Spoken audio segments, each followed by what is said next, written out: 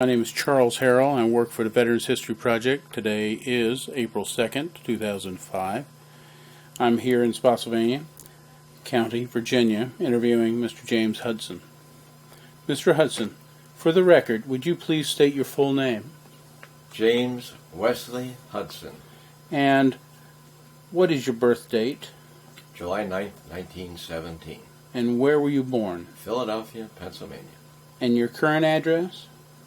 It's in Spotsylvania, Virginia. What war did you serve in? World War II. And can you briefly describe the major theaters of operations that you were involved with? Yes. Started, of course, here in the United States in Pennsylvania National Guard, 28th Infantry Division up in Indian Gap, Pennsylvania. Then went down to Fort Eustace, Virginia. And in those days, there were no computers. And it's hard for people today to realize that. And how were they going to take these millions of people, because we're building up an army from nothing. And just a couple years earlier than this is 1941, there were only 37,000 in the whole army. And they were building up to millions. So that how do you actually separate people? Where do you put them? And of course, the usual spot is you put them in the infantry, and they get a crack out of there. And that's what happened to me. I was in the infantry, a little platoon leader and second lieutenant, and ordered down to Fort Eustace, Virginia, with the Coast Artillery Corps. Now, I had 4 years of ROTC at Gettysburg College, had a fair idea of how to operate a machine gun and rifle. I knew absolutely nothing about a 12-inch cannon, and that's what we had down there in Fort Eustace, 12-inch guns. These guns were shot so far that you had to figure in, they were shot beyond the horizon, and you had to use a lot of geometry to know where that shell was going. So this was a great experience for me. But something that I learned there that carried me throughout the entire war: if you don't know something, admit it. Don't try to fake it. So I went up to my platoon sergeant and said, "Sergeant, I don't know one darn thing about these guns." I said, "I'm an infantry guy. They transferred me here. I don't know why, but I sure don't know how to shoot these blasted guns." He brightened up as if it were Christmas. Up until that time, he had been very surly, and I thought, boy, I'm going to have a problem, because the officer non-com relationship is very strong in the military. And you may have, as I did in that case, a sergeant that was probably 20 years older than I. I was just in my early 20s. I guess I was probably 21 at that time, or about 20. 23, I'm sorry, I don't know. Anyway, he was probably 40, 45. But it's extremely important that the guy that really runs the troops is the sergeant. In this case, the platoon sergeant goes right up to the master sergeant.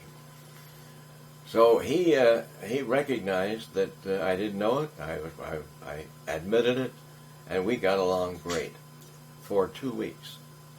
And that's all it took for them to realize that they had the wrong guy in the wrong place. And I saw on the bulletin board just 2 weeks after I arrived in Fort Eustace, notice, Lieutenant Hudson will report to Lieutenant Halvor T. Darracott at Eastman Kodack Company, Rochester, New York. Well, it was the talk of Fort Eustace at that time. What kind of orders are these? He's going to report to a company. And that's exactly what I did. I grabbed a train, got several trains, of course, to get from Fort Eustace way down near Norfolk, Virginia, up to Rochester, New York. But I did eventually, of course. Got there, reported into this fellow. Last time I ever saw him, he gave me my orders. He said, "You are to form the first subsection of the Signal Photo Mail Company, and your job is to learn the microfilming technique, and you're to train 12 GIs to actually do the work, and you to be the officer. So with that, I started to look around Eastman. They treated me great. Of course, Eastman Kodack, all of them really know photography and photography of that day, of course, totally. And it was interesting, and I always had a little interest in photography, but certainly was no photographer by a long shot. But I got into it, trained these people, and after I think it was about 6 weeks, we all said, okay, we know how to run this thing. Well, they actually had it fairly easy for us, because Eastman Kodak Company had developed a machine they called the Kodack. And the Kodack was actually being designed as one of the early ways of streamlining the whole banking industry. The whole idea was you could take these and microfilm checks or other documents and have in a fairly readily usable form and condensed form, because we actually microfilmed them onto a 16 millimeter Kodak reel, just a motion picture reel. And one document would be one frame of that 16 millimeter. So we could get on from 12, depending on the reel, from 12 to 1,500 documents on 100-foot reel. And you never had wanted to become a photographer? Never a real thought of mine at all. What did you want to be? At that time, I really wanted to be a chemist, and I had graduated from Gettysburg with degrees in chemistry and physics. And at that time, if you took me away from those two fields, I was lost. It was astounding how war changed me, because I hardly wanted to talk about anything except those two fields. I was so imbued with the sciences. So this was a total change. Yes. Do you come from a large family? No, small family. Small family? I had one sister, an older sister, who's still living today at 94. My mother died at 95, and my dad at 100. What was your name of your dad and mom? James C. Hudson was my dad, and my mother was Arfie, which is a very unusual name, A-R-F-E, Blanche Hudson. Well, what did they do for a living? Dad was chief engineer of General Baking Company. General Baking Company at that time was the largest bakery in the country. They had some 90 plants across the country, Chicago, Boston, New York, you name it. And he started in 1902 shoveling coal in the way they used to heat the plants in those days with coal, believe it or not, soft coal. And that was his start as a fireman, and worked his way, went to a Drexel at Drexel Institute, it was called in those days. It's changed now, in Philly, and learned the basics of mechanical engineering, really what they called those days stationary engineers, and worked his way up through the ranks, and he eventually became chief engineer of these old 90 plants. So he done fairly a very ordinary guy. No frills about Dad, and lived in a row house in 5936 Delancey Street in West Philadelphia. Would that be middle class or lower middle class? Lower middle class, yeah. But they had enough money to send you to But get you know, it was the funniest thing. We really didn't think about it. We didn't, as I can remember back as a kid, you didn't think you were poor. And we weren't desperately poor. We had something to eat. Dad used to say that if you're getting in any kind of a business, son, getting something where they have to have it. And he said, like bread. He said, and that was true. During the Depression, the bread industry almost had no. In fact, some even thought it increased because it was a cheap commodity in those days. You get a loaf of bread for a nickel. So you could get that often when you couldn't get meat. Can you remember your first job in the late 20s, early 30s? Yes, my first job was working for my dad, cleaning up what they called wrapping machines. They would take the bread. They baked it, by the way, in those days, and I'm sure it's much more advanced today. But each loaf of bread went through a 120-foot traveling oven.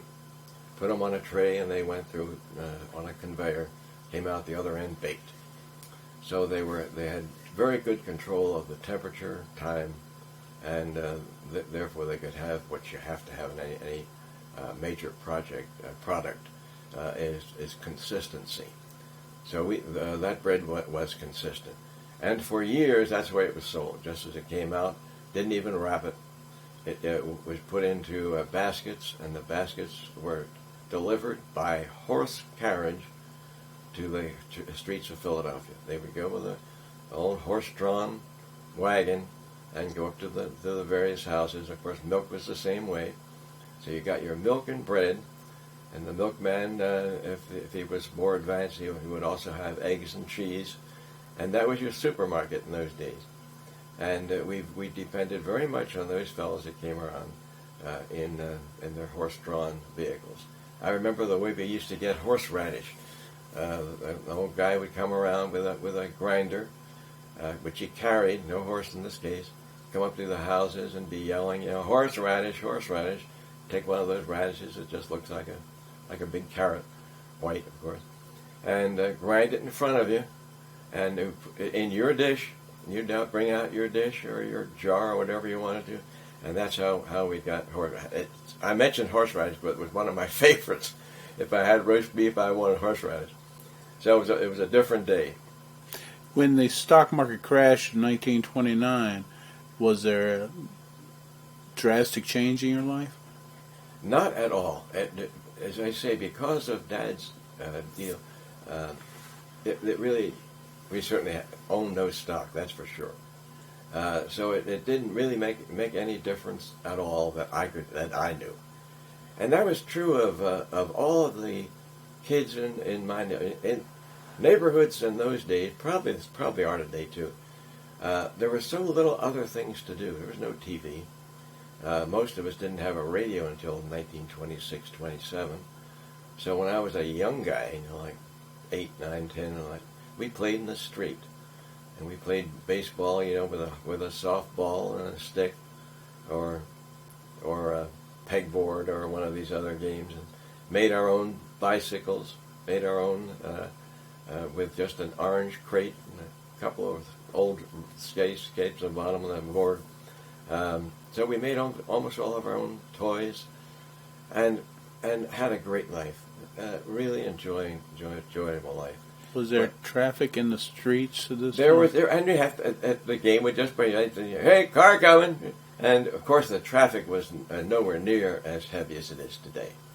I think today it would be very difficult. Most neighborhoods to do it, but in our day there were just so few.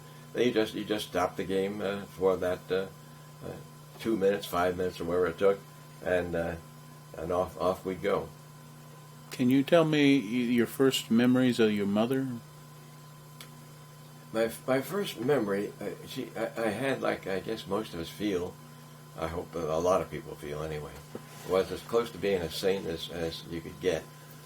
And I just lived with my mother.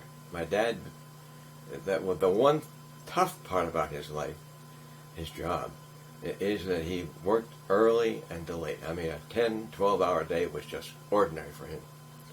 So we didn't see Dad much except on Sunday. And by the way, Saturday was another day in those days. You didn't even think about Saturday as being a weekend.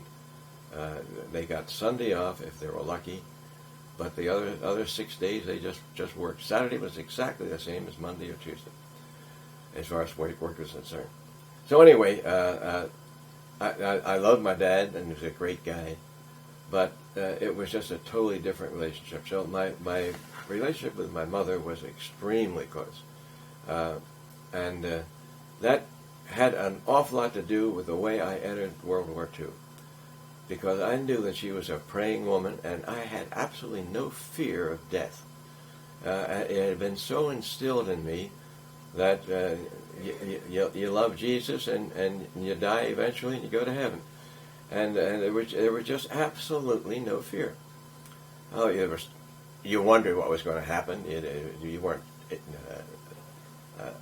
unconscious of the fact that you could easily get bumped off or wounded or whatever. But it wasn't a fear. And that made a big difference with most of us, so that we entered, they call it patriotism and whatnot, and we did have patriotism. But along with it, we had a feeling that life was good. We were doing great, had a lot of great, good friends, and we just didn't worry about it.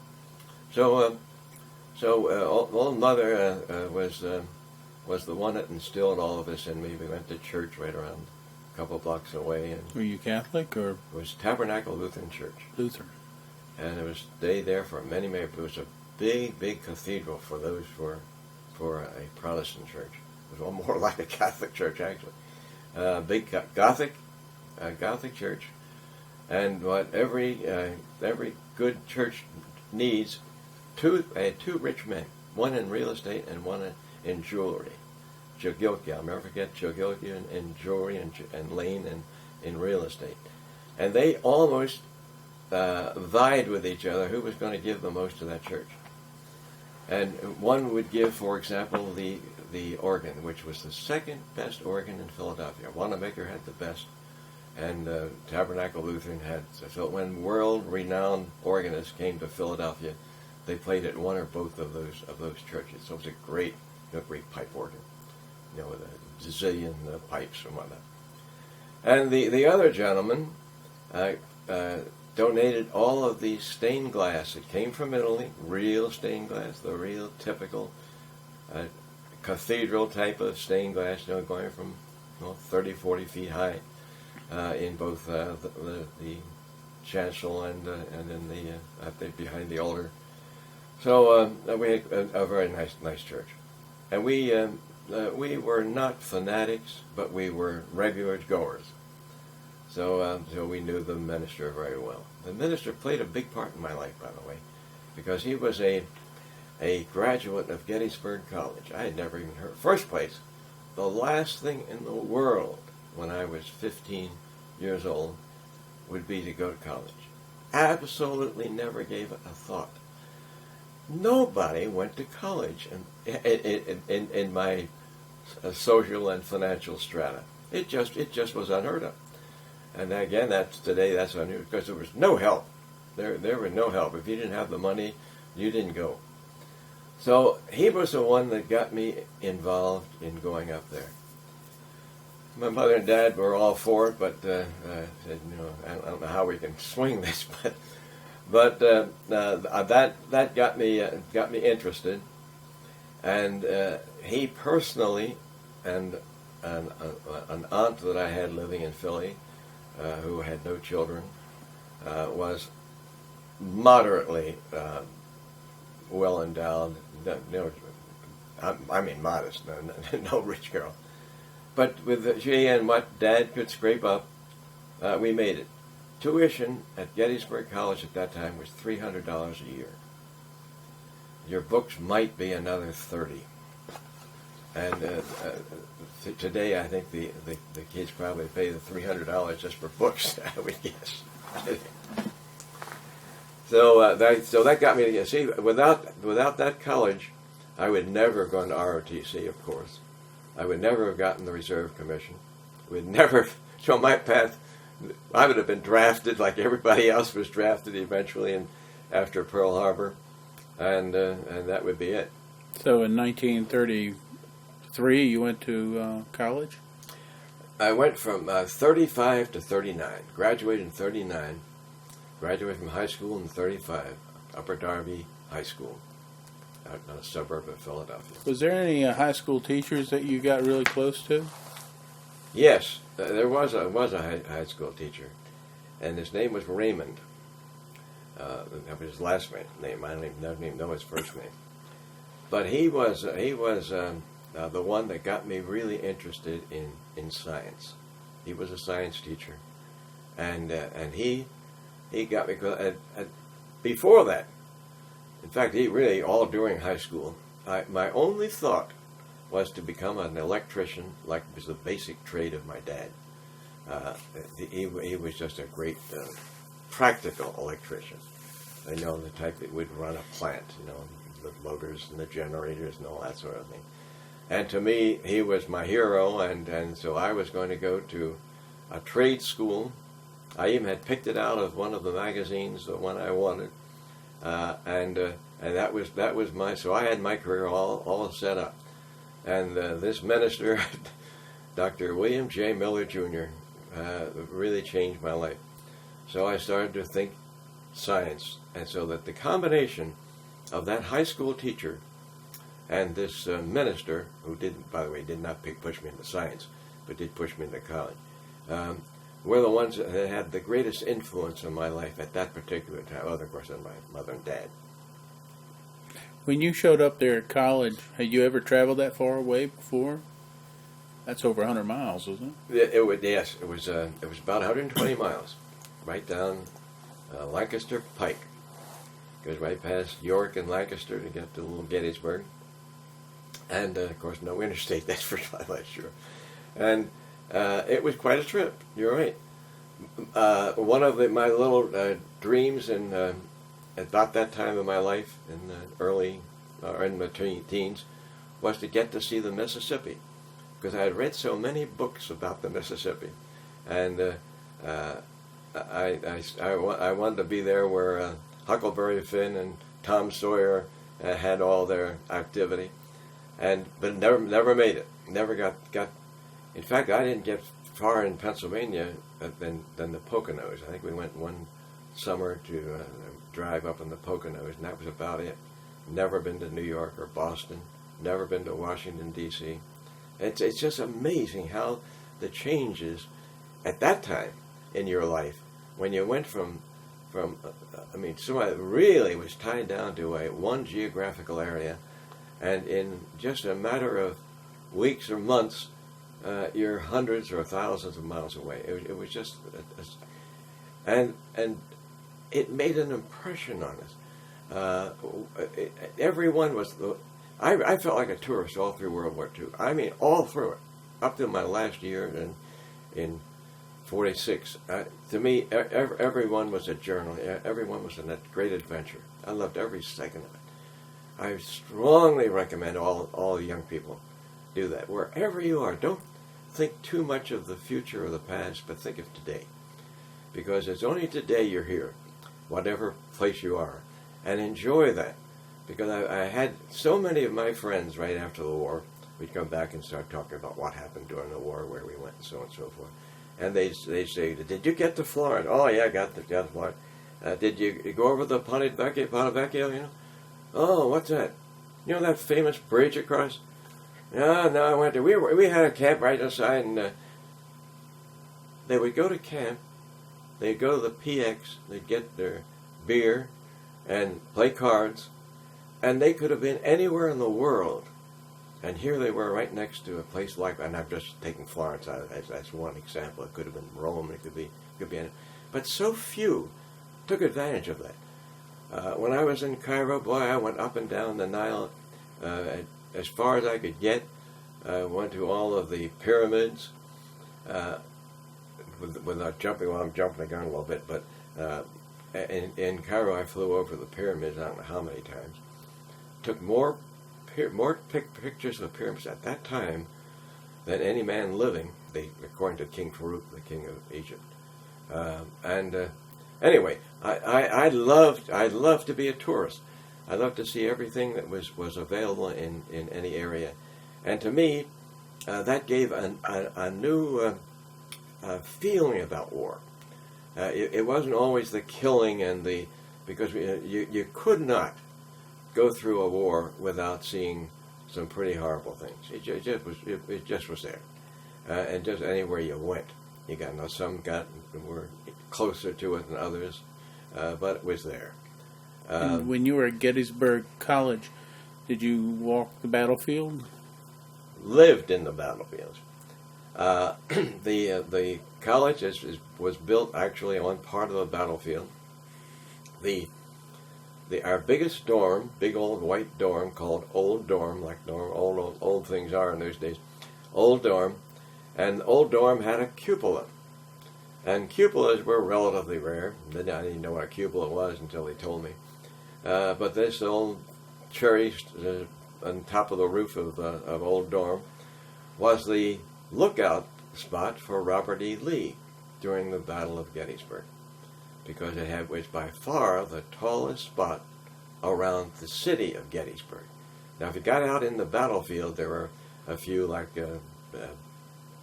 big round top and whatnot that might have been a little bit higher, but not much even then.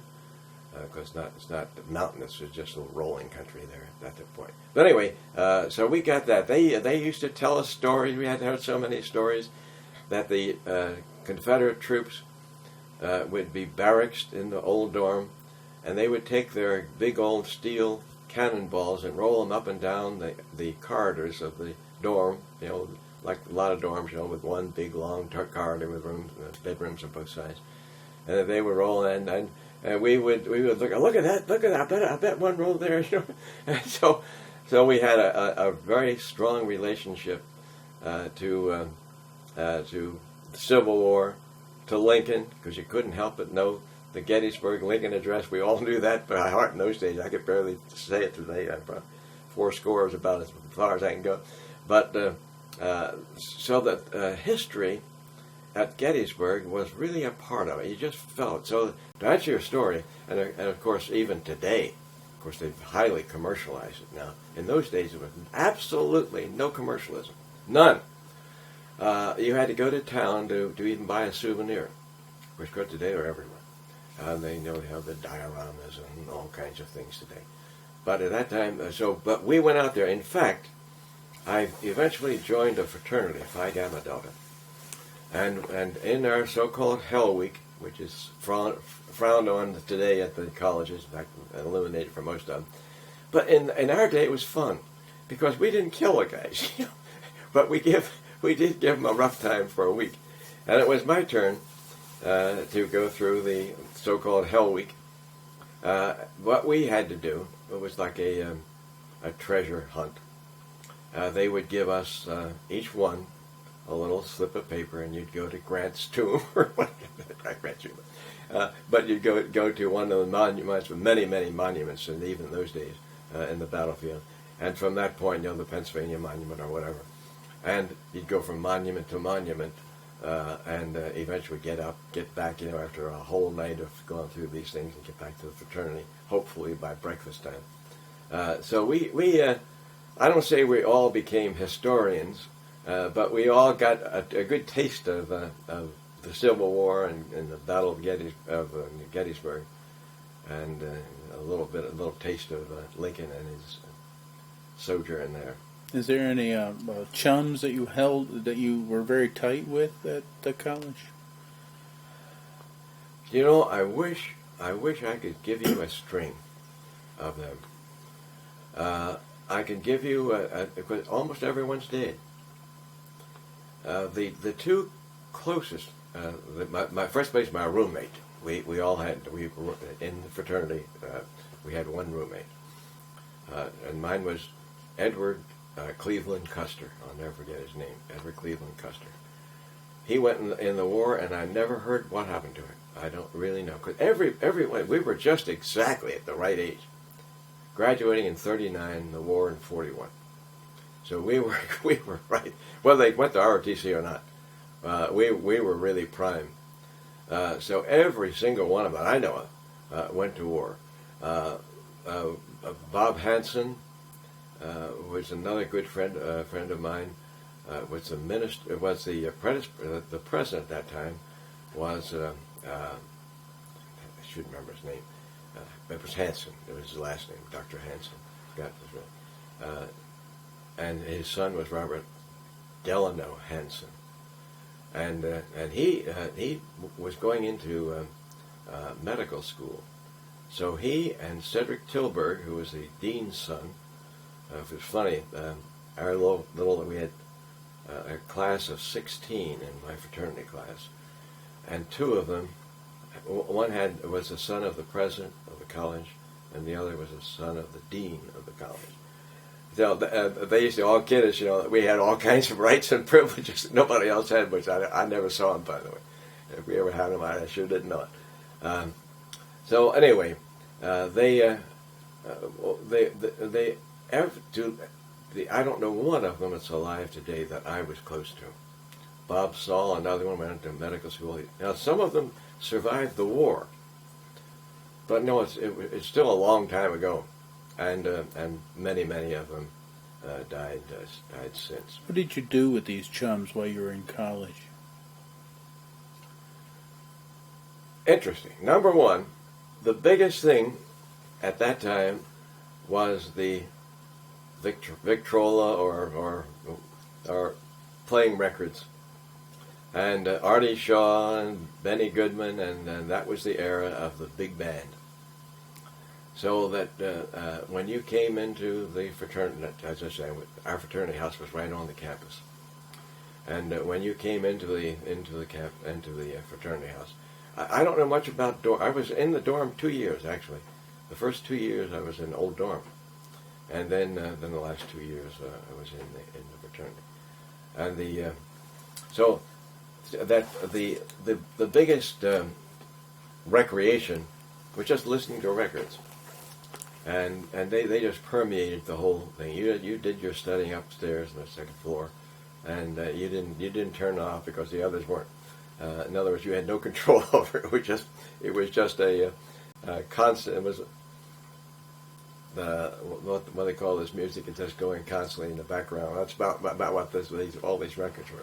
They don't have the typical turntable. Those guys no tape, a half a dozen records or whatever.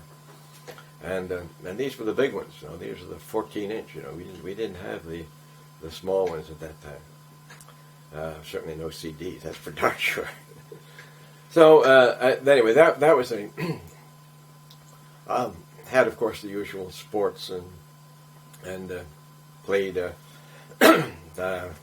college, played football and the. Were you big into sports?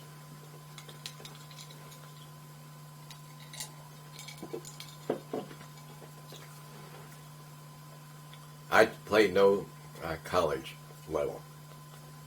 Enjoyed sports like most guys did. We'd play football right by our fraternity house on a big field, and there was a tiny creek. That's all I can say. It was called the Tiber in Rome days, but it wasn't quite the size. And if you lost a game, everybody got thrown in. All the losing team got thrown in the Tiber. So the Tiber was very famous. And this was true of not only our little fraternity, but pretty much the whole campus. So there were a lot of things here, but the pleasures were so simple compared to today. No wild night clubs or what. It was didn't allow. We had, to give you an idea, we had a cook and a helper, both two old elderly women, probably 60 or 70, I don't know. Well, they were, to us, they were very old. And one was called Ma and the other Annie. And Ma and Annie were sort of the moral conscience of the fraternity. Now, they weren't hired for that purpose. So it wasn't like later on where they would hire ladies to actually be house mothers or whatever. This was sort of the early form of it. But being mothers themselves and whatnot, they just tend to keep us straight. And we all worked. Everybody helped in the kitchen, helped in making the setting the table and all that kind of thing. So life for a fraternity guy, and which is what, of course, I can speak more freely about, or it was pretty much revolved around and we had in our fraternity, let me see how many, I would say about 60 probably, about 60 in the fraternity. And they sort of tended to be your family. And you got to know, one of the great things, there are a lot of simple things in life that are so easy to accomplish. But in the indoctrination of the new pledges in the fraternity, one of the first things they did was to make you memorize the full name and the present present city or wherever they lived. So you rattle off, Edward Cleveland Custer, Latrobe, Pennsylvania, and you got to know that, and it gave a closeness, a simple thing, a very simple thing, and in the facile minds of a 18, 19, 20-year-old, you learn those things real fast. So before long, we knew all those things and so on and so on. So life was very simple. We had a good football team in I guess the double A probably radio if they even had it in those days. But in the same class with Franklin, Marshall, and Lancaster, and not in that class. Did you take chemistry classes at this college? That was my major. Did it continue to excel and interest you? Yes, it did. And remnants of it, believe it or not, persist to this day. But there are remnants. I have, over here in my library, I have chemistry books, not only of my days, but I've several times gone in, whenever I see a yard sale. If I can see a chemistry or physics book, I don't always do it, but often I'll pick it up. You can get it for almost nothing. Particularly chemistry. Who wants to buy a chemistry book? Particularly when it's out of date. But I bought, and I used to love to see how they, for example, something as simple as the table of elements. How we got up to 92 and we thought we were great. And of course, today you're up in the hundreds. So we hadn't split the atom. But we were at the age, even in the late 30s, where they were getting into the early composition of the molecule and the atom. It was just at that stage where we had a great interest in it. And I was accepted by University of Pennsylvania to go to graduate school in chemistry, which in many ways, your life is full of could have been, should have been, would have been. In 1939? 1939, yeah. And that at that time, Pennsylvania was one of the leading colleges. I was being groomed by DuPont. DuPont, of course, heavy in chemistry, naturally. And they would look around for the top chemistry students of particularly the relatively local colleges. So that was one that I had some early interest in, and they and me. Dr. John Brown Zinn was my chemistry professor. He was a consultant. Many of the college professors were, and still are, consultant to DuPont. His long suit was organic chemistry, and so that we did did very well. We'd make many tours at DuPont and so on and so forth. Had another equally good professor, Dr. Sloat, and he was exactly the opposite. He was in physical chemistry, and that was much closer to physics. That's why I got an interest in physics. So I took a double major actually in physics and chemistry, and then they tie together, of course, very beautifully. But after to answer your question a little bit better, after the war, we hadn't even gotten to the war, but after the war, I was asked to be the chemist for a group that had formed in Alden, Pennsylvania, and in Chester, Pennsylvania, a small group of small investors. They weren't big investors, and they were interested in insecticides. And we had done so many wonderful things around the world, particularly in Africa, which I had spent a lot of time in Africa later on. And of course, the hot button at that time was dichloro-diphenyl-trichloroethane, DDT, and it was just absolutely fantastic.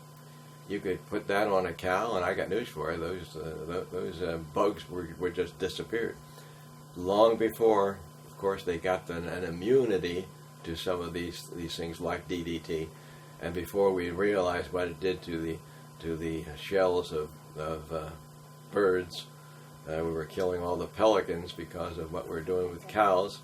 The relationship, the interrelationship in life is so fantastic. I think that's one of the nice things about knowing the sciences, even if you don't major in them, is to get that because we learn, you have to learn the total interrelationship of everything. Everything just ties together so much. Anyway, to make a long story short, because they knew my chemistry background, and so I became their chief chemist and later on the president of the company, and it was called Alden Chemical Enterprises Incorporated. And we made all kinds of insecticides and rodenticides, and were some of the early ones, using the alpha rodenticides that almost wiped out some of the rat infestations in parts of the world, used all over the world. So we got involved in that, and I was going great guy, and this was going to be now my occupation. So I was getting back into chemistry, which was an applied chemistry. It wasn't as deep as I would have liked, but anyway, it was there. And so how did you end up getting involved with ROTC? That was just because I loved anything military, and I had no background for it. And my dad had no. So there was no. Your dad was not in the First War? I'll take that back. See, I had to think back a little bit. I had an uncle, Uncle Mordecai Hudson, lived in Selbyville, Delaware, and he was in World War I as a grunt, and just a guy with a gun. But he had a photograph. I may even still have it. This big, the kind they used to do when they take the camera, and let it pan around a whole, his whole regiment. I don't know, 100 guys, maybe under 250. I don't know, a whole bunch of, and that fascinated me. All these, and they had a hat that to this day, when I see a sheriff with them, I love it, and that is the old flat deal with a pyramid up here, to me, that's a cop. One of these slouchy things they've got. A military guy, one guy.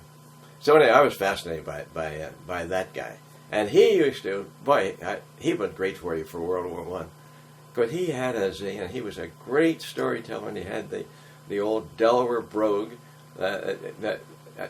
Too bad he's not alive to tell you some of his story. But he was a great storyteller, and it was his stories that, now that I think about it, even though there was no close relationship to the military, because I would see him maybe 3 or 4 times a year. They lived down, as I say, down Delaware, which is where my dad was born, by the way, in Delaware.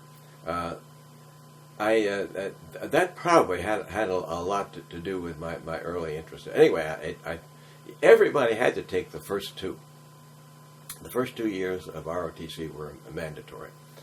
This was a so-called land-grant college, and in those days, I guess it's all changed now, but in those days, the first 2 years were ROTC was mandatory. But you continued. You continue with 2 Then more? I continued on with the other 2, and that's how I got my commission. Yeah. But when you got a commission, you were not in the Army. You were still as just reserve. Just exactly right. You got a commission, but in the ORC, the Officers Reserve Corps. When you graduated from college, where did you go? My first deal was I went to Walker Brothers of Conshohocken, Pennsylvania, and they were manufacturers of electrical construction material. So you didn't go back home? You didn't go back home? No. Well, not far from home, though. It was within 30 miles of home, but not home. But you established your own home? So I'm a home, exactly right. And anyway, at Getty's, at Walker Brothers, they made wire automotive cable, conduit, underfloor boxes, and just about everything that in those days a construction electrician would use. Not on the circuit breaker side. I got into that way years later. But all the physical, the hard stuff, the wires and the raceway types. So that was my start. And something again for any young person to think about is when you get into a situation, look for what makes it go. Now, this was a firm that had 1,500 employees, just one plant, one office. They had sales, but one manufacturing office, and had a lot of products. But what makes a firm go is what keeps it alive financially. And what kept them alive financially was a product called underfloor raceways, underfloor duct. An underfloor duct had sort of an interesting history.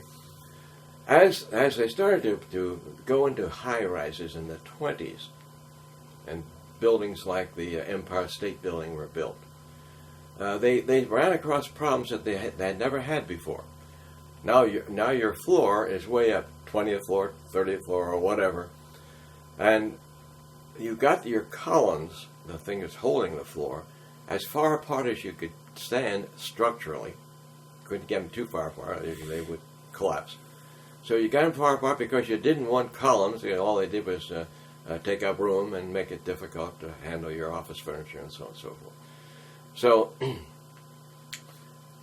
they realized that as they built these bigger buildings and higher rises, that they had a job knowing how to get electricity and a telephone out to an office, out to a desk, which is, of course, the working, I think it's a desk. So they would run them all over the place. They'd run them in partitions if they had it, and they would poke through the floor, would drill through the concrete floor and come up from the bottom. So that even a big, beautiful building like the Empire State Building, which was a gem in those days, still is, by the way, they just had a mess of wires and cables all over the place, ceiling, floor, whatever. So I was not the inventor, but one of our older men in Walker Brothers was the inventor. He said, "Why not take a conduit?" The conduit is a round deal, and it's like a pipe. It's all it is. It's just a pipe made 20 feet long as a pipe, cut in half, and for convenience sold in 10-foot lengths. So, and which is the way it is even to this day. And he said, "Why not take a conduit and squash it and make it an oval or close to it, a rectangle or something like that," which was fairly easy to do. Fairly, not simple, but fairly easy to do. So as you form like a 16 gauge steel, you bring it together, and just before you weld it, which is where, of course, you hold together, you put in a roller on the inside, and the roller would give it shape as you would continually to put pressure on this thing, and then you would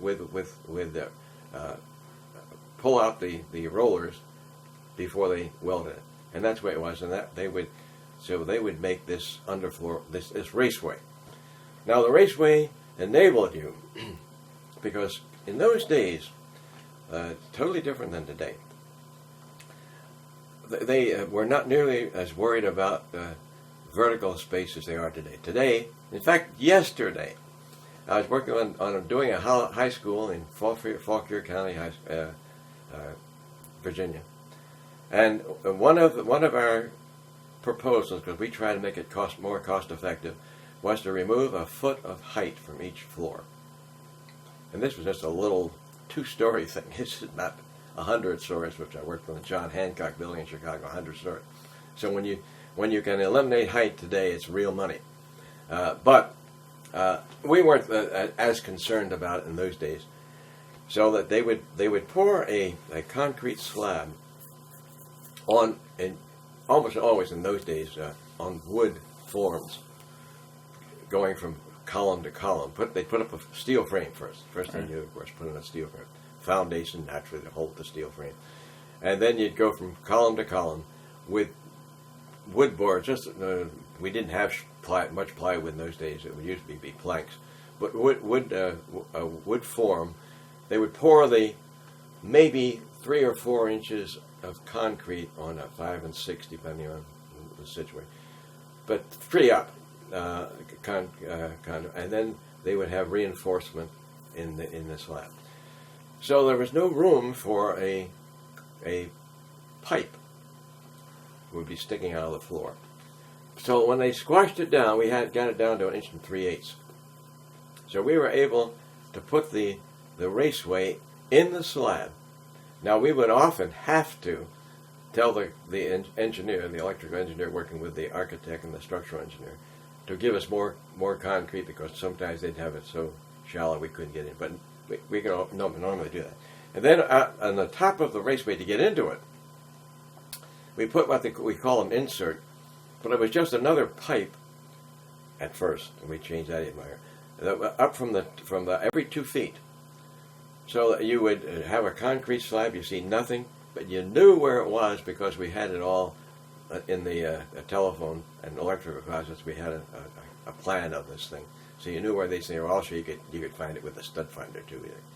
So we'd find that, break away the little maybe 1/8 inch or 1/4 inch of concrete above this thing, bring it, take off a cap. Now you have access to a raceway. You could take the raceway, fish it to a telephone, or later on telephone closet or power closet, and run your. So that's the way we got power and telephone to desk. Many are used. It's still a viable option today, but now there are many other things today. With computers being what they are, they come up with a LAN system. They come in through a ceiling plenum, other ways. But anyway, in those days that was it. Anyway, the story I was getting at is how you pick what to do. Now you've got a job, you're in a company, and I looked at the company and I found that the 2 chemists, they only had, I was the 3rd chemist. It's a small company, 1,500 employees, and it's not really a chemistry company. It was chemistry, just made everything else work. But both of the chemists were on something else. One was interested in making the what they call the chlorinated rubber finish, a paint which we put on all the conduit and raceways, which is protected from corrosion. That was his bag, and which at that time was a great deal, by the way, but long before epoxies and whatnot. But so that was a great thing. That was his field. The other fella liked compounding of rubbers and neoprene. We did have neoprene. So they were involved in that, and they sort of almost like saying, well, look, you're the new guy in the block, you can have the raceways and the conduit. Because what are you going to do with pipe? See, here's pipe. Well, you have to really be creative, and if there's anything that marks my life, it's creativity. I am constantly. I don't do anything without looking for another answer. I'm cleaning my teeth. Why can't I do it this way? I am always trying to create another answer. So I looked and I said, hey, there's got to be a better way. Well, just one product, the conduit. Remember now, this is 1940, 39, probably 40 before I really got involved in this thing. And we had a large order. In fact, the order was so large, today we call it open-end thing. Much as you can make, just send down there. And that was for the Panama Canal. They were realizing, number one, it didn't take Pearl Harbor for us to know we were going to be in a war. All the thinking people knew that, brother, the chances of us staying out of this one were very, very remote. Didn't know where or when, but so one of the things, of course, was we did not have a 2-fleet navy.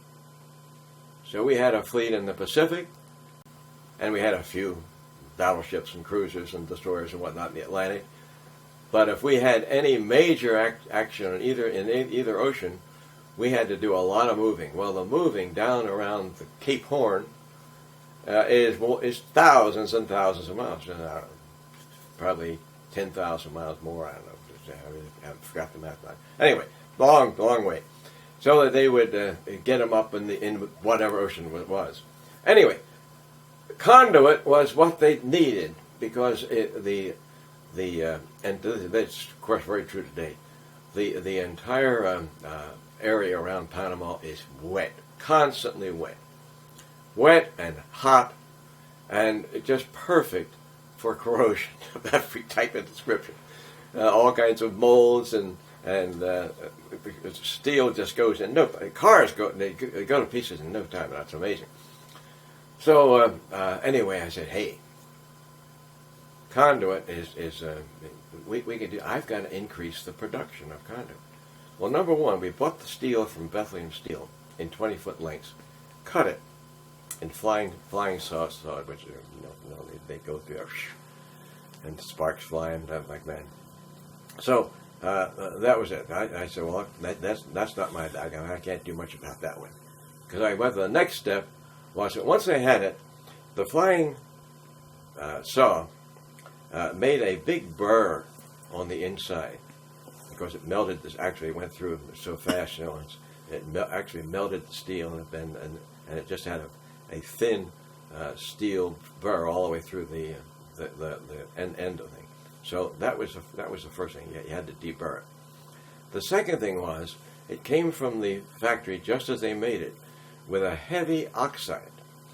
And as I started to learn in that time, way back, that there are so many types of oxides. It's not just Fe2O3 or whatever. There's just all kinds of levels and whatnot. And some of them are very, very difficult to remove.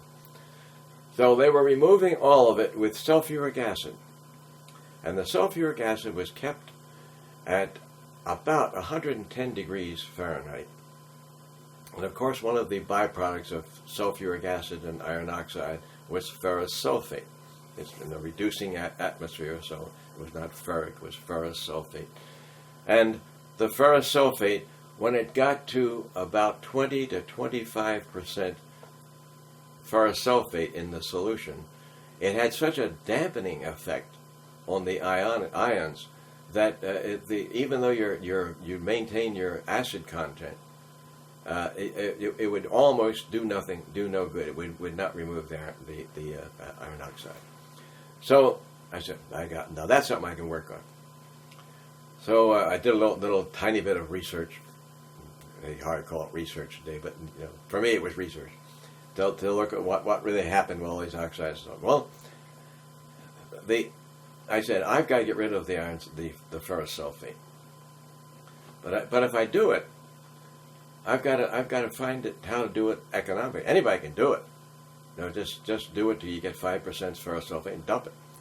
But that's the economics would not be for you. So I had to take the ferrous sulfate and find a better way of using it. And ferrous sulfate does have some commercial uses, but they're relatively small, and there are much easier ways to get it than from a pickling vat. So I won't go into all detail, but anyway, I developed an entire system that went out to the Carnegie Institute in Pittsburgh for evaluation. I was able to take the ferrous sulfate and break it into iron oxide that was in such a fine grain it would be used as a pigment or in coloration. So I used that, and the sulfate, I took the plain old water, rehydrolyzed it, and made the sulfate, the sulfuric acid that had made it in the first place. So I made it a continuous process. So I take the ferrous sulfate, I'd get rid of it, pull it out of the stream, break the sulfate into sulfuric acid, which I would reuse, and it wasn't 100% ago. There would be losses, but basically, so we bought probably 10% of the amount of sulfur. We used to get it off from DuPont, by the way, in those days. So we'd buy maybe 10% of it, and the iron oxide we would sell frankly, we were not very successful in that end of it. But it was a viable product, so we didn't get rich on that one. But at least we had a product. And you did all this before you were 23. Yeah. I got to change tapes. In the late 30s, you had already gotten a job and showing your inventiveness with your iron sulfate recycling, I guess you would call it. Exactly. And events in the world, you had already made mention that it was becoming understood that America was going to get involved in these events in Europe. Right. Did you have any thoughts about what was happening when Hitler was expanding throughout Europe? Yes, along with everybody else, almost. I mean, it was fairly uniform in the group that I was associated with. Is that Hitler was doing a lot of things that enabled him to get his population with him, such as building the Autobahn and having so many things that made Germany viable as a modern nation, and the fact that he absolutely threw away Versailles as if it never happened, and if he just seemed to want to go anywhere he wanted to go. And you recognize this in the 30s? Absolutely. It was obvious, the Sudetenland and whatnot. So moving into the Sudetenland. So I did a lot of reading in that time about Germany for a lot of reasons. I used to like Germany. One of the courses that I had to take almost had to take, they certainly recommended it, was German. So I took German in Gettysburg, 4 years of German. And I had a professor that I loved. He was actually from Germany. He'd come over as a young man. And Professor Schultz, almost like had a perfect name for it. But he was terrific, just a nice guy. And so he got me really interested in Germany. And I would take poems like Die Lorelei, and I'd memorize it backwards and forwards. And I've used that as another simple thing. I love memorization, and I strongly recommend it. It's a great tool to make your life better. Do it for yourself. Not to pass the test, but just do it because it's a better way to live. But that was a poem that always fascinated me. Here's this beautiful Rhine River, and which was true. It was all based on truism. That this one section where the Rhine took a very very crooked bent, that they would run into, that many of the ships would run into these rocks, and so the number of wrecks there. And of course they came up with the famous Die Lorelei, which had to give it a fantasy. So instead of just taking the thing, a ship or a barge ran into a rock, so what? No big deal, see? But they made it a fantasy.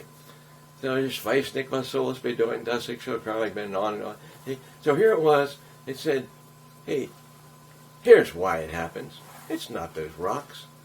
Up there on the top of the mountain, there's a beautiful lady. And that beautiful lady so fascinates the boatman that as he's coming down, instead of watching where he's going, he's looking up at her with her golden hair, shining in the golden geschmiedet blitzen and diamonds, and forgets where he's going, and he crashes. That's what it's all about. See? And on Die Lorelei Catan. So it took fantasy to take something real and make it fantasy. Anyway, to make a long story short, I got really fascinated by Germany. Never had been there, of course. And so when anything came up about Hitler and Germany and so on and so forth, I read it, whether it be magazines or whatever. Our big magazine in those days was Life. See, we had no TV, and we still are a visual nation, or visual people, I should say. And anything visual, you tend to be migrated to and migrate to, and it's so much easier to comprehend and just more fun. And Life magazine was nothing but a bunch of pictures with a little bit of story with it. So anything with Germany. I still have some old Life magazines to this day of that era. And I have all the newspapers of World War II, stacks and stacks of them, not all, but through all the years. Because I really wanted to get a historic concept of what this is all about.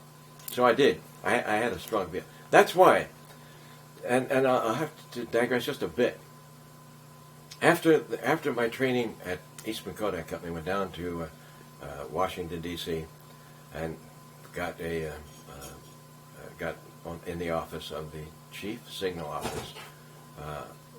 Officer, and I worked for his key man, another lieutenant colonel, and he had right behind his desk. I can see it to this day. Behind his desk, he had a map of the world that stretched from one end to the other. I mean, like I don't know, 15 feet wide and 10 feet high, maybe, a big map.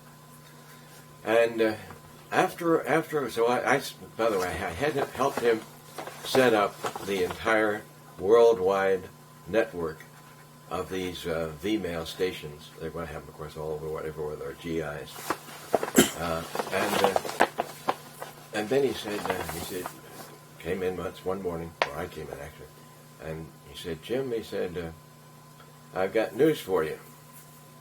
He said, an order has just come out that there are too many lieutenants in Washington. That's exactly the way he put it.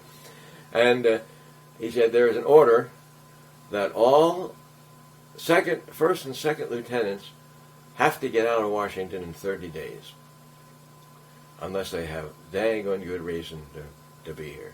And he said, be honest with you, Jim, he said, now that we've got this all set up, he said, we know where we're going with this thing. We've got them all pinpointed.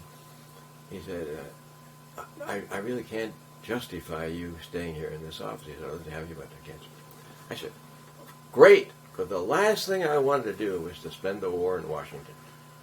That would have killed me, I'll tell you the truth. So that's great. And he looked at me, he said, where do you want to go? Now I want you to see the weight of this. A second lieutenant being asked by a lieutenant colonel. And in those days, if you walk in Washington today, lieutenant colonels almost wait on tables. They're everywhere. Brother, it wasn't true in those days. In 1941, 42, colonels and lieutenant colonels were rare commodities, and generals were almost like God. You hardly ever saw a general. So anyway, that was the last thing in the world I expected him to ask me where I wanted to go. You don't normally, they say, hey, pick up that broom and sweep over here. That's what you normally. So the next lesson for anyone looking at this blasted thing is have courage. Have courage for the slightest, smallest things, because it affects your life. Those so-called small things affect your entire life. Now, I could have blurted out anything. Here was a huge map. And I've gone like a kid in a candy store, which candy am I going to get first, But I knew I could only take one. I couldn't go here and there and skip all over the world. I had one. This was going to change my entire life. Believe me. Entire life.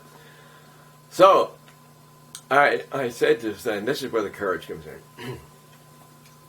Don't be afraid to do things that don't seem to be kosher, or what they'd say today, politically correct, which I hate that, by the way. I hate to be tied in by politically correct.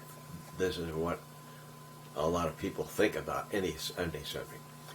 So I said, Colonel, would you mind if I thought about it and told you tomorrow? Now, that would seem like temerity, wouldn't it? What's this lowly second lieutenant here wearing a colonel with a tribulate? But here was the truth of it. that colonel had absolutely no care where I was going. Really, he sort of liked me, in the short time that we knew each other, but no great feeling for my welfare. No great depth of feeling. What was he really thinking about? He was thinking about what he was doing. He was thinking about the paper that he had on his desk, which had nothing to do with me, I'm sure, or this thing, because he was in charge of the entire Signal Corps of the, not he personally, but he was on the staff of the guys looking at the entire Signal Corps all over the world. Communications, telephone, photography being the lowest element of Signal Corps is photography. Way down the list. Communications and all the other things are far. Anyway, so he didn't care. He didn't. One day wasn't going to worry him a bit. So instead of me being worried about having enough courage to just ask that simple question, he just turned away from me and said, "Okay, see you tomorrow." That was it. And I went back. And my emotions at that time, I wish I could encapsulate the emotions. Number one, I had reached, for the first time in my career, almost my whole life really, a huge decision that was going to affect me tremendously.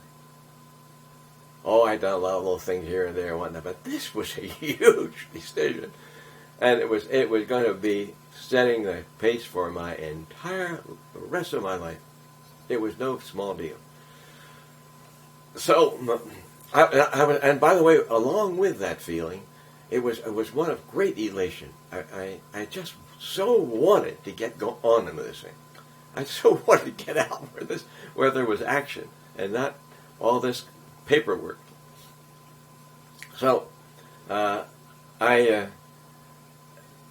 walked down the street and I had rented a room in Washington, just a little room, which was common in those days. Very, very few hotels, no motels, and very few hotels. And the hotels that were there were, I got news for a lot bigger guys and lieutenants. So you just didn't get in. So I was walking toward that, and there on the street, I can see it to this day. It was Pennsylvania Avenue, and it was very near what is now the old post office at 12th and Pennsylvania. And there was a young, I guess, I don't know, a 30 or 40-year-old guy, not an old man, with a bunch of Washington Posts under his arm, and a hand up there. Read all about it. Rommel heads for Cairo. That's it. I want to go to Cairo. And I just brightened up. I said, "Boy, that's it. there is whether it's divine providence has come down and told this guy to tell me where to go or what it is, I don't know, but I know I want to go to Cairo." So I went back to my room and I did as much as I could there because I had no library, but I did as much to look for everything in the few newspapers I had from earlier days to find anything I could find about Cairo and Rommel and the whole Middle East situation. And you were single without any attachment. That's right. So I went in the next day, and I said, and I was now it just was oozing out of me. "Colonel, I want to go to Cairo." He said, "Jim," he said, "you picked the one station that we can't send you to." He said, I just came from a staff meeting. He said, "We have decided that we are going to lose the Middle East. We have given orders to the embassy to close up the embassy in Cairo." He said, "We have no more transportation going to Cairo except a few planes for evacuation purposes and to take in some key diplomatic types." I was absolutely crushed. If he had shot me, I would have felt better. Now, again, temerity. Don't be afraid to stick your neck out. I said, Colonel, I really want to go to Cairo. I said, do you mind if I try to get there? He said, I don't know what. He said, I don't know whether they're going to have a station there. Now, this was amazing. This guy who had so many more weighty things. I mean, I was just lower than the lowest thing on his mind. Really. Why he would even give it a second thought is astounding. Really. But he said, go ahead if you want to. So I left his office, and I got out of his office. Now remember, I'm a little idiot from Philadelphia. Never been anywhere. In the big, and by the way, I was in the Pentagon. We had the first suite of offices in the Pentagon. The great majority of the building had not been built, completed. And to get to it, you had to go through mud like that. It was, talk about a big construction site. It was fantastic. So we had the very first suite of officers, long before the chief of staff and whatnot moved in. They wouldn't have put them in the condition it was in now. So anyway, so I went out there, and how am I going to get to Cairo? You don't go out to a trolley car, you know. We had a lot of trolley cars in those days, and or train. How do you get to Cairo? So I went back. I said, Colonel, no one's going to believe me. Would you give me a letter stating that I can go to Cairo? And he did. And I still have that letter. And he wrote on the letter, get there by any means possible. And then he enumerated it. By plane, ship, train, bus, or other ground transportation. I had a ticket to get to Cairo, free of charge, any way I could get there. Because that letter would let you own anything. That letter would let you own anything? Exactly.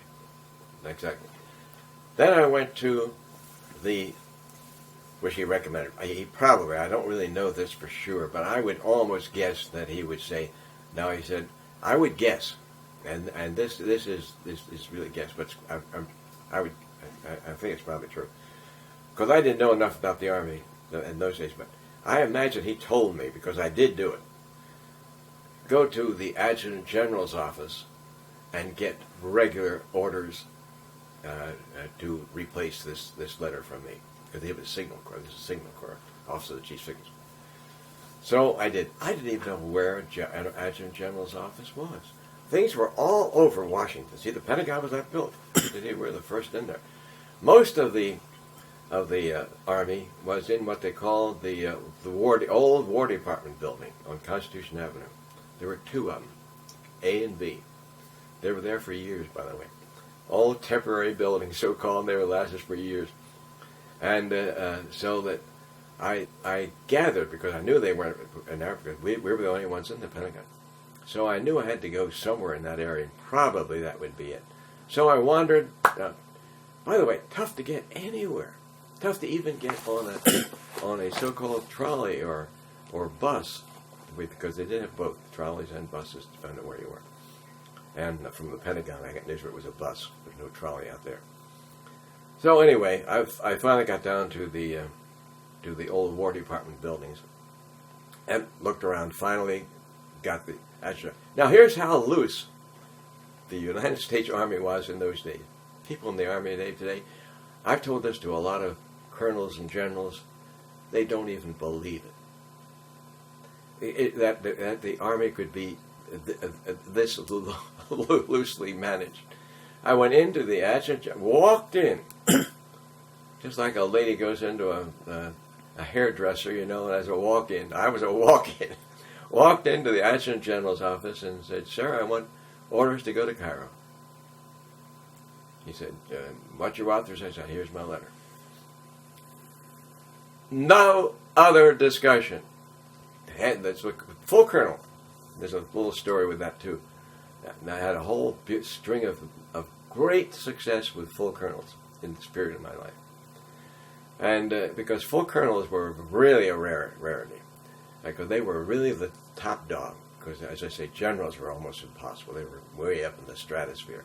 So full colonels pretty much ran an awful lot of departments and so forth.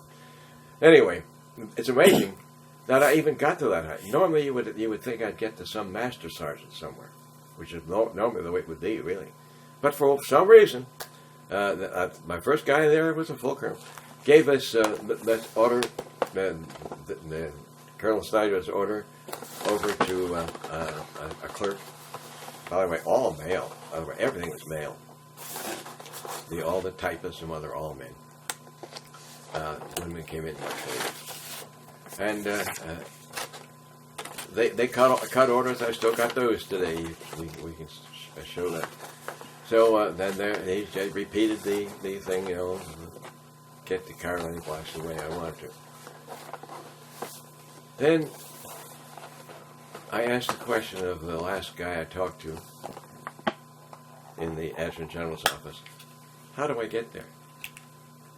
A little important. I had authorization, but how? They said, "Well, go to the Transportation Corps." I didn't know we had a Transportation Corps. I never even heard of it. So, and they didn't even know where it was. Or at least they didn't tell me anyway. And I looked all over Washington. It was not in the two temporary buildings. And finally found them. And went up to another full colonel. That's what I say. I just had a whole string of full colonels, which was sort of fascinating to me. And gave him my orders. I said, "No, Colonel, how do I get there?" He said, "Well, boy," he said, "you just are about a week too late." I imagine he had heard the same thing that the other colonel had. He said, "We don't have any flights going to Cairo." I said, "Oh, really?" I said, and I'm sure I did not tell him that I wanted to go just because I saw it in the newspaper. He probably assumed, because you have to think about how the other person is perceiving what you say and do. And I'm almost sure that he perceived that, now this guy, just a stupid little second lieutenant, he must have some great secret mission that I'm not aware of. Because he didn't ask a lot of questions about people, by the way. Everybody had their own little thing. And so I would assume that. Because he took a heck of a lot more time with me than you would think he would certainly want. And he said, "I'll tell you." He said, "There are no flights." He said, "I wasn't kidding you about that." He said, "But as far as I know, there may be one ship going to the Middle East." He said, "But," he said, "that was very questionable." And he said, "We don't know what this." Imagine he's the head of Transportation Corps. He said, we don't know whether it's going or not. Things in war are very, very complex, and communications is very, very difficult. Believe me. And even more so, this is the first year. We're talking now of this is about May or June at the latest of 42. 5 or 6 months after Pearl Harbor. So we're real early in the thing. So I get my orders, and he gives me additional authorization, and I've got no of these stamped it, and I really forgot. Maybe I can look at it and see. But anyway, now how do you get from Washington to the New York port of embarkation? I never even heard of it, by the way, at that time. So I said, it's got to be near New York City, that's for sure. So I went up by train to New York City, got off. The only place I knew to go was Grand Central Terminal. And I went from Penn Station to Grand Central Terminal, and I don't know why I went there, frankly, really. But I went there and I went to a cab stand. I said, hey, how do I get to New York Port of Empire? He said, well, one of our cabs can take you there. I didn't know whether it was 50 miles, 100 miles. I just didn't know. So I got a cab, and they took me to the New York Port of Embarkation. What a huge, confused mess. Boy, that was a huge troops going every way, every which way, carts, trucks, everything. It was a mess. It was confusion. Walked up, another full colonel. It was the first I saw. I said, Colonel, I got a problem. He said, I've got orders to go to Cairo, but I don't know how to get there. He said, well, you came to the right place. He said, we have one ship that if we're not stopped is being scheduled to go there. Now, grasping all of these weird things is really difficult for any military guy particularly. Here's what the colonel, full colonel, the New York Port of Embarkation had building after building of barracks for both officers and enlisted men. And these people, were coming, going all over, mainly to England, and at this particular time. And he said to me, he said, you wouldn't like it. He doesn't know me from Adam. He said, you wouldn't like it here in the barracks. He said, why don't you go to any hotel in New York and charge it to our account? He gives me a paper and I go to New York City and I ask the cab driver on the way in, hey, I said, what's a good hotel? He said, one of the nice ones is Commodore. He said, take me to Commodore. So I went to the Commodore Hotel, showed them my slip of paper. They gave me a suite. Took my stuff up to, I had a foot locker, because in those days every officer had to have almost the first thing you did was to get a foot locker. So so I had my foot locker and other stuff. I cut a lot of the story short, but because before this one, I'll give you one thing, because I had all kinds of fun before I left Washington. One thing was I went to the Ordnance Department, all on my own. Nobody told me to do any of this stuff. Went to the Ordnance, showed them this big, beautiful letter, which I still love it to this day, and said, hey, I'm going to the Middle East, and I want a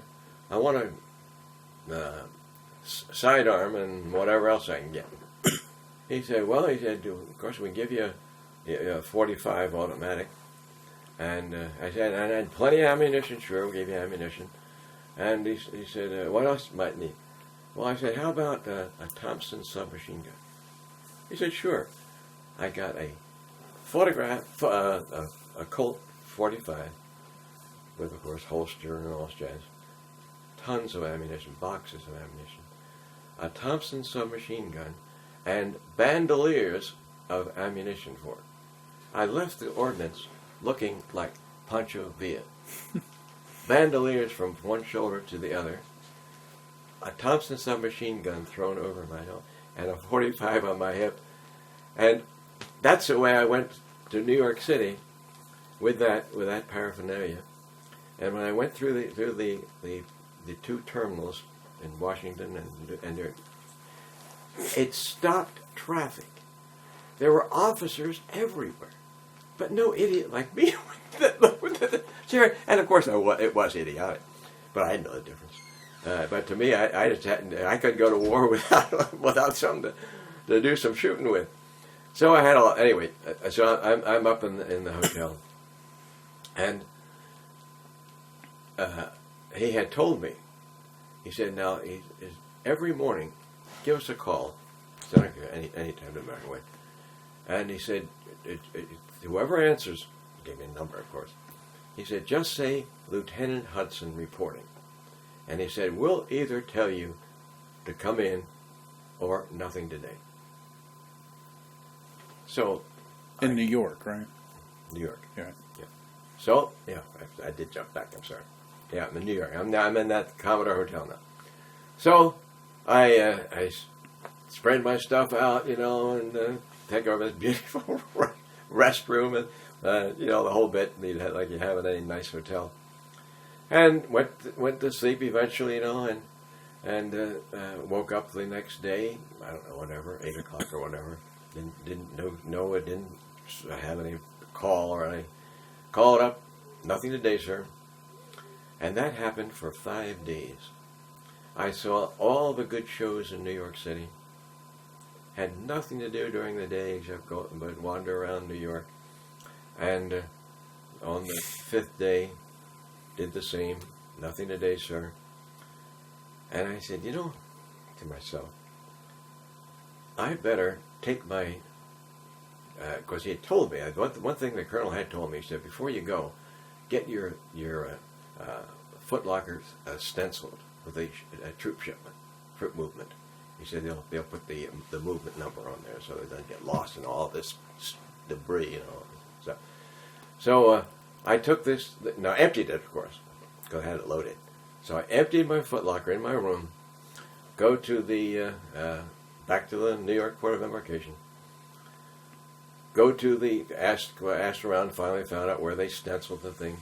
I showed them my orders. The orders told them what to ship and stuff, I guess. Anyway, they stenciled it. And with this empty footlocker, which of course weighed almost nothing, started to walk from there, because it's a huge place, blocks and blocks and blocks, toward where I had left the taxi stand. So on the way, one chance in 64 zillion, here is the colonel that I had first seen when I got there. And he recognized me of all the stuff that he'd been doing for that week. Now, these are the unusual things that happen to you. War is just full of, and don't ignore them. Savor them. I savor mine of all these weird things that happen. He should never recognize me. I did not recognize him. And would have walked right past the guy. He was just walking. He said, "Well," he said, "I see you're all set to go." I said, "Set to go where, sir?" He said, "On the ship." I said, "I don't know anything about setting on a ship." He said, "Didn't they tell you today to come on in?" I said, "No, I did the same thing every day." They said nothing today. And then he goes through a bunch of expletives. That's blah, blah, blah, blah, blah, blah. He said, "Well, your ship is leaving within a couple hours." He said, "You better get the heck back here and ready to go." I got a cab. I said, "Take me to the Commodore." And I said, "This is an emergency." I said, "Don't stop for anything." And he zipped through lights and every other blessing, got to the Commodore, double parked on 5th Avenue, 42nd Street, I'm sorry, 42nd Street. Double parked. I said, "Wait." I said, "I'll be back." And I said, I don't have a second to lose. So I took my empty footlocker. I didn't realize it until later. He had half of the New York police, give or take, tell him to move, and he wouldn't. He said, "There's an officer told me to stay here." He said, "I'm staying here." He said, it's something critical. I don't know what it is. He stayed there, and the cops were all around the car, the cab. I went into the lobby of the hotel, went up to the front desk. I said, "I want as many bellhops as you've got here. I've got a load." And I said, "I've got stuff at the laundry. I've got stuff at the dry cleaners. And I got stuff all over my room." I said, "I want all the help I can get." "Yes, sir." They sent me 4 or 5 bellhops up there. I gave each one an order. "Will you get my laundry? You get it." Loaded that doggone thing in just minutes. I don't know how that. Had to dress myself because I was in casual uniform. Dressed with all the stuff, including my bandoliers and all this junk. Got back in the cab, and here the cops were all around it. I had a retinue of bellhops carrying each one of these pieces of gear, loaded the cab. They got out of my way, opened the lane for the cab to get out here, and drove down to the port. And I forgot now what the number is. I probably have that somewhere. But went to one of the big ports there in the port harbor. Drove directly onto the thing and passed a whole line of GIs waiting to get on the ship. Went right up to the center of the ship, where there were a group of maybe 5 or 6 British officers. And I got out and said, "Sir, this is Lieutenant Hudson. I've been ordered to take this ship and to take photographs en route." There was a staff captain by the name of Captain Fraser. I still have his signature to this day. Because I am a historian at heart. I have everything that ever happened to me. I've got it all. So when they questioned me, I got it. I said, nobody takes photographs on a British ship. He said, so you can forget about that. Get in the back end of the line. I said, sir, again, temerity, overcome. This is a captain of the British Navy. You can easily see that with the 4 stripes. You don't have to be any expert. I said, would you please call the chief signal officer and verify these orders? I said, he works directly for the chief of staff, General Marshall. Would you verify the validity of these orders? He gives it, yanks it on my hand like that, gives it to one of his other officers in this little group, his staff undoubtedly. Anyway, and I stood there for probably 10 or 15 minutes, wondering what the heck was going to happen. Now, I didn't know that, I didn't know whether I was going to be thrown in jail and to die in a British hold, which was the last thing I really wanted. I just didn't know. But that officer came out, went over to the captain almost sheepishly, and he said, the colonel said he is to take pictures on this. Now, the Americans were renting this ship, is what it amounted to. And they were renting it because we had given them half of our Navy in the Lend-Lease program, which was still going on, by the way. And coming from one of the top officers of the U.S. Army, he wasn't about to violate these orders. Now, the story goes on. He said, all right, Lieutenant, you can have the cabin next to mine. The cabin next to the staff captain is at the top of the ship. It's right next to the bridge. He calls over another officer. He said, get all of Lieutenant Hudson's gear up to his cabin. They took me, walked me up to my cabin, carried every stitch. And if you know the Army, one of the things, whether regardless of your rank, half the time you're waiting in line or lugging your rifle or whatever you've got, or luggage. And that's the way I got on that ship. It was a 31-day trip. What's the name of the ship? It was a Louis Pasteur. Another man was on that. Really? Yeah. Really? Well, I'll tell you all kinds of story about the Louis Pasteur. As you can tell by the name, of course, it was a French ship. And it was being built at Le Havre. And it was just at the time of the Dunkirk incident, when the French army was capitulated, and the British got as many of their troops out, via every boat, from the famous city of Dunkirk over across the English Channel to England. So it was a critical time, and that is the time that this thing happened. They towed that ship because it was the hull was complete. but the engine had not been installed, and really how much more I don't know of the interior. But they towed it across the channel to Liverpool. Really a fantastic feat, because the English Channel is tough enough, and then to get of course Liverpool is on the other side of England, from France. So how they ever did it, I don't know, but they did it. That was, of course, long before I got in there, and they finished as much of the ship as they could. I imagine most of the interior. I don't know how much, but they did whatever they could. But the Germans, of course, knew that this ship was there. It's too big to hide a ship like that. It was the second or third largest ship in the world at that time. I think the two Elizabeths were bigger, but it was huge.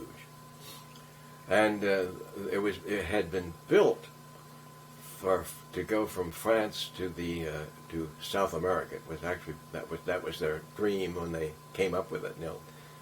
Years ago. But naturally that thing fell through. So anyway, they could not finish it in Liverpool, and they towed the ship across the North Atlantic to Halifax, and put in a Canadian engine in Halifax. The North Atlantic is not the nicest place to go, even in an ocean liner, but to try to pull a helpless ship like this, of this size, enormous. I've got all the dimensions of the ship, by the way. So anyway, they finished the thing, and this was their first trip. They came down from Halifax to New York to pick up this load of American GIs. And you? Yeah, 5,000 GIs. Yeah, and we took off from there. Okay, well, let me just tell you a few things that happened. Number one, the British, and I noticed this all through the war, the relationship of British officers to enlisted personnel is just so different than ours in every way. It may be totally different today, because I'm not up on it. But in those days, the seamen were almost like slaves to the officers. I mean, they just there seemed to be almost no mercy given to them, but they sure took care of their officers. So here I am in this up in here in this thing, and of course now I'm wondering, hey, what's this all about? Because I knew I'd pushed my luck a little bit on this whole thing, too. But I'm up there now, and there's one other thing that the staff captain told me. He said, now you're the only one to take pictures on this ship. And he said, to know who you are, he said, I'm going to give you an armband saying official photographer. If I ever catch you on this ship without that armband, I'm going to give orders to shoot you. And I honestly believe he'd have done it. So I practically slept with my armband, which I have to this day, with official photographer on it. It was just a little cardboard thing with a safety pin to hold together, and that was my lifeguard through this thing. So, the very first, my first relationship, I talked about the seamen and the relationship with British officers and how different they were. The very first thing that happened was I heard a knock on the door. Now, I had dozed off, and honest to gosh, because I had had quite a day, emotionally, physically, and every other way. I didn't know whether it was dark, and I didn't know whether it was that same evening or the next day, to be honest with you. I didn't know. But it didn't matter too much. I wasn't going anywhere, believe me. So I opened the door, and there was a seaman with a big, I can see it to this day, a big canister, or whatever it's called, sloped like this with a spout, and he said, how do you want your tea, sir? So this was my first experience with the British tea ceremony, because you got tea thrown at you morning, noon, and night. Through my whole, because it was with the British 8th Army throughout most of their campaign across North Africa. they would stop the convoy, the entire convoy of maybe 200 trucks and vehicles for tea. We would get down, make a mound of sand, usually, because most of them are very sandy everywhere. And the sand was not sand like you see in the seashore. It was more like gravel, fine, highly beat up gravel, fine gravel. But we'd make a mound of that, pour some gasoline on it, light it, and every one of these trucks had a little tripod, and they put their tea kettle on there. Of course, they had a little tiny tea kettle on there, made their tea, and these guys did, and imagine that was typical. No tea bags, that's for sure. So they take their spoonful of tea, whatever, put it in there, boil it, and they all had a little strainer. And throughout the war, the strainers got lost because I saw this for 5 years. They would use anything for strainers. They would use undershirts. They would use anything to get the tea leaves out of, and have it run down to something that they could drink out of. And they put it in canteen cups or you name it. In this case, they had this big thing, and this was typical of I was on several ships later on, and then every ship I was on, they had this big tea kettle, and it was it's a very sharp, conical thing, and with a big handle, and there'd be a guy going around, seemed like all the time now, before they did anything or not, other than this, because you just see these guys everywhere. So anyway, he poured my tea. And I didn't know a doggone thing about the whole ceremony. I was not much of a tea drinker anyway. But I was determined. I said, if I'm going to be around the British, I better learn to like tea. And how do you like it? Well, I didn't have enough sense at that time to ask for sugar. Because everything was happening so rapidly. I wasn't cognizant of everything that was going on. And that made it almost impossible for me to drink, frankly. That bitter tea, but he had that, and he had cookies, and he called them scones, and he said, "Scones, sir." And I took a couple of those. Well, actually, I found out later on if you want 5, you can take 5. They don't care, but I took a couple, and they weren't bad, by the way. They're like a big cookie, not too sweet. And anyway, so I dipped it in my tea, and that was my first association with the ship's crew. But I did wander through that ship for 31 days, took absolutely everything I could take. So I ended up with over 500 pictures of GIs on that ship. And I had them cutting each other's hair. I had them playing volleyball and basketball and whatnot, nude. Well, this was 5,000 GIs, male. There was not a female anywhere. First place, the British didn't allow, in those days, I don't know how they are now, but the British never allowed a woman on board anyway. And this was a male army. So these were all, and the reason they were nude, not that they were enjoying the sexual aspect of it, believe me, I didn't even think about that, but it was hot.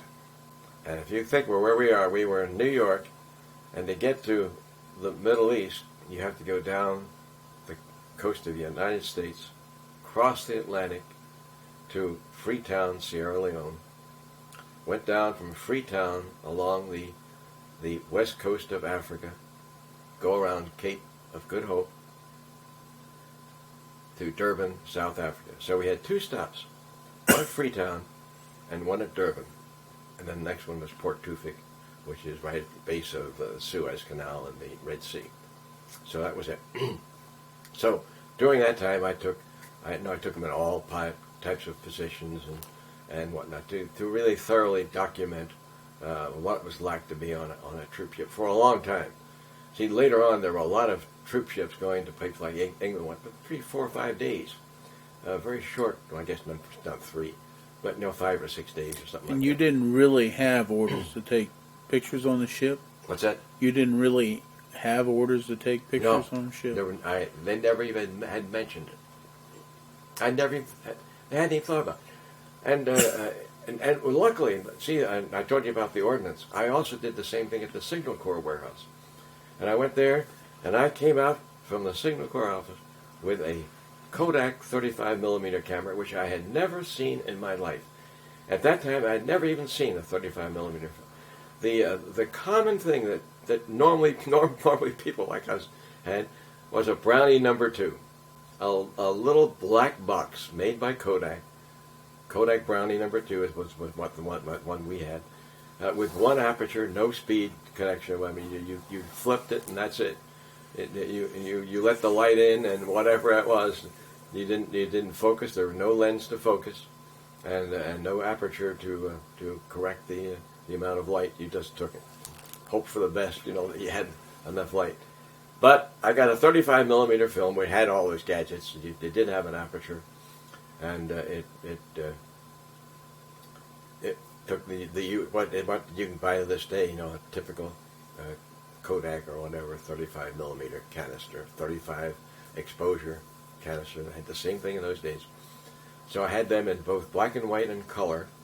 They also gave me an IMO motion picture camera for 16mm film. They gave me boxes of 16mm film and tripods and half the stuff I didn't even bring.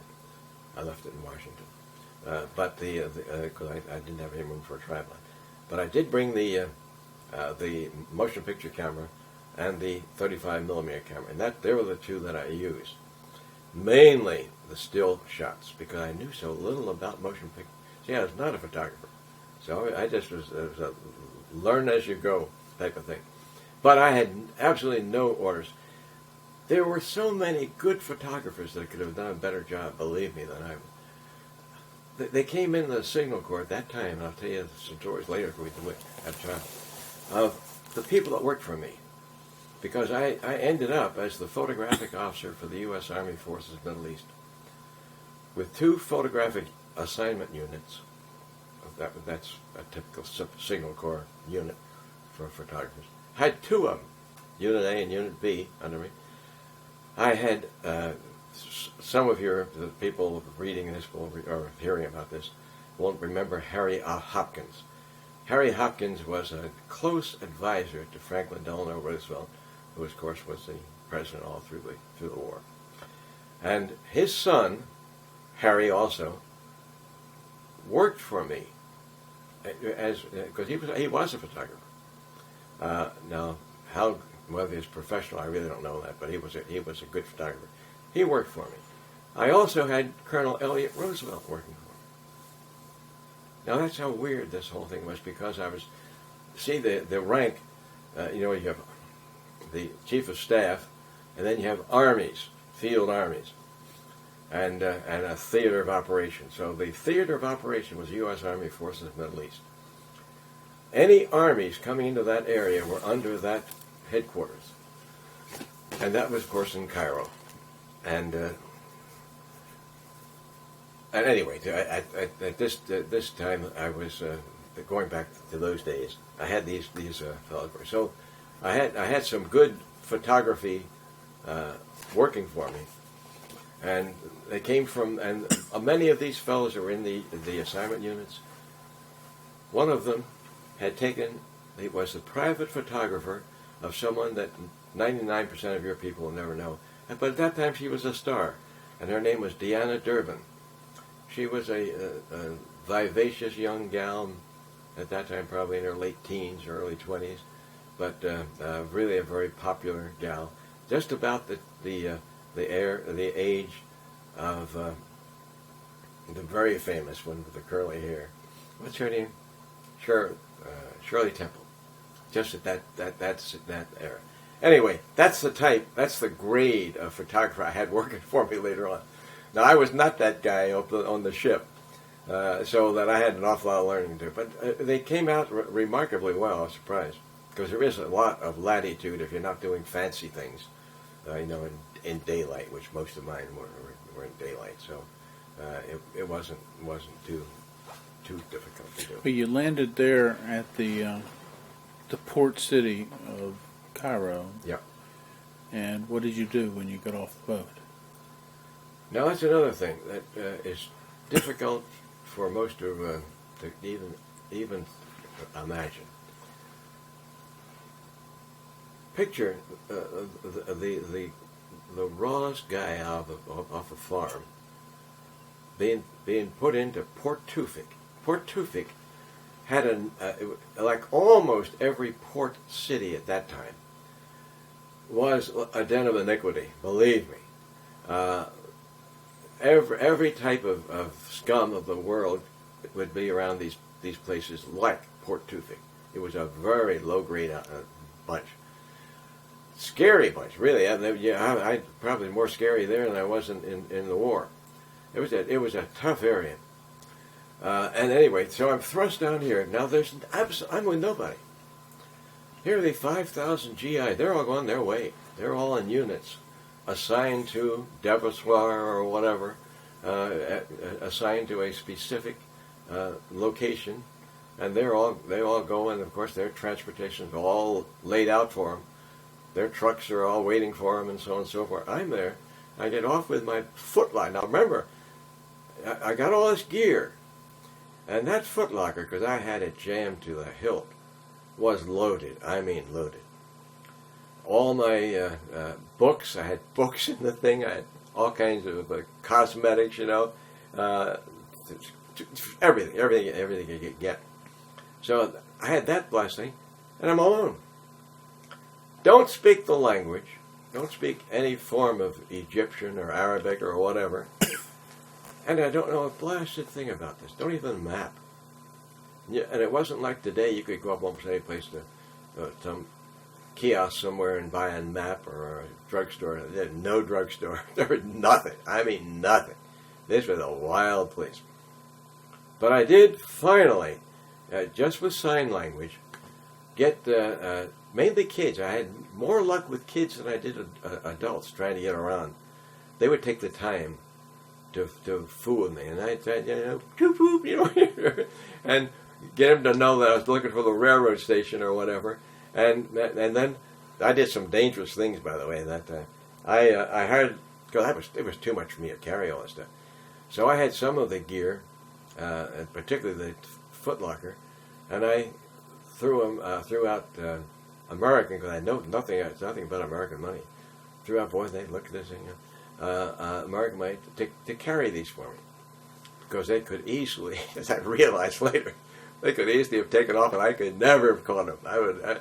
And in that city, nobody would have given a darn, frankly. So anyway, but that didn't happen. I got to the railroad station, got on there, and just knowing how to get to Cairo, which train, all in Arabic, no English whatsoever, no written. So none of the signs said one blast thing about Cairo.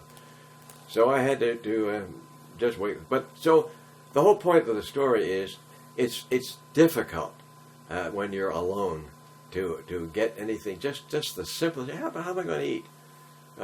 Who's going to take this American money? They couldn't even recognize it. American money was unknown at that time. See, tourists were not anywhere near like they are today. And the tourists would go to the big hotels. They would go up to the Shepherd's Hotel in Cairo and places like that. Not wander around Port Tewfik, I got news for you.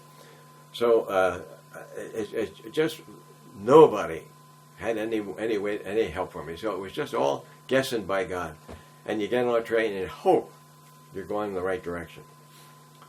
But it was fascinating to me, because I say, as I said earlier, you want to savor every moment of life, every moment. So as soon as I got seated in my little beat up railroad car, and had my footlocker right at my feet, it was really a footlocker. I had my feet on the thing the whole time. Then I took a breath of fresh air, and which, by the way, is hard to do because it stinks to heaven almost everywhere you go in Egypt. I think even to this day it may, but I know in those days it did. It was terrible. Because there were absolutely no sewage for human excrement or animal. Horses and camels, everywhere. When I say horses, really donkeys. everywhere. And the excrement would just lay on the street and nobody cared, except very few. Like in Cairo, they'd have a street cleaner who was fascinating. He had a long pole, about 12 feet long, with sticks at the end of it. And they were curled. I don't know whether they were curled best was used or whether he put them in that way. Like a broom, but the sticks were probably 3 feet long. And with that would be the way they would knock off all the horse manure and all the other stuff off the street and into the gutter. So, but anyway, that's so. Anyway, I got on this. We got to change tapes. Yeah. So it was interesting to just sit there in this beat-up carriage and start looking at the people. I had never seen people like this in my life. There was every style of garb you could think of. Of course, they were all ages, naturally, like you'd expect in any train. So I had kids in arms and up to 80-year-old women, I guess. I don't know. So and look at their different outfits, their shoes, and I was just eating it up. But the most fascinating thing to me was looking at the cities. So we were actually going, if you look at the map, from the base of the Suez Canal directly to Cairo, pretty much direct, sort of diagonal shot. Cairo was right in the middle of the state. So it goes through a large part of what they call Lower Egypt, which is the lower part of the Nile River. So anyway, we passed village after village, and the villages were almost all of them were maybe a half a mile or more away. I don't know why that was, but here if we put in a railroad, it attracts commerce and development and whatnot, and you see them around the nodes particularly of stations. But in this case, most of the villages were quite some distance away. And that's what fascinated me, because they were all made of clay. And having had the religious background I had of a mother that had me reading the Bible, one of the first books I ever read, it was just exactly like going back in the Bible days. I mean, it just looked exactly the same as I had pictured these villages being. They used the roof for their recreation, to dry their vegetables, and the roof is a very, very useful place. Flat roofs, in almost all cases, and thatched roofs, and how they kept out the water, I don't know whether they did it too well, but anyway, that's where they were, and so anyway, it was fascinating for me. But what was really happening is that these 5,000 troops that had come over with me were actually the ground element of what would become the 9th U.S. Air Force. It was formed right there. It was the 98th Bomb Group of largely B-17 bombers, the famous Flying Fortress. The 57th Fighter Group, which were almost entirely, in fact probably entirely, the P-40, which was called the Warhawk by the British, and then the 12th Bomb Group, which were B-25 Mitchell bombers. So that composed the 9th U.S. Air Force. Now, why it was so fascinating, as I found out later, I didn't know all this at that time, but I really started to study it after I had been in Egypt for a while and saw what happened. Remember, when I had left the United States, the top people of the U.S. Army had already said that we're going to lose Cairo. By the way, that was the one thing that scared my mother. she said, they're talking about leaving, and you're going over there? She couldn't, she thought that was a little odd. I guess it probably was. So, but that's the way I left the United States, is that we were going to lose the Middle East. You were there about June of 42? June of 42, yeah. Actually left, I can tell you exactly this. We left the New York port of embarkation July 15th, 1942, and arrived in Port Tewfik August 16th, 1942. So it was 31 day voyage. But these three groups were the first sizable unit of the U.S. Army there at all. When I first arrived in Cairo, it was not called the U.S. Army Forces Middle East. It was called the North African Military Mission. And its mission was to support the British Eighth Army, not to have anything to do with a military operation of our own. It was a support mission. That's why the complement of the headquarters at that time, maybe 30 people, very small complement, were there really to support the British Eighth Army. So when these 5,000, this was big, because it was the first element of any GIs coming. We had no army there, never did. We had no army coming from the Middle East. What we had later on, months later, was Eisenhower coming in from West Africa, and that was a North African military mission. That was totally different here. But our North African mission was on the East Coast, and was to support the British Eighth Army. So they didn't change it to the U.S. Army Forces Middle East. USAFIM was the acronym. But these three groups got out there. Now, there's one thing that is very typical of Americans, because if you go through a war with other allies, you get to see similarities and a lot of differences. The Americans tend to be, and have to admit it, on the cocky side. Hey, we're pretty good at this thing. We pretty much know what we're doing here. And you wouldn't think we were that way, because we probably are among the top athletically team-oriented countries in the world. So we have teams for everything.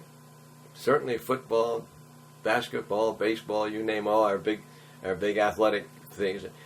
Teamwork is it, but not when it comes to Army. So these groups got there. Now remember, all, just like I am, all fresh young Americans. And it's a young group. The Air Force even, I was going to say even younger, I'm not sure. But anyway, they were young guys, 99% of them. And just had learned their trade, believe me, in months, not years, in months. Because we had almost no big Air Force training program before the war. So what these fellows had learned in their various, they're all specialized, of course, in gunner or whatever. They learned in a very, very short time, and very, very recently. So that's who there. That's who there. Who is there? And then I started to think about it as I saw things unfold. When I was headed toward Cairo, old Field Marshal Erwin Rommel was still at El Alamein, hadn't moved 1 inch. And he's the guy that was going to take the Middle East. And it was only a drive away from Cairo, right? Exactly right. 150 miles, something like that. So, but that didn't worry me. But I started to think about what was really happening.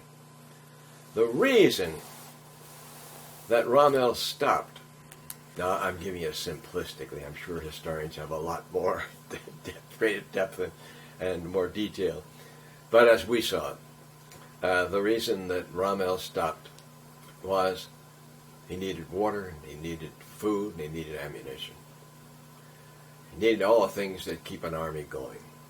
And he, luckily, and it's another whole story, which I won't go into great detail now, but the fact that we lost Tobruk to Rommel only 2 months earlier was a miracle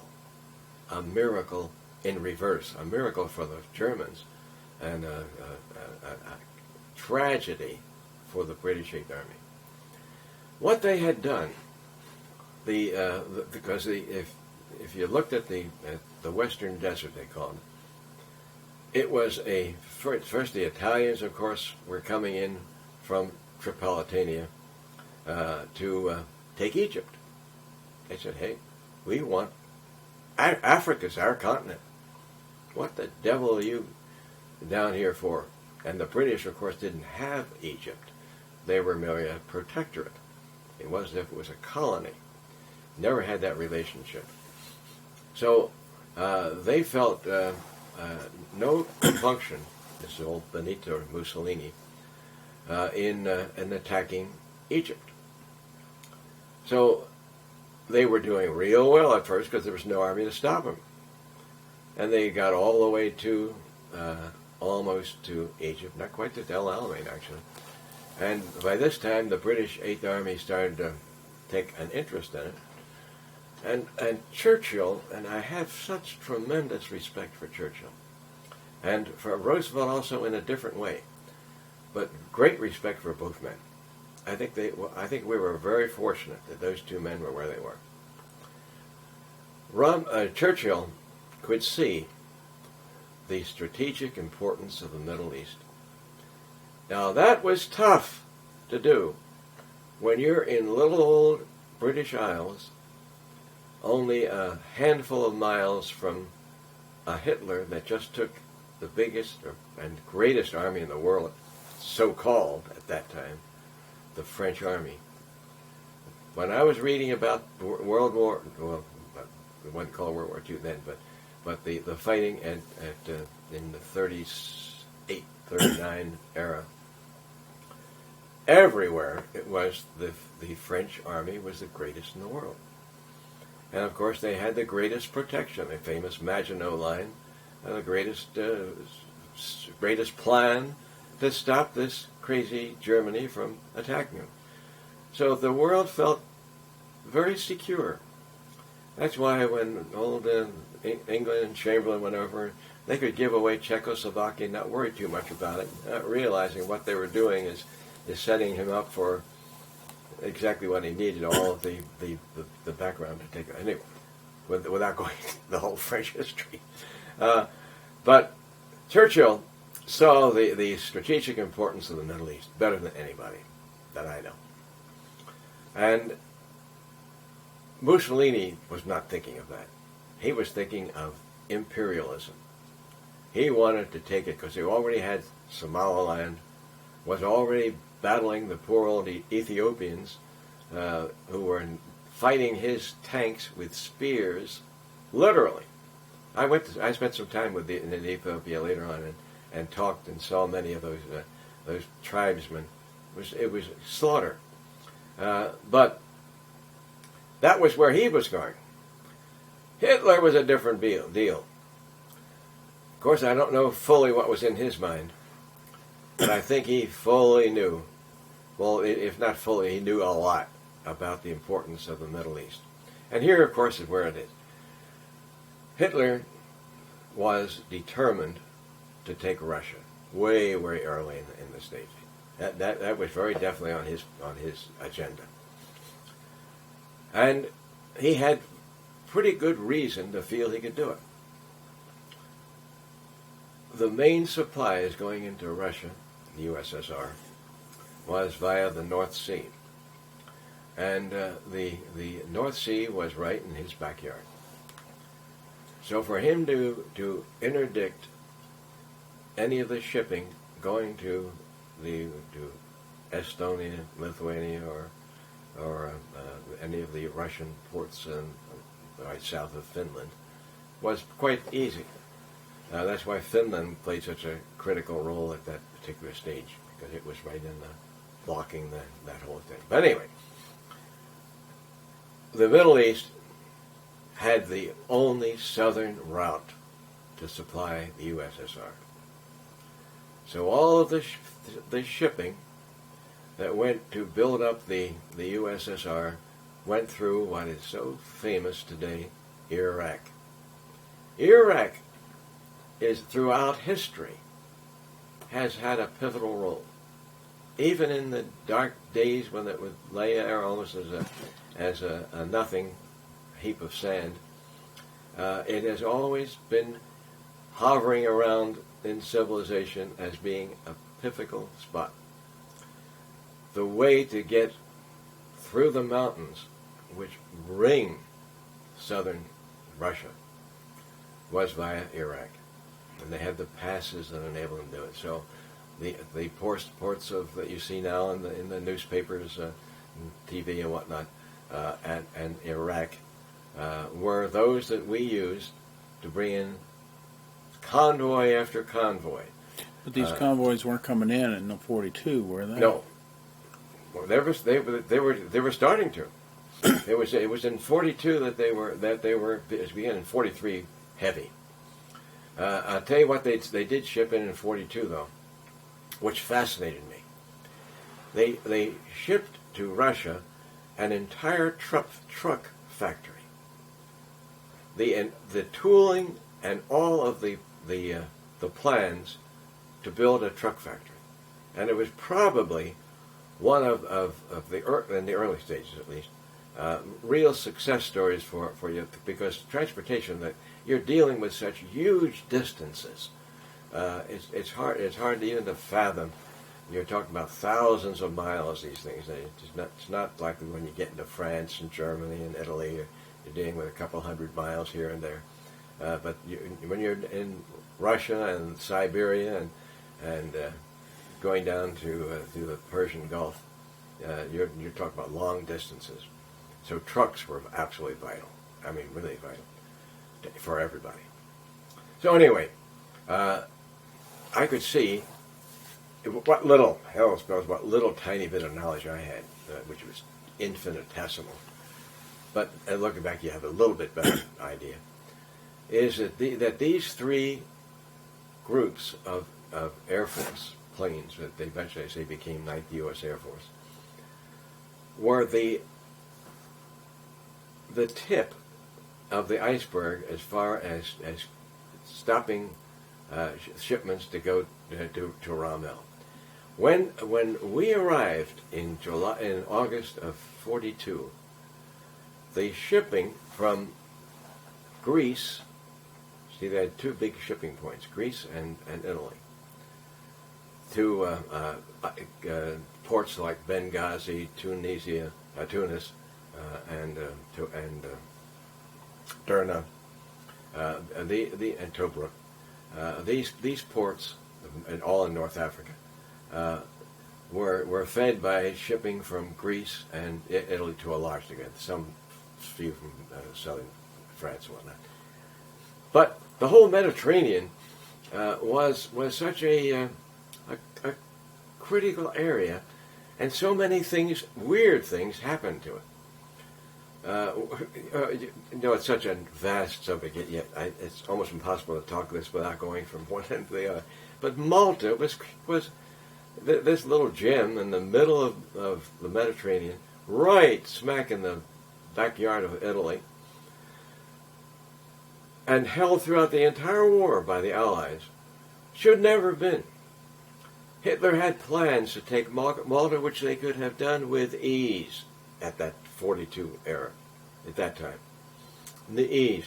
The British Navy had their headquarters in Alexandria, Egypt. Was down to a skeleton for a lot of reasons. Number one, their big battleships and aircraft carriers, they wouldn't dare trust out in the Mediterranean, which they wanted to have them out there.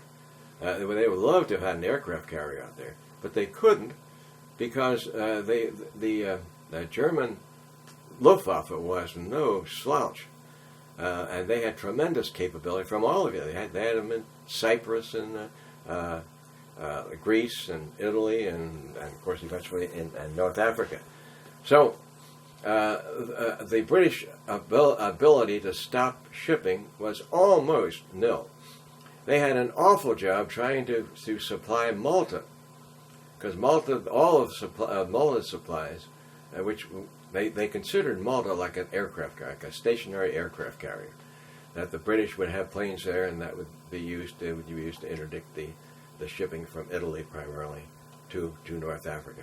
But that was curtailed so much because they were being so close and whatnot, and it's like they couldn't get the supplies in there, so they would run out of supplies for aircraft parts and whatnot, and have planes there and not even be able to fly them. So they're all. I mean, you could write a whole book, big rates, probably have been, by the way, just on the Mediterranean and all the which brings in the Ninth Air Force that came in. Exactly right.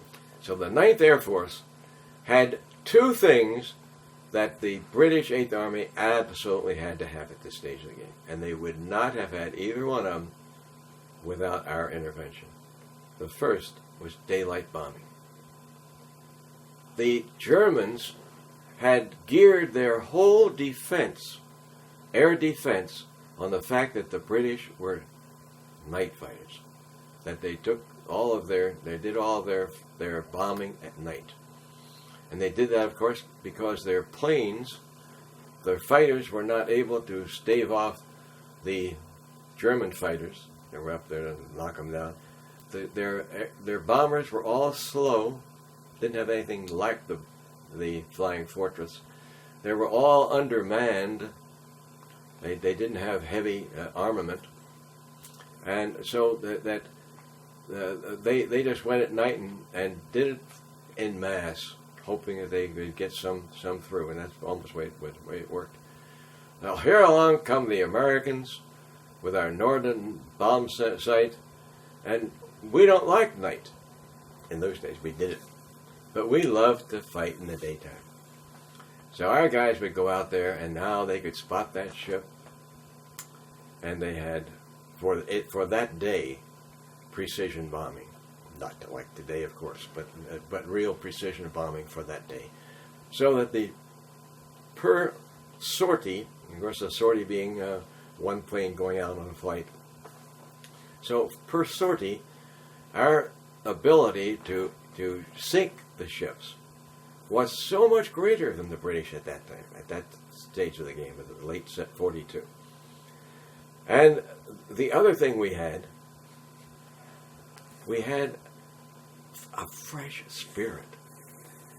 And attitude, morale is so critical in anything. Don't fail to listen to your basketball coach at halftime and think, well, what's this guy going to do? He's just sitting in the day. I'm the guy that has to fight it out under the board and get the. He wants more rebounds and whatnot, but I'm the guy that has to. Don't take his words lightly. The morale of a team is absolutely critical. The British had years of being beaten, not really beaten, but badly mauled at the Battle of Britain, when the Germans were coming over there with not only bombers but with V2 rockets and whatnot. So they were V1 and V2. So they were being hammered over there, going out, in flights anyway. So does the morale part is where you came in? The Americans were too naive to worry about it. They had an esprit de corps as if they were going to a football game. They really did. Come on, let's go out and get those guys. The British, because I've got a lot of pictures too, and I had the greatest respect for the British fight. I really do.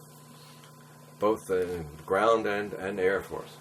But you can't blame them. They had really taken a lot. And when you go out day after day after day after day in this business, with your buddies being shot down all around you, I mean all around you, and you'll have 30 guys going out into a group, and in a month you're down to 12, 8, depending on where and whatnot. I mean, and it all weighs on you emotionally.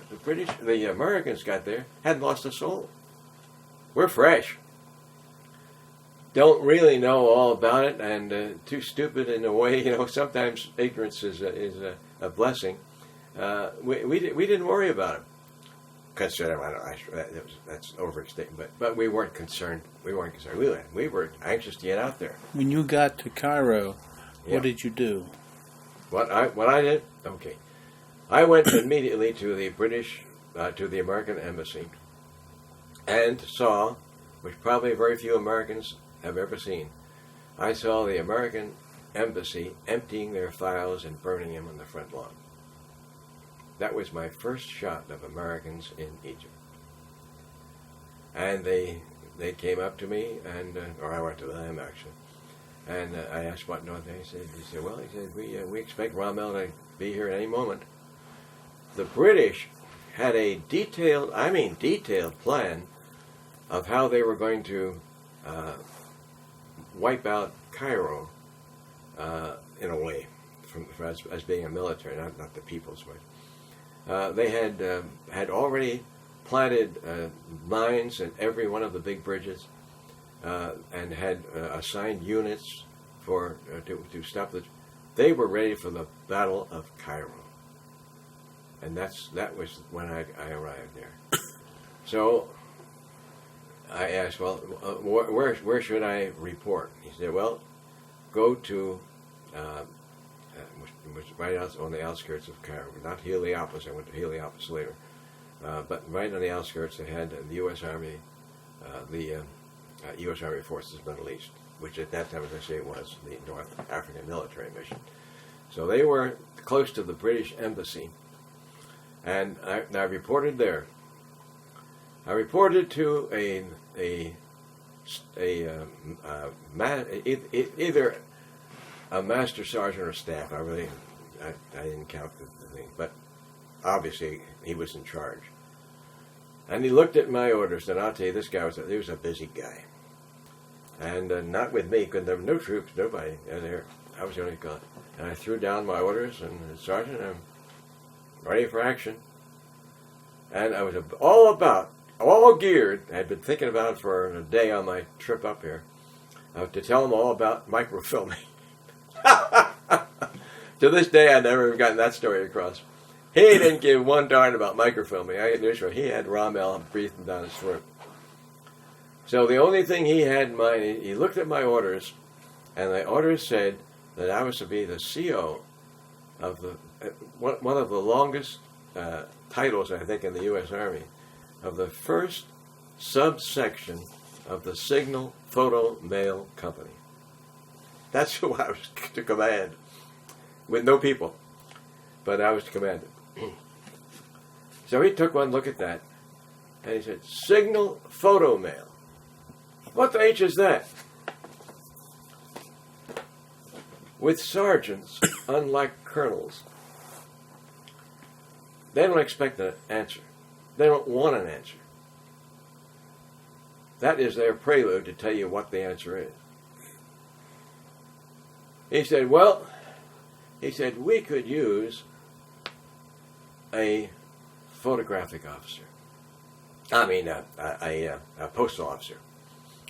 He said, since you have a signal photo mail, we're going to make you a theater postal officer. And I started to tell the sergeant that I could barely lick a stamp. That was my knowledge of the U.S. mail. But never got more than the first breath out of there. And he said, you are the theater postal officer. Now get out here and find out what it's all about. Well, I got out. And I got to some of the clerks around the place. I said, where do you buy stamps, or where do you send your mail? They said, well, frankly, most of our mail has gone in diplomatic pouches. But, he said, you can buy money orders from a couple of guys over here, and they told me where. And I went over to two fellas, and they had a whole metal case of blank money orders, U.S. postal money orders. And folder after folder of U.S. stamps from every dimension, from from half cent to, I don't know, $5 probably. And it was a sergeant and a corporal. And he said, "Boy, Lieutenant, I'm glad to see you." He said, "Here it is." He said, "What do you mean here?" He said, "Sign for that." He said, I'm on the I had to sign for all this crap." He said, "You signed for it." I didn't realize he had money, and they give them all a monetary value, the maximum value that you can write them, $250. I forgot now what it is. Whatever value was, every blank was potentially a $250 bill, because you can take them, cash them anywhere. So that was my first deal, was counting postal orders, blank postal orders, and stamps, sheet after sheet after sheet after stamp. I said, "Okay, now what?" He said, after that, he said, "I don't care what." He said, they go and they told me, he said, "Practically nobody comes here." He said, we have sold any stamps in days. He said, they all have to use the diplomatic pouch. I said, "Well, look," I said, "you know that the Air Force is coming in here." And he said, "Oh yeah, we've heard some rumors about it." He said, "Well, we're going to have to." So we started to form U.S. Army post offices, first with those three groups, the 57th Fighter, 12th Bomb Group, 98th Bomb Group. So they each had a U.S. APO. And as is typical, each APO has his own money orders, all identified per unit.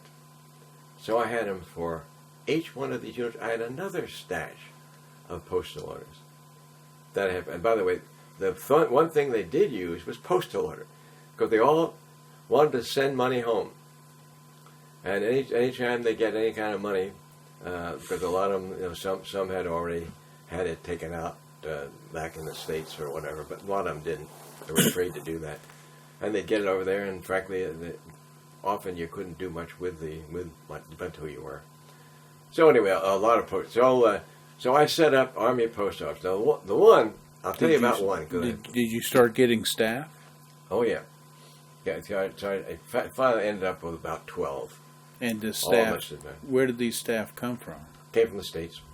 Did they come directly from the state or out of they had been from the States, but they were now working for different units of the Air Force? They were already here. They were already there, but just assigned a new job. Okay. I see your point. Yeah, that's what, they didn't fly in or anything. So we set these things up, but the one I want to tell you about was rather interesting. There were a lot of them interesting. But the one I did in Jerusalem, I wanted to do that one myself. There was just something about fascinating to go over there. And one of the Air Force units was in Lydda, Palestine, which is in the news a lot. It's a very famous place today. But one of the Air Force units was at Lydda. And it was right northwest of Jerusalem. Quite a distance from northwest of Jerusalem. So I flew in, which, believe it or not, they had a courier that went from Cairo to Jerusalem, one a day courier in the equivalent of a C-47, a two-motor plane. So I flew over there and set the thing up, and spent several days doing my famous sightseeing. So I had to go around Jerusalem. I stayed at the King David Hotel, which I thought was fascinating. It was still there, but I was like, no, it was there for a long time anyway. After a war, a big at the time was a pretty nice hotel. So anyway, I stayed there and really saw Jerusalem very nicely. And I remember one of the many cards I sent from Jerusalem. I sent to my mom, and I said, "I walked today where Jesus walked." Because I had gone down the famous road to the cross. So, anyway, got on the plane to go back to Cairo. and it stretched. They were all in, they had aluminum as any GI was in the war, and probably even later. But these planes, most of them, used for this purpose, would have aluminum seats. It would hinge up to the side, and there you could put them down, and maybe they'd hold 4 people or 6 people, or whatever. So I was in my bucket seat and strapping up, and there was a lot. And when you hit the side of an aircraft, it's like a tin can. So here's this loud. I think I probably wasn't hitting it very hard, but it sounded like we all got. There were only about 4 or 5 of us on the ship. So the crew chief asked the guy. He said, "What's up?" He said, "Is there a Lieutenant Hudson on board?" Yeah. He said, "The Postmaster General of British Postmaster General of Jerusalem would like to see you." Oh, geez, all my gear, but got the stuff off, and he drove me in. Went up to the British headquarters. They were so much better organized than we. Remember, they had a real army there. They had a lot of stuff, and so they were well organized. So I went in. Finally, got to the postmaster's office, and they didn't want me. He said, "We never sent for you." I have no idea what's all about. So he gets. So I said, "Well, worst place than this, I'll just go back to the King David Hotel and stay another night," which I did. The next morning, they wake me up to say that plane that I was on was shot down. And it was shot down by a British fighter. And what had happened, I didn't realize this until later. They had had a courier for some time, but they had used a British courier. This was the first time they used an American courier, and they did not recognize the aircraft. They tried to signal him with their identification, friend or foe. The United States Army had no IFF at that time. So he shot him down. We learned a lot, and this is where that teamwork comes in that I mentioned earlier. We learned that, brother, you may be good, but you're not the only guy fighting this war. You better be real careful that you're watching all the bases. And they of course then started doing it. There were a lot of things. We had no flash hiders for the exhausts. So our planes, because we were not night fighters, British were.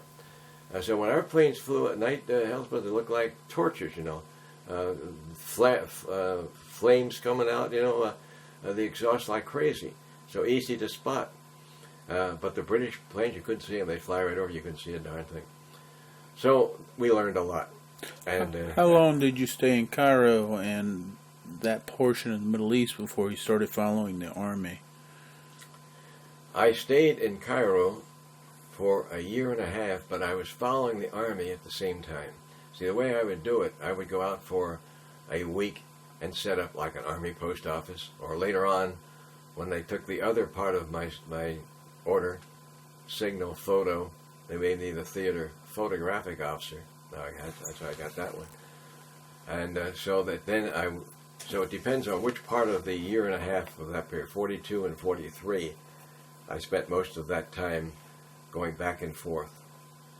I went as far as Sicily, Gozo Island, Pantelleria, Tunisia, Algeria, you name it. Depends on which phase of the war. Did you ever get close enough to hear the artillery exploding? The whole time. The whole time. First place, I was on the line with the British 8th Army when the El Alamein battle started.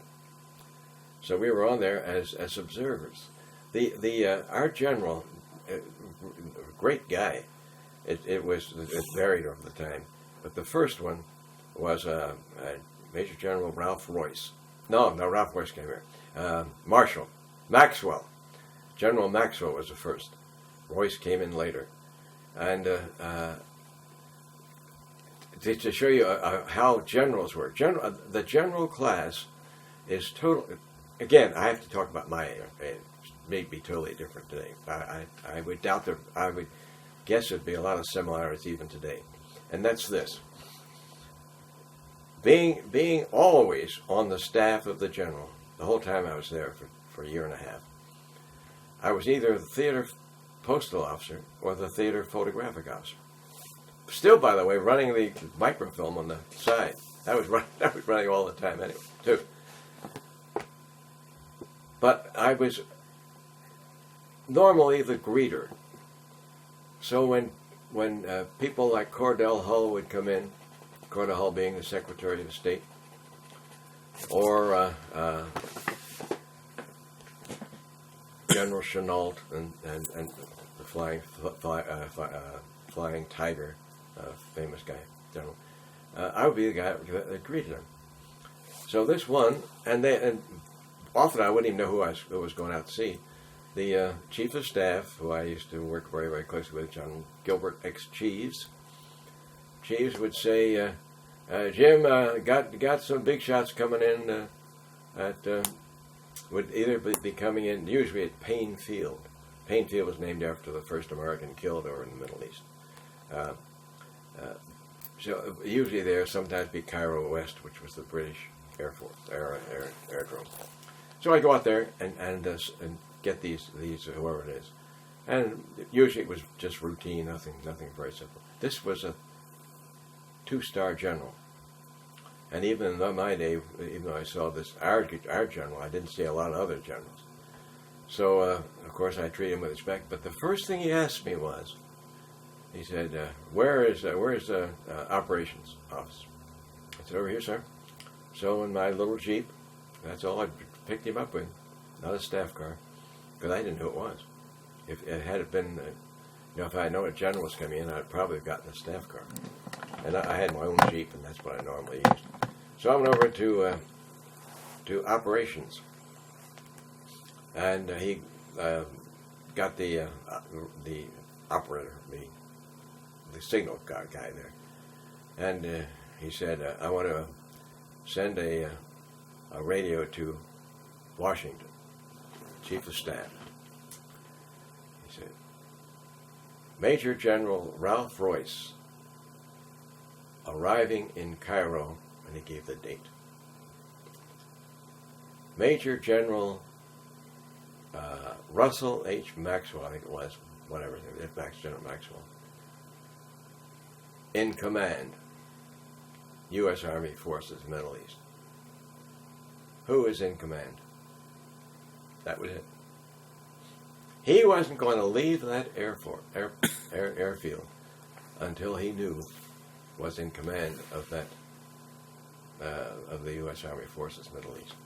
And there were a lot of political reasons and military reasons and whatnot. There really is responsibility. I mean, you are the guy. Militarily, you're it. So, and both being major generals, of course, they normally, and of course they broke it in the case of Eisenhower, but in most cases it was by rank. So the fellow that had been promoted to major general at the earliest date normally was in command. Whatever it was, I don't know. I really don't know that. I could look it up sometime, but I haven't. But the radio came back. "Congratulations on your arrival in Cairo. Major General Maxwell in command." That settled that. I can't say that he was happy, but he accepted it, and I didn't say one blasted word. I wasn't about to get involved in that blasted thing. And I took him back. You had mentioned that you were working the microfilming Yeah. section too. What did that consist of? Here's what it was. Before I even had arrived in Cairo, Kodack, being the firm it is, worldwide firm, even in those days, they had a British component, Kodack Limited, and they had already a facility in Cairo, and they were making for the British what they called an aerogram. And it was a microfilmed document of an official document. Now, I didn't get involved in all the intricacies and whatnot of microfilming, but it turned out to be a very big part of World War II in communications. It was that we picked up from the British the fact that you could take official documents, film them, and do miracles in getting them quickly and safely to different locations. And you could make duplicates. You could make 2 at the time if you wanted to, and there were all kinds of advantages. So we picked that up, and that's when I went to Cairo. I got it to Kodack up in Rochester. That was what they had in mind. But during my work with the colonel in Washington, they got, and it was not my, I wish I could invent my idea, it was a great idea. They got the idea, hey, why not use this for personal mail? And everything in those days was V for victory. He said, we'll call this V-mail. So V-mail became the hot ticket at that time. So, which, by the way, well, I could talk to you for hours on that. People disliked it horribly. They thought it lacked the this is my letter. I wrote it with my little hand here, and I want my Joe to see you. And you lost that because that nice hand and whatnot, you got it photographed. It came out there black and white.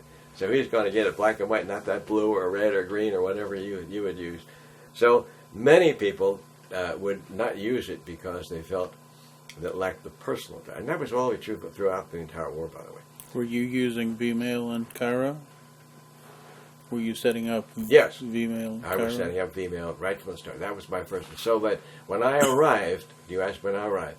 When I arrived, it was already a British facility. So they had their equivalent. It was a little different than ours, but they had the equivalent of a Kodack. And the Kodack was really, even today, would be called a very neat piece of equipment. It was about 30 inches high, 30 inches long, and 24 inches wide, something like that, maybe 30 inches wide. There's just a little black box. And you would put it was running continuously, and you put a sheet in of 8.5 by 11. Had to be the right size sheet. And on the bottom, because you got these sheets, by the way, at the post office for nothing. You go to any U.S. post office, and you could get these blank sheets. At the bottom of the sheet was a little red block that said V-mail. We didn't give it around what it said. It was the trigger. That triggered the Kodack machine to take a picture. So as it went through these rolls, it would optically read this block. It would take, and of course the roll was synchronized with the roll from the. So in other words, we had a 100-foot roll of 16 millimeter film at one part. The letter is going through here on another roll, synchronized with the difference in the sizes, of course, so that as it went through one 8.5 sheet, it went through one frame. So we were actually doing it sequentially, but you never knew the difference because it was so fast. So you put it through there, and we would eventually we developed a machine so it would take a stack. So we put a whole stack of them in, and then you go bing, bing, bing, bing, bing, bing, bing. What, about 500 a minute or something? I would say probably less. Probably I would say maybe 100 a minute, because they jammed quite a bit. And when they jammed, we had a problem, because you jammed a letter that we couldn't replace. We didn't care much what happened to the reel, because we could replace that blasted thing. We could reshoot it. But we could not do it with these sheets. And those sheets had come from Libya, or from Podunk, Iowa, depending on where you are, which end of the world you are, because this was happening, of course, at both ends. You were photographing in the state. In the state, we had two big facilities, one in Miami and one in New York, that would photograph all the state stuff, and then they had one in San Francisco for the whole Pacific. So there were three setups in the country for V-mail, and they got them by, mail sacks eventually, because many people eventually, even though they would lose that personal touch, most people didn't really care that much, to be honest with you. Most people just wanted to get the information over there, whatever it was. Hey Joe, how are you? Whatever. So that they would find, and we were, when I say we, the Army was really hammering away full-page ads in the papers and whatnot, advertising V-mail, trying to, because it was fantastic for us. I had pictures. I may not have, but I had pictures of the number of mail sacks it took to equal one reel. Mail sacks, not 100-foot reel of 16-millimeter film. So it was, and didn't have to handle all that paper. And, oh, brother. So it was great. It was great for security. Censorship was much easier, because we didn't have to worry about the things about texture of the paper or the location of the stamp, or whether it's not, because that got all lost anyway in microfilming. So there were many benefits, but the big benefit, of course, was this.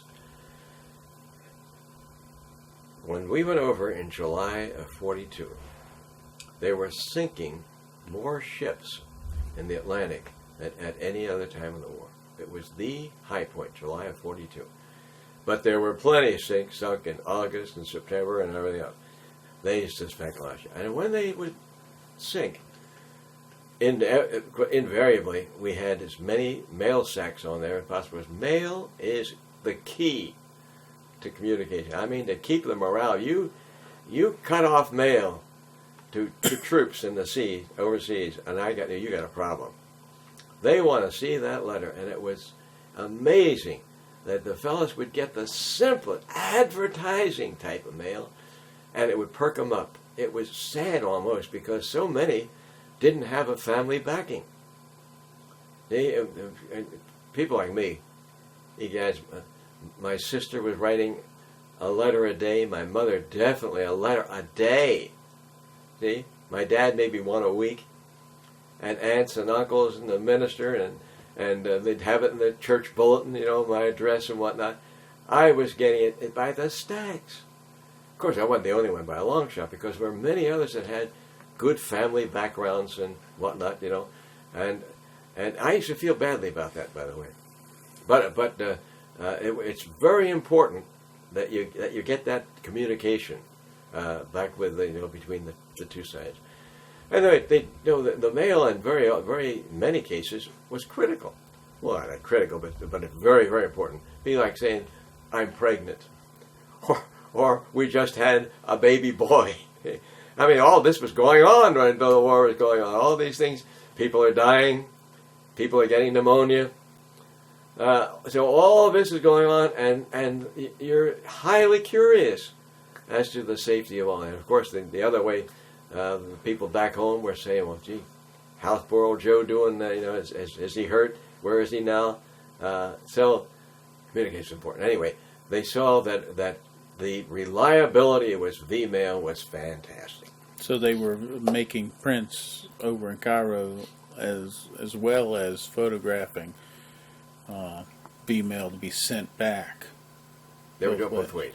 It worked both ways, yeah. And this was not your idea, but it came out just about the time you started with no, it was definitely not my idea. It's a great idea, but it was not mine. Now, but some of these things were later on, and the way we handled it. But this was so important that with all this sinking, a ship would go down, let's say for the fun, it would have 30 mail sacks. And the mail sack, I forgot, the post office knows this inside and out. I think it would have 1,500 letters or something. I really forgot. But we used to know all that. So you multiply the 13 by 1,000, let's say, for fun, and you had 30,000 letters gone. I mean, gone. That ship went down in the whose letter was it? There's no way of keeping record of all this. Tens of thousands of pieces of mail going back and forth. So, you just didn't know. And it might have been one of those critical ones. It might have been something where a wife left her husband. Any number of the things that happen to people are happening during a war, of course. So, where V-mail came in is this. We ran in New York City. In New York City, we would get these stacks and stacks of V-mail letters. Now, V-mail letters, when they came to us, you would take them to the post office uncreased and folded, flat sheet, much as you could. And they tried to handle some because it would come from remote places, and so they did their best to do it. But to the best of their ability, they got that way. They'd stack it in, and they would photograph it there in New York City, for example. And they would come up with these reel-to-reel. Now, each batch was assigned a number. So this whole batch was 101. The reel, 101. The next one, 102, and so on. When we got in Cairo, those that were, because these were all labeled, the 101 to Cairo and 101 to England and so on. So we had our numbering system, and we got 101, we got 103, but no 102. Radio back to New York, 102 gone. They'll reshoot 102. Give it another number now, of course. And we'd go there, and we would get a record of that 117 was the replacement for 102. Got 17, then they'd throw 102 away. So they'd scrap the letters, but only after they had had assurance that they'd arrived overseas. So many, many people really appreciated the reliability of that form. When, after a year and a half and the North African campaign was winding down, did you have to demobilize your post offices? No, I never got involved in that. Somebody undoubtedly did. But when I left, it was right in the heart. It was late 43 is when I left Cairo. And where did you go then? At that time, two things were happening. Number one, the Germans had now been defeated in the African theater, and I was just anxious to get moving where there was action. That was my first desire. Did you ever have a feeling of boredom? Never, for a lot of reasons. Number one, I had loaded myself with all kinds of books and whatnot. So I kept very, very busy. I would have, had I stayed there during this period I'm talking about, because I think it would be boring if you were not much going on, you're just sitting around. But I looked around, and there were a lot of ways of, cause they needed people everywhere, particularly experienced people of any kind. So there were all kinds of opportunities. But I found one that was, to me, fascinating. At this time, this is late in 43. We were involved now in the Italian campaign, and we were about at Naples, early part of the campaign, and one of the ships, the planes, headed toward actually Foggia. Foggia was one of the air bases in southern Italy. One of them was loaded with 13 American nurses. The 13 American nurses were with a crew and if I remember correctly, I had all this somewhere. Roughly 12 men, let's say. So there's some 25 persons on board this one ship. They flew to Sicily because Italy, you know, the war still highly active. And of course, the Luftwaffe, even though they were didn't have the strength they had earlier, but they were still plenty strong, and they're now what we call internal lines of supply. You know, they were right near all of their supplies, with Italy and Austria being, you know, just a couple of 100 miles away. So they landed in Sicily, probably. Now I'm guessing here, probably to refuel. I would see, although not necessarily, because we could use to make food, and possibly, quite possibly, to get the latest on landing instructions. Because they say things were so fluid that you didn't want to land at the wrong place, which I can tell you all kinds of stories that happen all the time on both sides.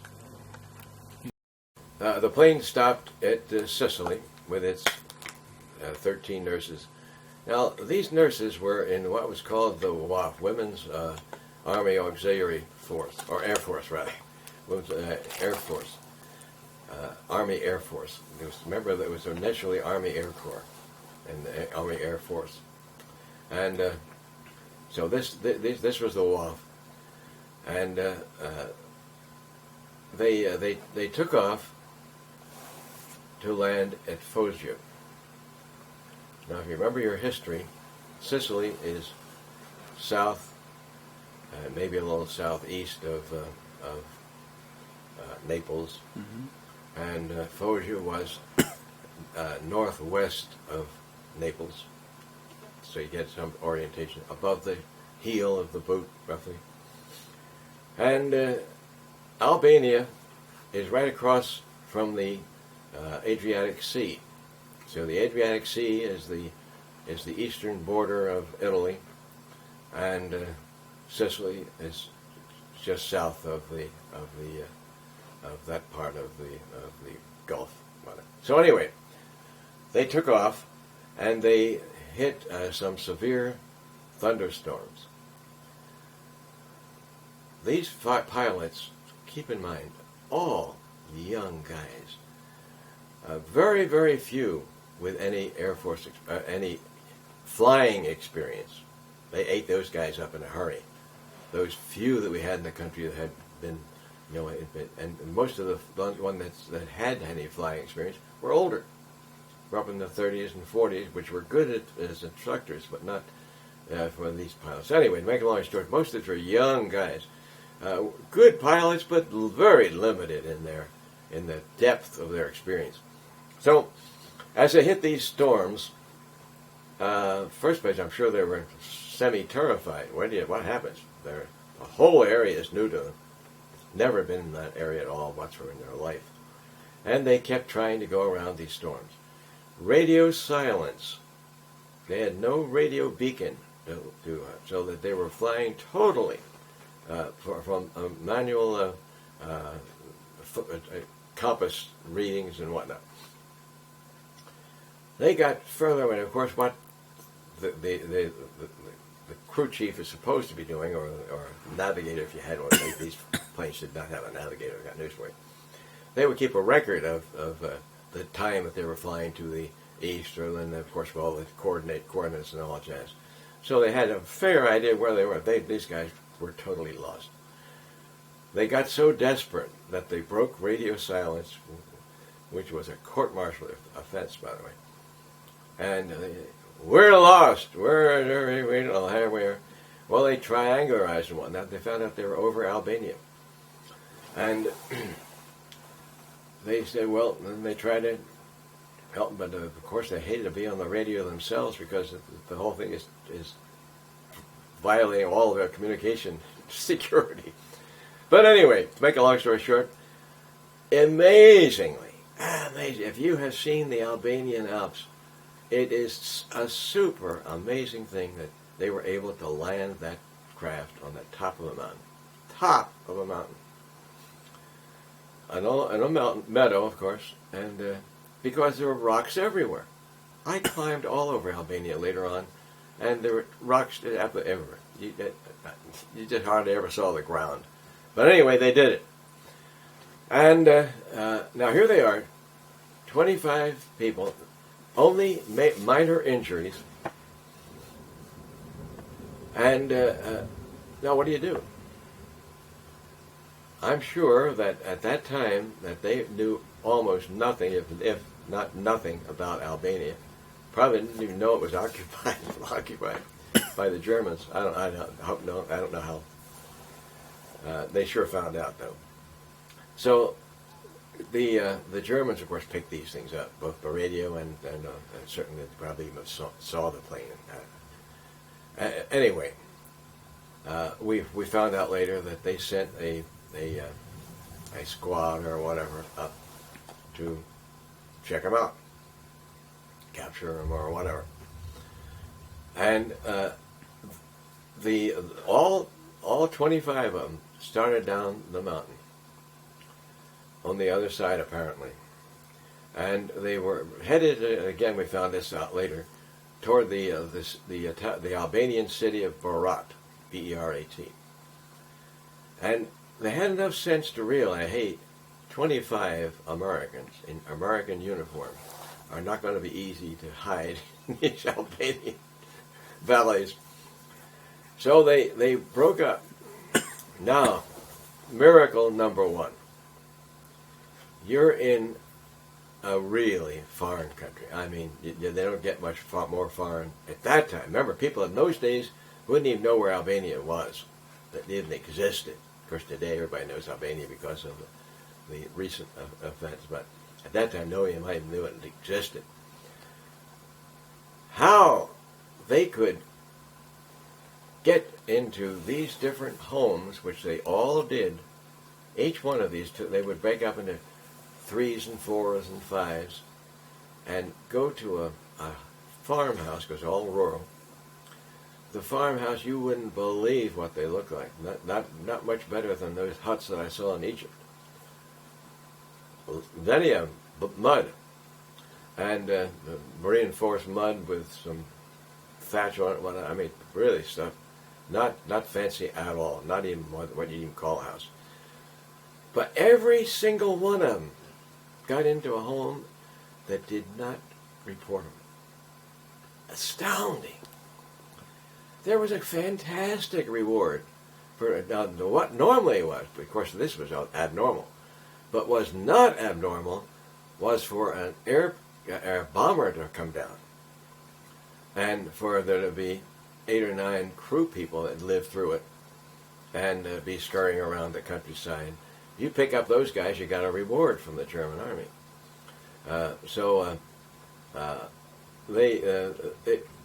To have all these characters, both male and female, safely picked up, it's just absolutely astounding. So they all got in homes. Now, I'm back in Cairo now. I'm getting bored with my job. At that time, I was still photographic officer. And heard about OSS, the Office of Strategic Services, wanting to recruit an experienced Army officer for field duty. So I went around, and they finally told me bits and pieces of the story I've just told you. And there wasn't much secret of that now, frankly. And they said, we'd like somebody to go in and guide them out. I said, great. Well, I didn't realize that because I didn't know a thing about Albania either. But I flew from Cairo to Brindisi, Italy, another Air Force base on the south east side of Italy, and worked my way up by Army vehicle that I rented or borrowed to Bari, to OSS headquarters. They give me an address there. And Bari? Bari, B-A-R-I. Yep. So I arrived in Bari, and went to this address and asked for the Albanian desk, which is what they told me to do. So get there and ask for the Albanian desk. And what this was, hello. Hello. The Albanian desk was headed up by a guy by the name of Harry T. Fultz, F-U-L-T-Z. We lucked out on that guy, too. There were a lot of great things that happened. Harry T. Fultz had been headmaster of the American School of Tirana, and Tirana is the capital of Albania. He had taught school there and had this little secondary school, almost like a high school or academy type of thing, for many years. I don't know, probably 20 years. I don't know, a long time. And one of his policies was you had to speak English, American English. So all of the courses were taught in English. Now, if you want to know something that helped the United States at that time, when I went into the country, which I did 33 times, everybody spoke English. Into Albania. That's right, in Albania. Yeah. Everybody spoke English of any education. Not the peasants and whatnot, but you go in any city and get any one of the semi-educated person, and there'd be one of the guys that had gone to the American School of Tirana. And they were very proud of it. And they had been proud of it all their lives, everything they went there. So everybody in town knew. It was a mark of distinction. Now that meant something, because I could get to any sheep herder and ask him for someone that spoke English, and they go, and they knew somebody. I would have been dead virtually without that help. It was just fantastic. That's that kind of. But you didn't speak. I didn't speak Albanian. So I didn't speak anything. I spoke little German. Another thing that for young people to understand, when they take language courses, take them seriously. I did not take German seriously, and could read it reasonably well, could write it, but I sure couldn't speak it. And in my day, I hope it's changed. Well, they did very little speaking. It was almost all written. If you could write it, read it, and write it, I got straight A in German and got out there and couldn't converse at all. First place, of course, we never learned colloquialism and any of the idioms of whatever area we're in. So anyway, I had trouble with German. But this story you're telling me is your first trip to Albania? Oh yeah, no, I haven't even gotten there yet. Right. That was just sort of a background that I saw this Harry Fultz as it was the head of this desk, and that was his background. His background that was so important to all of our operations because of his insistence on really teaching Albanians to speak English. Very unusual. Very, very unusual that even there, he was not Albanian, didn't speak the language himself, which is astounding. He stayed there all those years. We had people, of course, that did speak very well. Speak and write and all that. But that was to digress for a second, because the whole thing is digression. One of the tenets of intelligence, and I'm not sure whether they still have it today, but in my day, one of the tenets was that the chief or the head of a mission, or the head of even a field mission, we preferred Americans that had no connection with the country, not even a language, that they're not a grandson or whatever. We found that invariably they were tendentious. If they had even a grandfather, because they would, and someone wouldn't even speak the language very well, but they had feelings for the country, And because families being what they are, most families would speak about their background and where they came from and so on, so that they were kept current. In fact, if you went in Boston, there were so many Albanians that one of the major newspapers is written is printed in Albanian, and as a result, they knew all of the local and political news as much as any Albanian, probably a lot more than most. So they came over, and invariably they would be tending toward, because there were three different factions primarily. There was the communist faction. And the communist faction was headed by a fellow very much like Marshal Tito in Yugoslavia. In Albania, his name was Hoxha. So Field Marshal Hoxha, that's what he called himself, was the communist equivalent. But then they'd had before when the war broke out, they had Albania had a king, King Zog, sometimes called Zog Eustace. It's spelled two ways, Zog or with a U in the end, it's Z-O-G-U, depending who you're talking to. And he had been the king of Albania. His followers were headed by a fellow by the name of Abbas Kupi, K-U-P-I, and they were largely in northwest Albania, northwest of Tirana, largely in that area. And then another group that was called the Bali Kombetar, K-O-M-B-E-B-A, B-E-T-A-R-E. And they were the democratic element. Now, these politics were running through, you just couldn't understand Albania without knowing how these three fit together or fell apart. But, it's a good start off.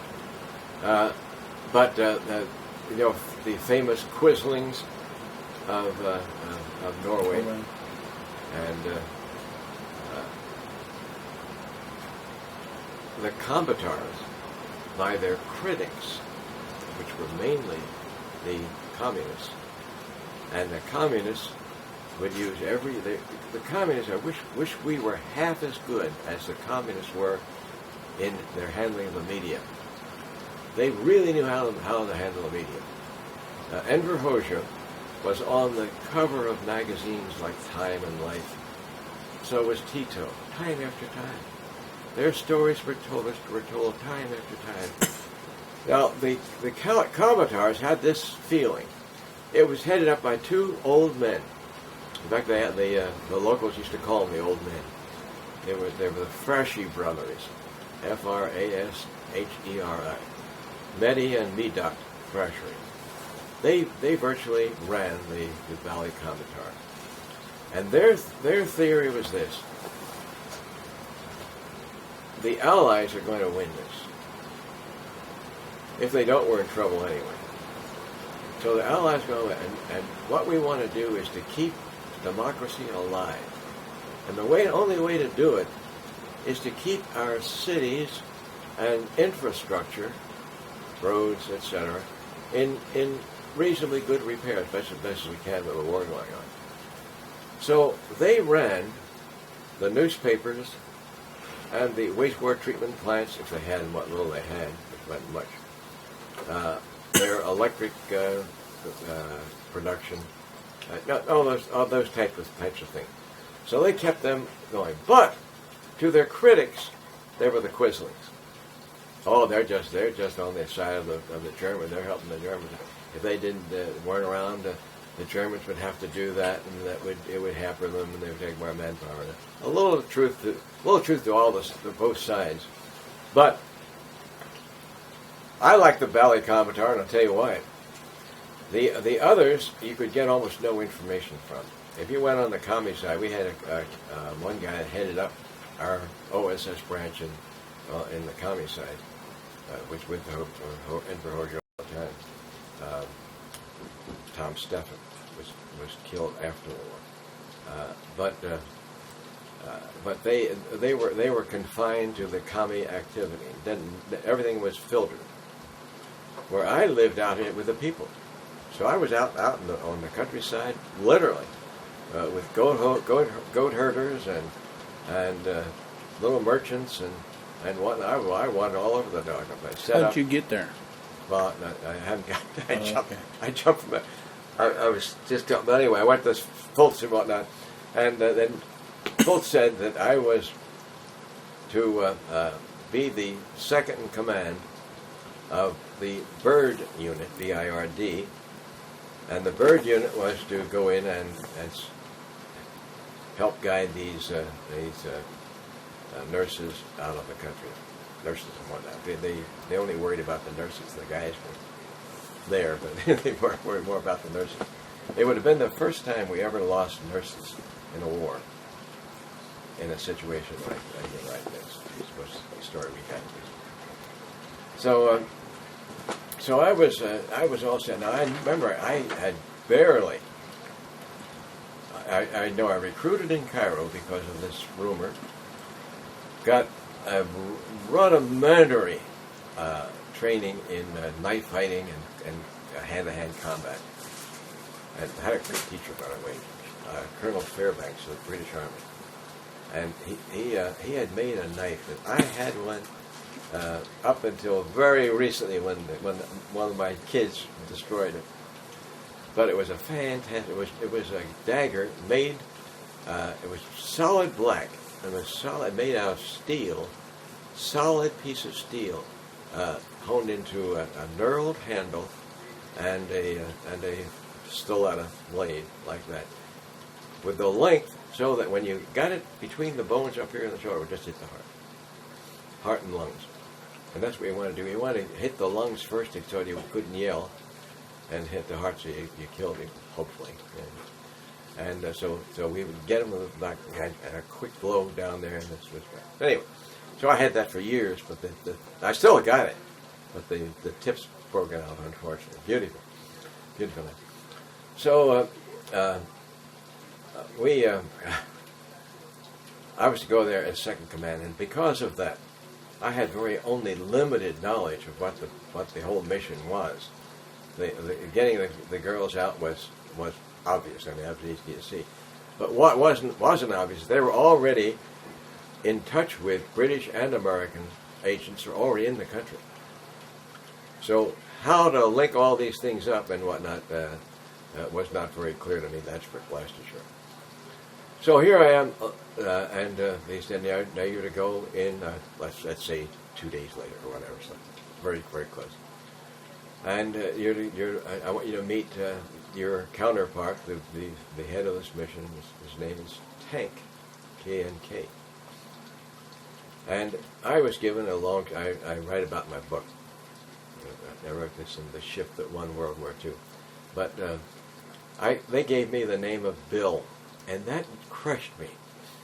I was hoping to get a name like Tank, Dagger, some great, Bill. About as common a name as you could possibly get. That really worried me. It was amazing. Anyway, I was Bill throughout the whole war with OSS. So I was to meet him. I met him actually on a ship in Brindisi, in Otranto. Otranto is a little seaport in the boot on the east side, on the Adriatic, of course, and a little tiny fishing village is what it was. And they had a ship there, a Yugoslavian ship called the Yankee, that they had just borrowed from the island of Vis, right off the coast of Yugoslavia. So they brought the ship down there with a Yugoslavian crew, but they got an American captain to run it. And that guy was fantastic. He was actually a movie star. Has written a book on his episodes. His name is Sterling Hayden. And he was a star of many movies, probably 50 movies. So he was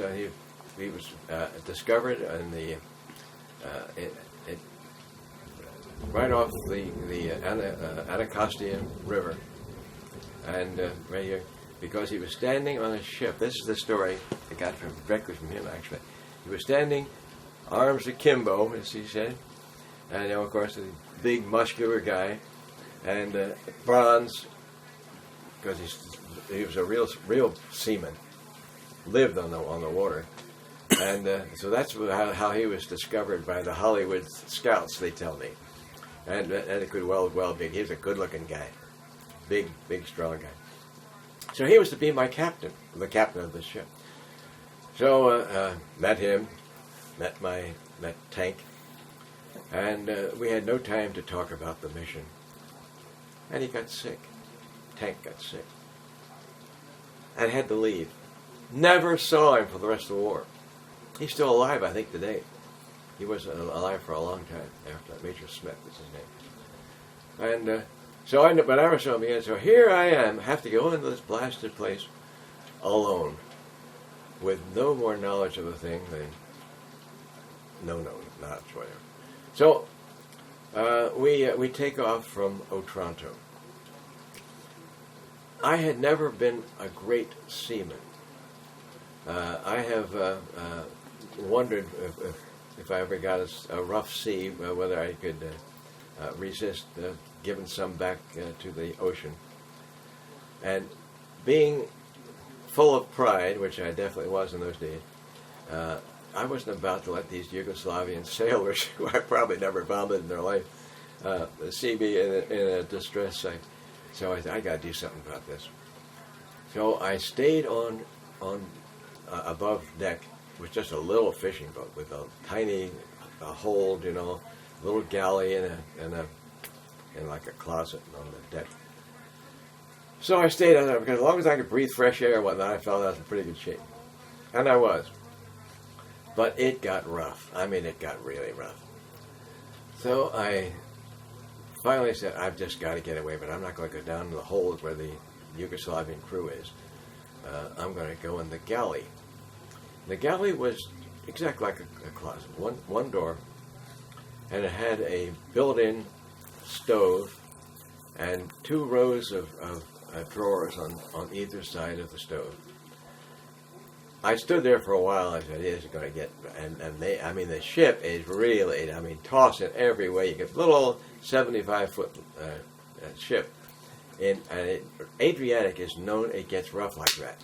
It gets rough for a couple of reasons. Number one, it's small, but it has a long reach down to the Mediterranean Sea, and it's pitched at the Mediterranean.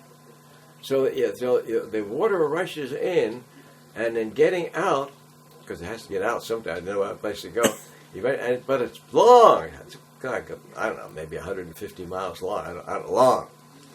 Then it comes back, and you have this turbulence. See? So it is, see, with the wind and all jazz, it's really, really rough. So it was rough. So I said, I can't stand here forever. So I sat down and back and forth and whatnot. And everything's gone reasonably well.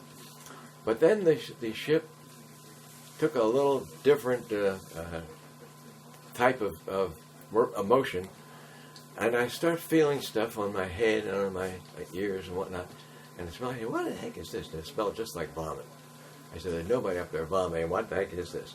So I looked up, and here was a big cast iron cauldron. It reminded me of Macbeth and the cauldron story. But here's the cauldron, and it was the soup that they'd had for lunch. And it was on a hook. And as this thing swing back and forth, it would eventually now start slopping over. And I said, well, this is getting a little rough too. I withstood that, and now it started to go to right and left. And it went, every time the ship would go to the starboard or the port side, depending which, all the drawers on that side, by maybe about 6 or 7, would pop out. They had a pin at the back to keep from come all the way out. And then whatever was in the drawer. So I started to be bombarded with knives, forks, salt shakers, and whatnot from the. It was really comic. I'd love to have a picture of this thing to see me with soup running down my head, you know what I'm saying, and then being bombarded with all these things. So it finally got too much for me, so I had to heck with this side. So I got up on deck and hung on for dear life. Everything on that ship, we had the deck absolutely loaded with supplies. Ammunition, guns, everything, because that's going over to the commies, most of it. And we had a little rail on the side of the ship all the way around. Before we got back, if we did get back, luckily, everything on that deck was gone. It was as plain as nothing on it. And I was hanging on to this rail, and I made it measure. So it was a rough trip. So finally, this Hayden comes out. It had a tiny wheelhouse, just barely big enough for you to stand there and run the compass in the wheel. And he said, "I got it." He said, "We can never make it in this thing." He said, "So we got to get back." So we headed back for Otranto. Well, when you leave all these little ports, they would put across a submarine net. And so here was the middle of the night. They weren't expecting us for another 4 or 5 hours. So we started wondering, hey, who's going to be there? How do they mine this submarine net? We had a lot of questions, right? But we had no choice. There was no place else to go. So we headed back there, and finally were able, because we had no signal flare, because they expected to come in daylight next day. What they expected, drop me off there and let the ship come back. So anyway, we blanked everything we could blink, and didn't know. Of course, you don't know whether that net is being removed or not. You can't see it. And not see it. So we eased that thing in, and the whole time, are we going to hit a mine? Are we going to hit the submarine? Didn't, obviously. And we got in. And now it's probably 3 o'clock, I would guess, in the morning. And Hayden, and this is, as I said, he is a big Hollywood type now. And he said, "Joe," of course he called me Bill, because I don't think he knew me anymore. He said, "Bill," he said, "let's go uptown and hang one on." He said, "Boy," he said, we need something after that trip." So we got the town is shut tight, but we have they had each little tavern had a little sign over the door. Of course, all dark now. So we went up to one of these things, and with his 45, banged on the door, and get out. So finally, head peeks up the second floor, guy comes out, and it was the tavern owner, I guess. But anyway, he came down, opened it up, and got us some food and wine and vino as well. So we spent probably, I don't know, an hour or two or whatever there, and finally went back and lay on the ship. This time the storm has abated considerably, and we just lay out on the deck and went to sleep. Of course, so finally wake up the next morning, knocked me on the shoulder. Captain, or I guess they're still lieutenant, probably. I'm not sure whether it's lieutenant or captain, but whatever. Woke me and said, "We have a radiogram for you." What had happened? Our radio operator was a Yugoslavian, had come with his crew, but he was a German spy, and he had notified the Germans of where we're coming and when. Had that ship not met the storm, and had we gone and on it, we'd have gone right into a trap. So, of course, I said, "Where's Ray?" He said, "Well, he's gone."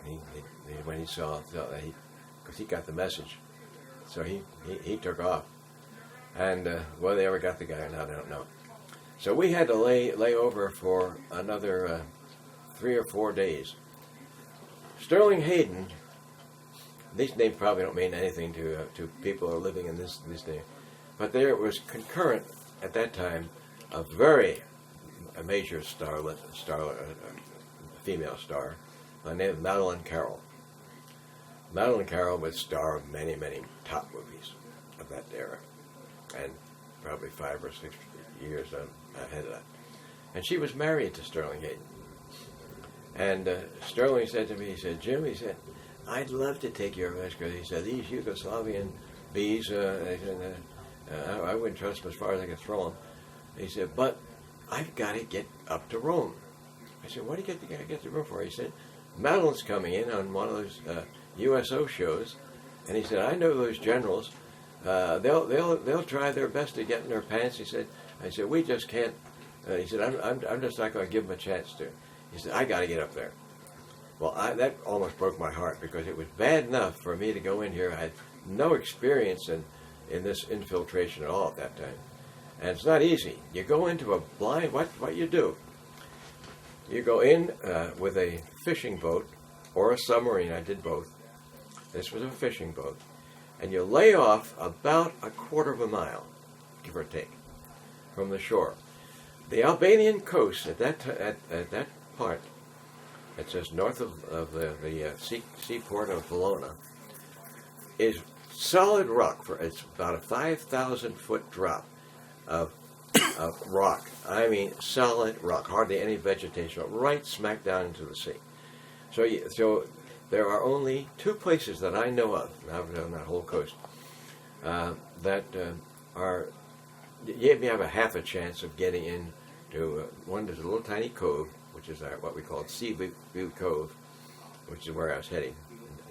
And there was another one called Nan Beach, which was south of it. So, but this was the tricky part. The Italian Navy had, of course, this just for themselves, had many years before probably, had made a book of the silhouettes of the Albanian coastline. So you would, because at night, you can't tell where the heck you are. And this is a very precise, you try to get pretty accurate. Well, I thought, boy, this is going to be duck soup. There's the silhouette just as clear as can be. Till you get there, and you find out that since this is not a sheer drop, it depends on where you are, how far out you are. So you have one silhouette if you're here. Look closer, you got the foothill. Get out further, you got the next range. Go all the way out, and you got the top range. So you never knew which of the silhouettes was, but of course, they're totally different. Silhouettes were totally different. You'd think there'd be one valley or something like that, but what? So it was always guessing by God. No matter how long, many times I did that, it was always a guessing by God. Where you just did the best you could. Did you swim from the? No, I'll tell you what you did. You got what you thought you were, and we had two ways of going. Normally, we would use what was called an engineer assault boat. That was a boat that had a wooden bottom and canvas sides, and on the sides there were two clamps. So you pull it up and pull the clamp over and hold the side up that way, and it's a very simple little boat. But it took and had no draft at all. It was virtually flat, and that's what we liked to use. Didn't always have them. See, in war, you don't always have everything you want. You just have to improvise, and you're improvising all the time in a war, all the time.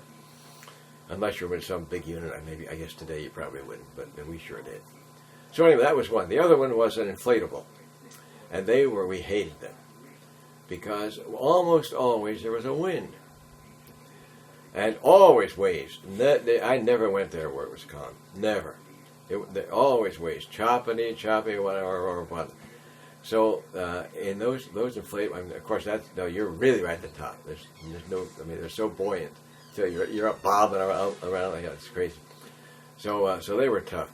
This happened to be a buoyant one, by the way, the first time I went in. And when you got close to it, because it is pitch dark. The degree of darkness is fantastic. When you're in a place where there is absolutely no human life within 100 miles, it is dark. I mean, it's a darkness that you just don't. I mean, there's always enough glow here, through the reflection of the clouds and all that.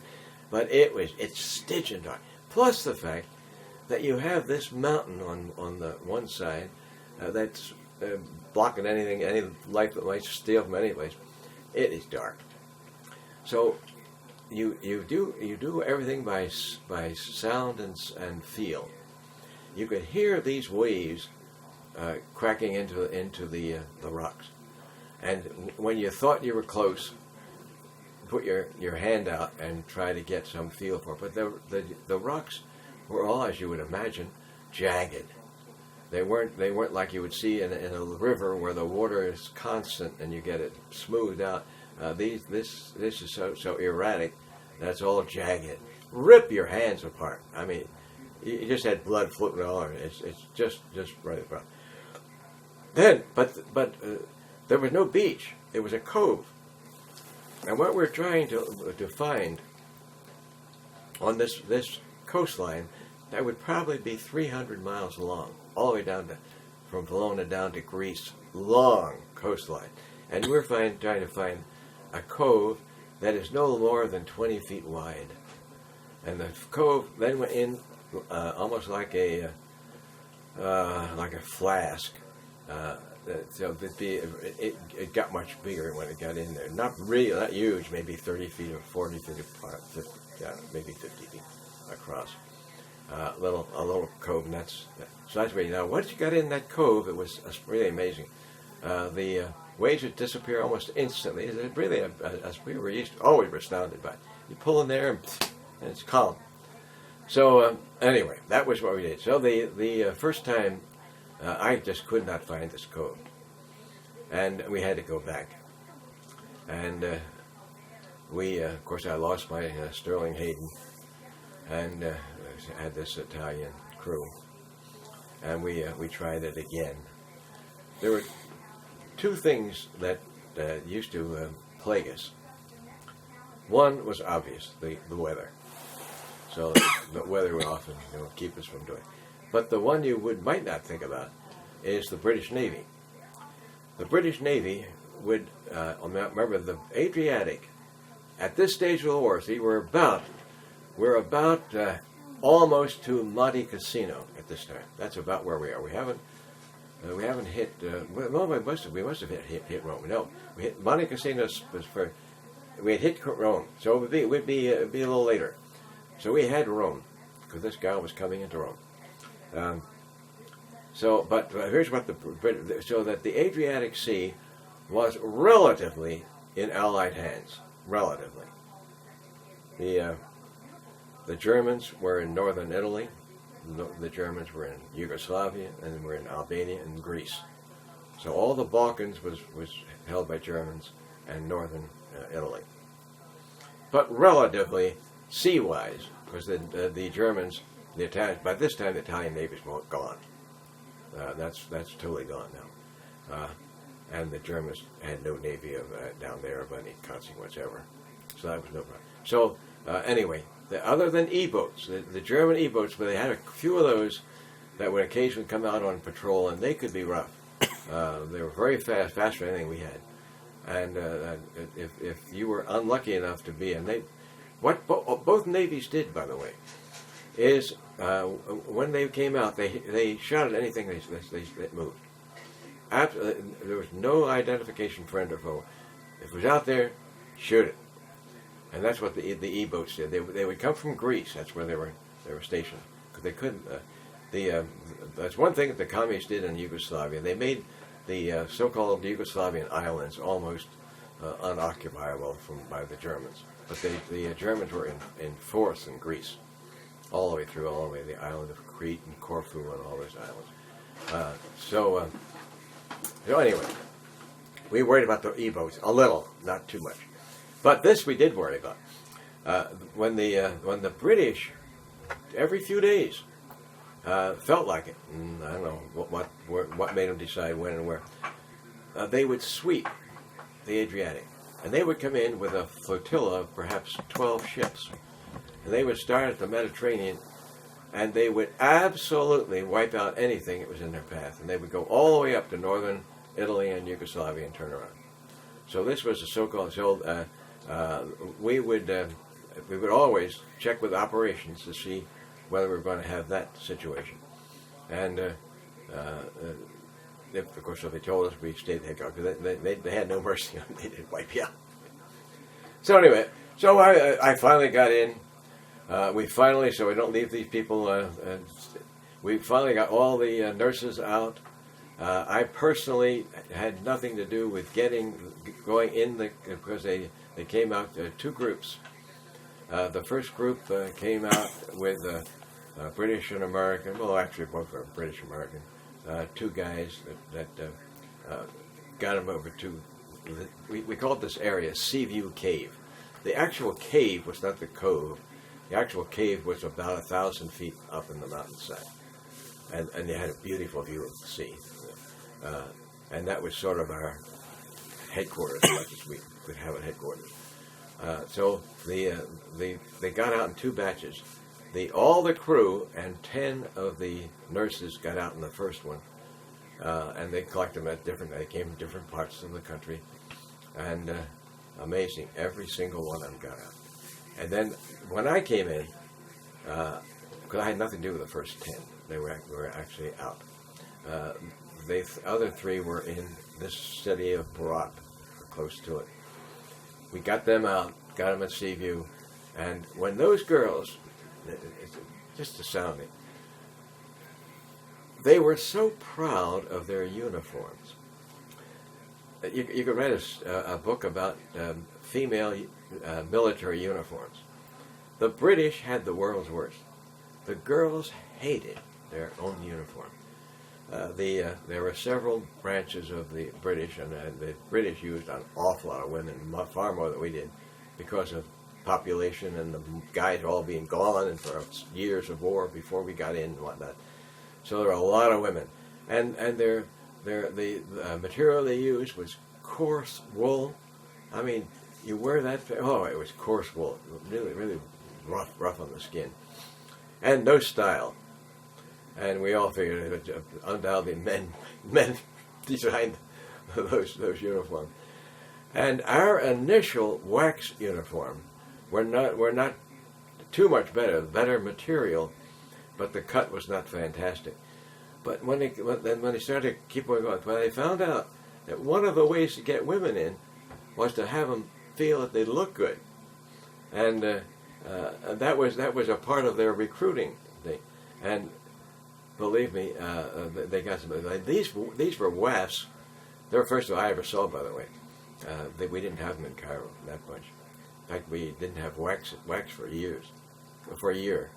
But anyway, they had a blue uniform, Navy or Air Force, and it was just a real pretty uniform.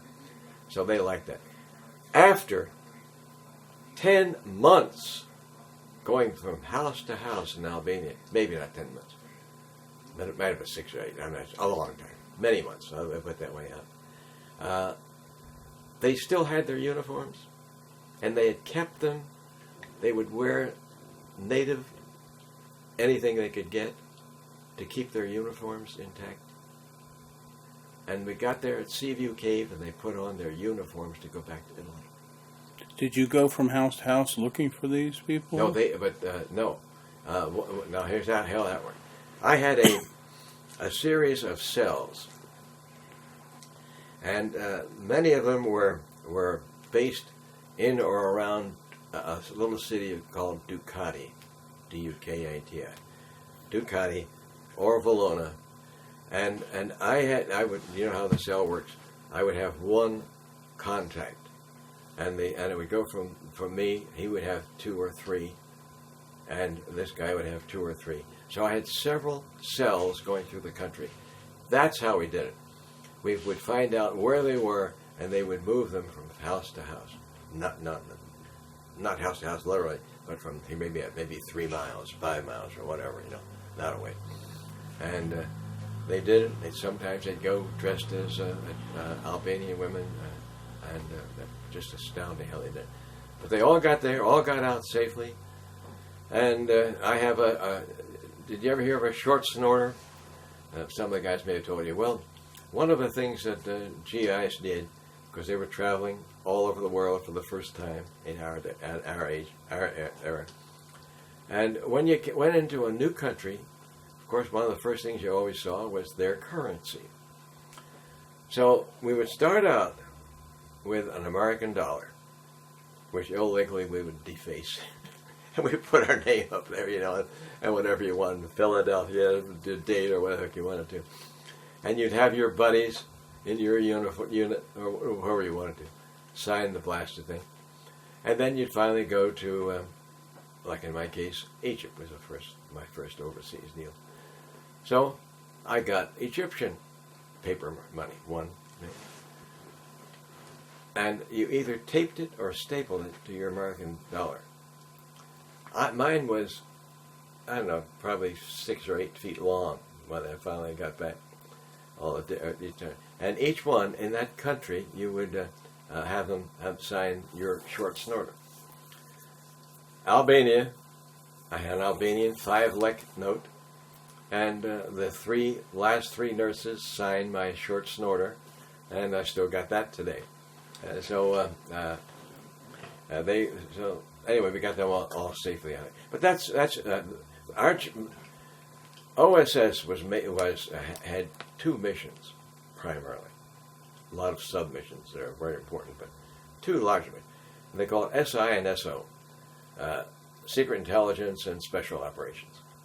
Special Operations would go in and blow up a bridge or hit an electric generator plant or something like that. So they would have specific physical cards, and they would almost always be an in-out type of thing. And you did those? I did not. You did not. I did SI. I was the chief intelligence officer for Albania. So that was my job, chief secret intelligence agent. And so my job was to get information.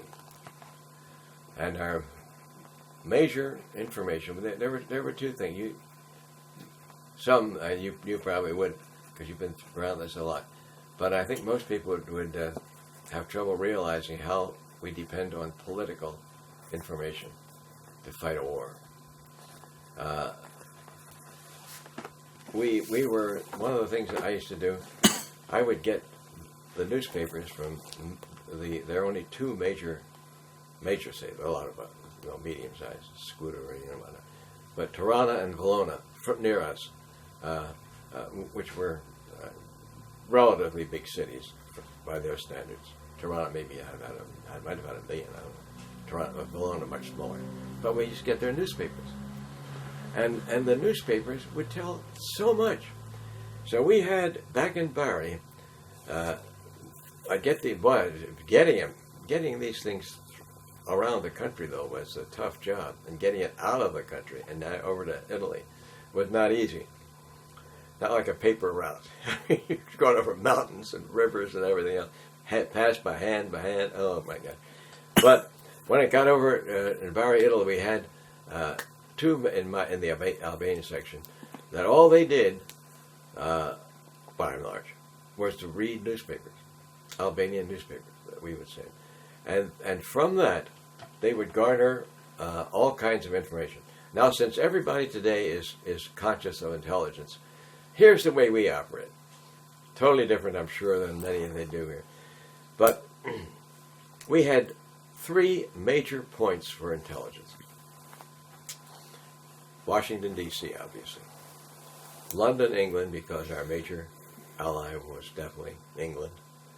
And whatever country you were in our case. Bari was the headquarters for Italy and all the Balkans. So Romania, Bulgaria, Yugoslavia, Albania, Greece were all headquartered in Bari, Italy. And then the name of our headquarters actually was Strategic Balkan Services, SBS. Strategic Balkan Services.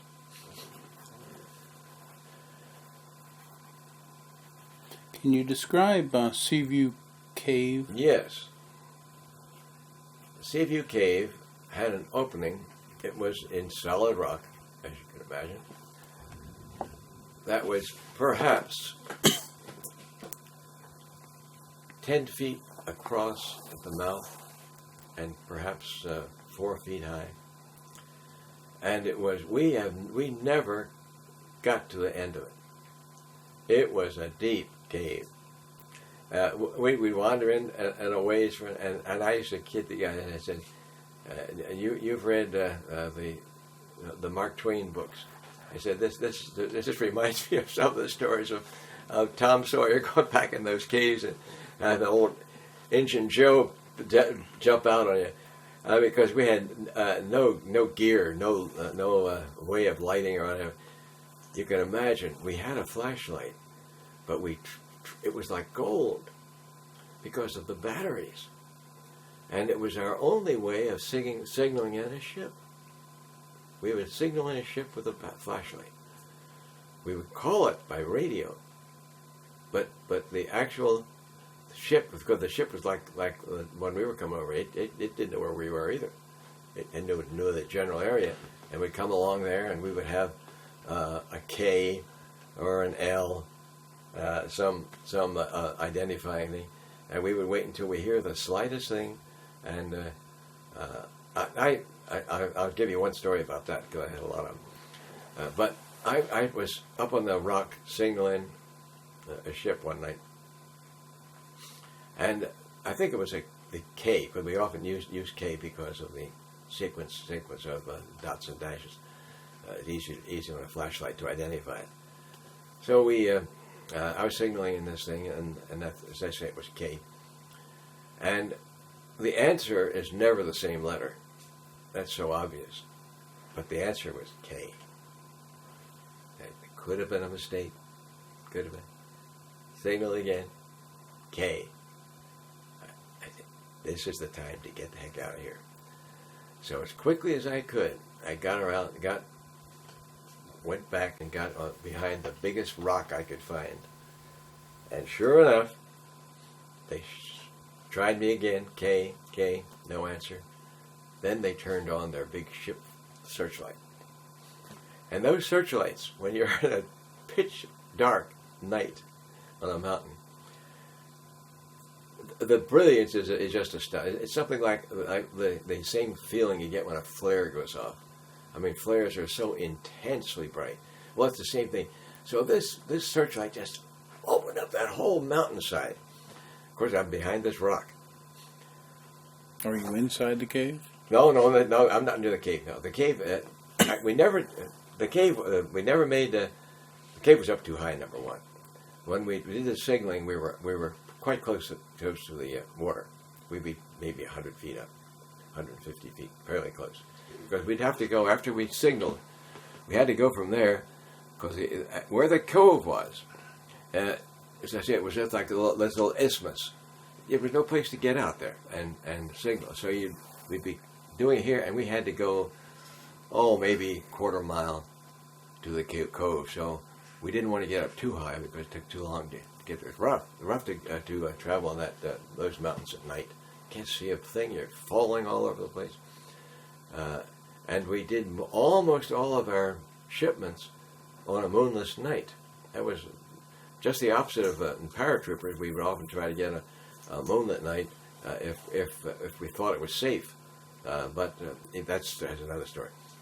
Because we often did come in by parachute too. But when we did boat, now we used boats for a good reason. Number one, they could bring us supplies that didn't get broken. The stuff we got from the air, almost all of it got broken.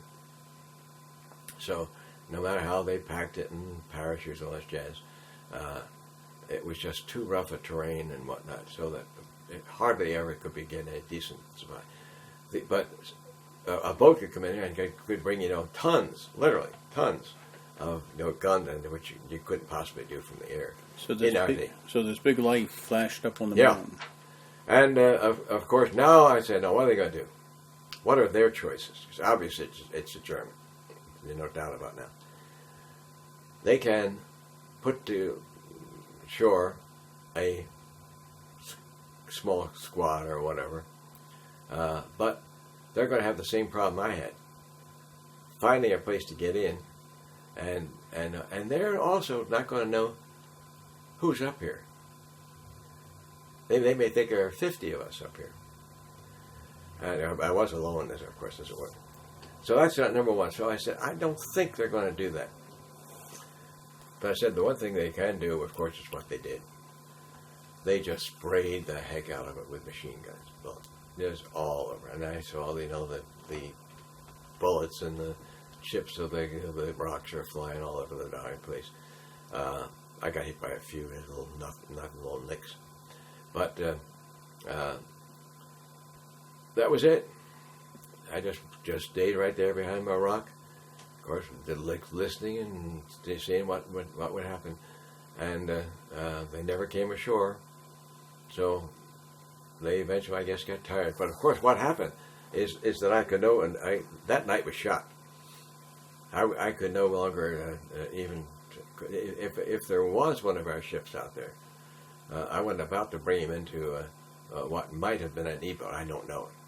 But probably I would, because of the size of the searchlight and the number of machine gun firing, obviously. I don't think it was just some little trawler. They were also used trawlers, little trawlers. I would think they're probably bigger, yeah. In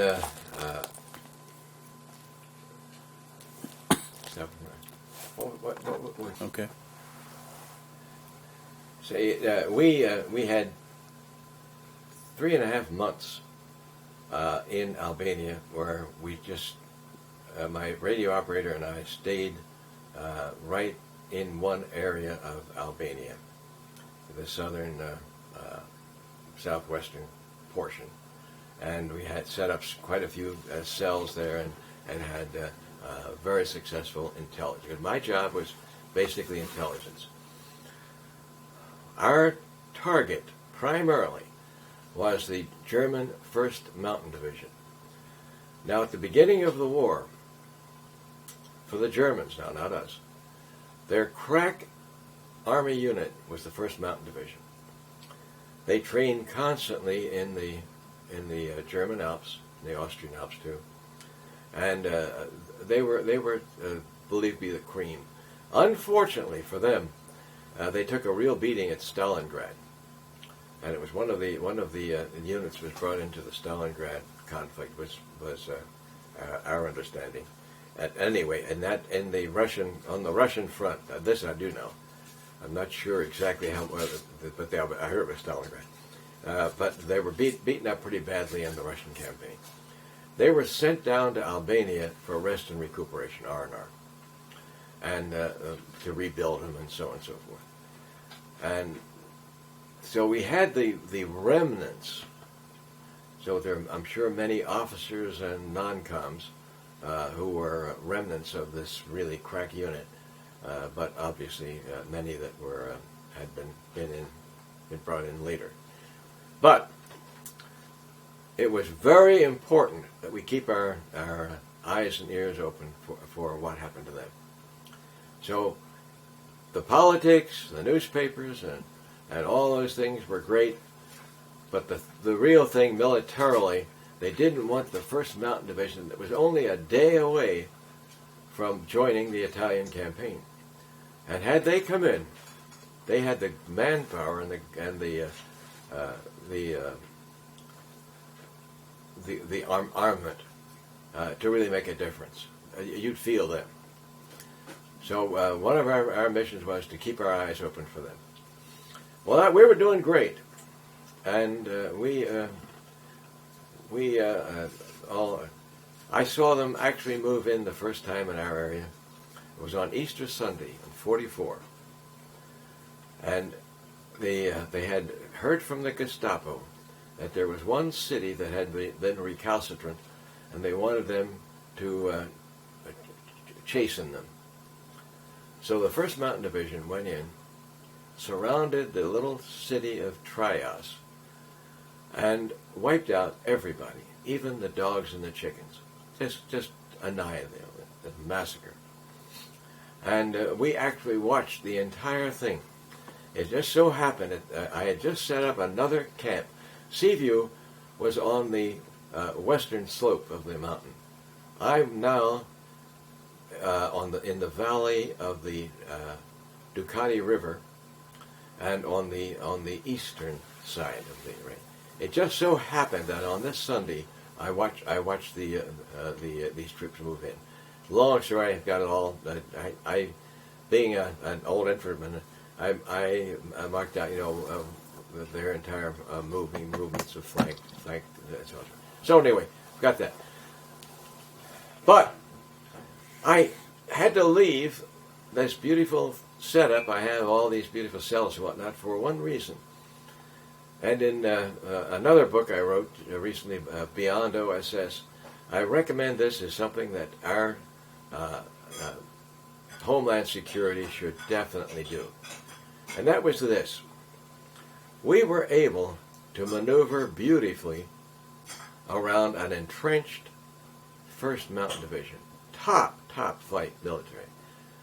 But as soon as one village turned against us, civilians, we could no longer stay there. And it's a long story, which I'm not going to tell the story from the book. But that would be true here in this city. The only way a terrorist can exist for any length of time is to have support. He just has to have support. So he comes in, you have to eat, you have to know how to move around. And when you are new to an area, we found this all the time. I was in city after city for OSS later on. And when you go into a new city, there are many things you don't know. In a wartime situation, you don't know your rules and regulations about nighttime, how much security they have at night. Do they have any curfews in the area? What ages? What areas? There's just a zillion things you don't know how to properly order food. There's just a lot. Now, granted, these terrorists today have learned an awful lot from the day of my era. They've learned a lot that they need a lot of these things. However, despite knowing that, they still they stand out of any community if the community is alerted and organized. So what I recommend to the Homeland Security, they can copy this if they wish, and I think it would help it enormously. Volunteers, not paid, not an organized army or department. Volunteer, appeal to their 1776 patriotism, which if you get really down to it, there are many, many Americans that still would like to protect their own home. And if you get it thinking that way and not globally and, we have to worry about our army in Iraq protecting us, sure, that's part of it. That's in the global state. But when you finally get down to it, it's your home. It's your home. Is there going to be a bomb in this area? And if you really appeal to that, and there would be just a handful at first, probably grow later on, that would be interested in knowing, number one, hey, learn a little about intelligence, how to keep alert to what's going on, and an organization that picks it up and does something with it. See, there are people. If you read the story about what happened before the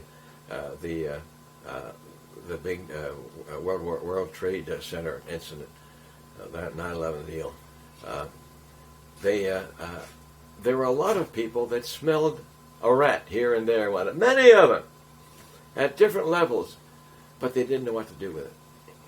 They were afraid to tell. Here is an organization made to detect and to report it and know where to report it to, whether it be FBI or CIA. Did any of the villages turn against? Yes. Ducati turned against us, came against us, and they said, we don't know whether to kill you or turn you into the Germans. And it was because of this Easter massacre of Trias. They said, we are risking our lives for you, and we're getting nothing from it. We lost a lot of money on this. They're taking our mules and our whatnot. We want 500 pieces of gold, and then we may let you stay. I have a speech. You'll have to read to you sometime. I wrote it on a rock, and basically it says, I said, "Good people of Ducati," I said, "you know that the Americans and the Allies are keeping a good book. We call it the White Book and the Black Book. We have all the incidents of those that help us and those that hurt us. I said, so far, you have been great. You've been helping us, giving us food and medicine and whatnot. But if you turn against us here, and here the war is almost over, you're going to lose all of that." And I went on, and it's quite a speech. You gave it to them? Yeah, I gave it to them. Standing on a rock in Albania. They pulled aside. They made it. A lot of them started to think about it. And I had an Albanian who was a real close friend, worked with me in a lot of my missions. His name was Jalil Chella. And I said, of course, he's an Albanian. Had gone to the American School of Tirana, so knew Harry Fultz very well. And I said, "Jalil, listen in." He couldn't join him, but just listen as much as you can. Get a feel. He said, "Well," he said, "they're divided." He said, "Some feel that they might as well get some money out of this." And I said, "We've got some gold with us, but we'll have to go back to Bari to get more," and that kind of stuff. But he said, some are saying, "Well, we're going to kill them and take their gold anyway." So he said, "That doesn't matter. What are you going to do with the gold that's here?" And he said, but others say, "No, we shouldn't do it." So he said, "They're undivided." I said, "Okay, go back and tell them that we will stay here, but we will send in on the next boat and ask them to send us gold." That placated them. But they would not leave us out of their sight. And we signaled a boat, and as the boat was coming in, I went up to Sid Boket. Sid Boket was the radio operator for the British, and I said, "Sid, go up to the first guy on the boat coming in. See if he speaks English.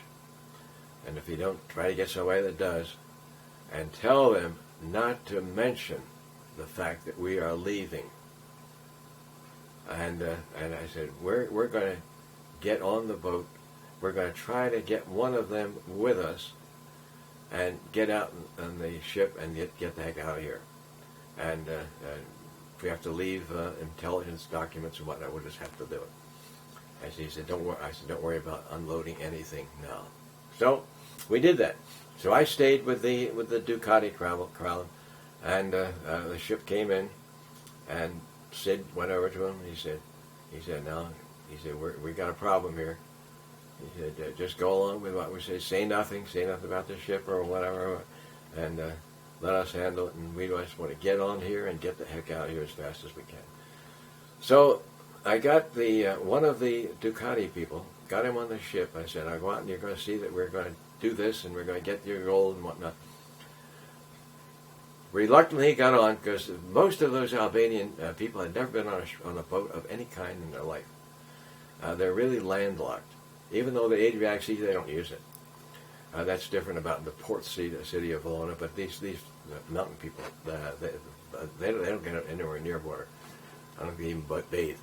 So finally I got him on this little tiny ship, this little assault boat, and we went out to the ship, got on there, and we just took off.